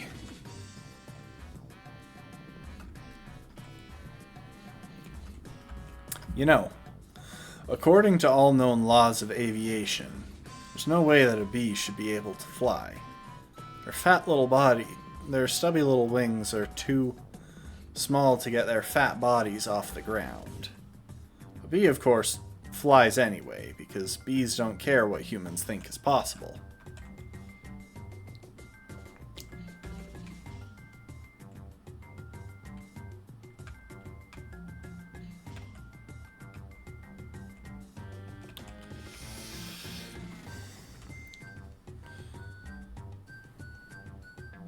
It's raining indoors.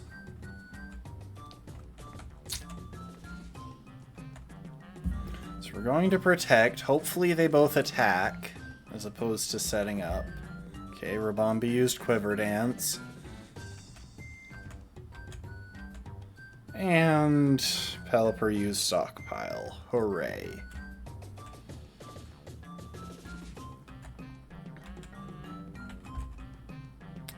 Get that nice slow baton pass. Well, slower baton pass than what Rabombi can do.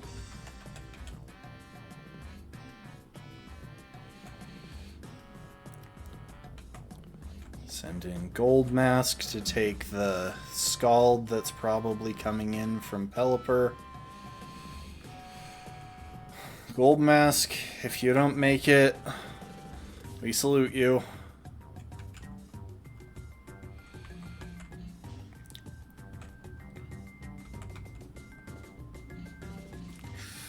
Hang in there, maybe. Gold Mask, I'm sorry.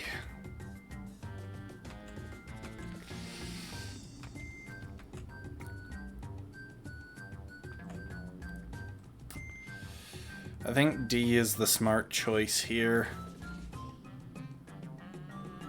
Actually, no, because Godric can stall for 1 turn to avoid getting hit by Rabombi this turn, and can then use a Drizzle boosted Aqua Jet next turn. Unless the rain runs out, but even then I think that Aqua Jet might be able to finish it.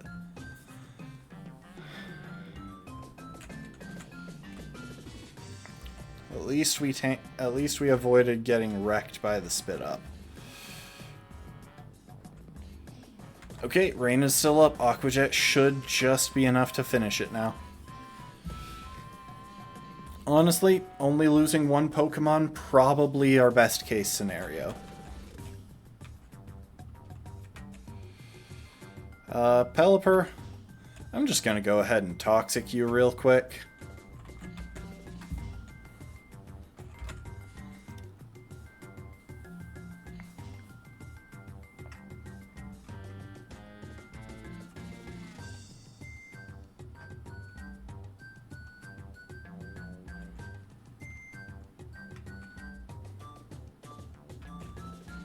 Fire off a cheeky Aqua Jet. Gets up to stockpile 3, and then we'll just block that with Protect.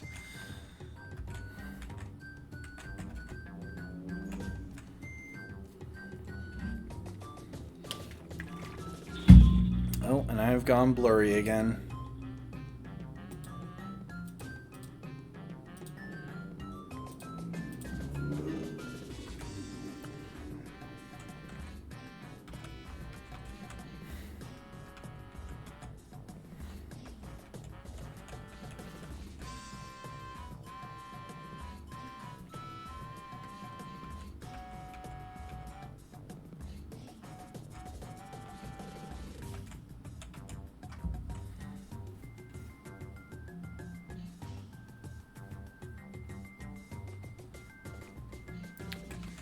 Nicely done, everyone. And Gold Mask, let's be honest. There was no way that you could be allowed to survive the entire game, was there?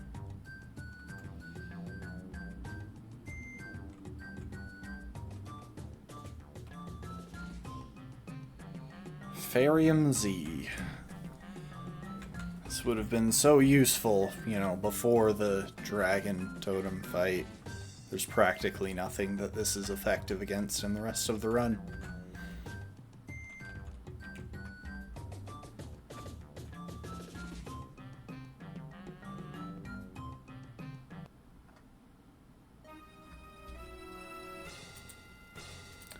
We will also switch off of the intense music.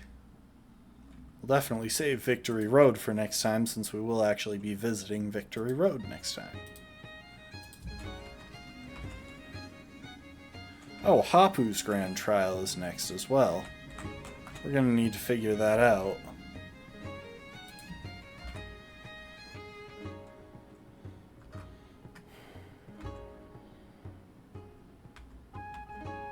Executor Island.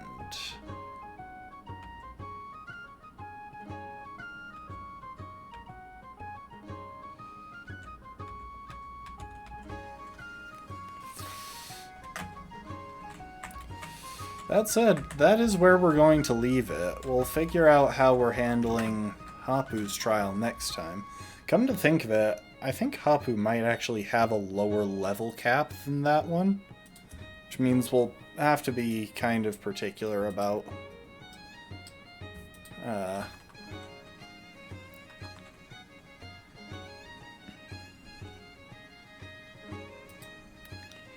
what Pokemon we take, because I kind of forgot to allow for that. Okay, yeah, so Hapu's team has a level 54 cap, so we'll have to meet that for the battle. Had I been thinking about it, I probably would have made the level cap apply for both, meaning we would have had to keep everyone to level 54 or below for this fight, but I didn't think about it, and oh well. That's about what I've got. I think we've got a decent matchup against Hapu. We've got a lot of good grass types, a lot of good water types. We do, however, need to lay to rest our fallen teammate. D, thank you for all of your hard work. We appreciate you. Or Gold Mask, not D. D is still alive.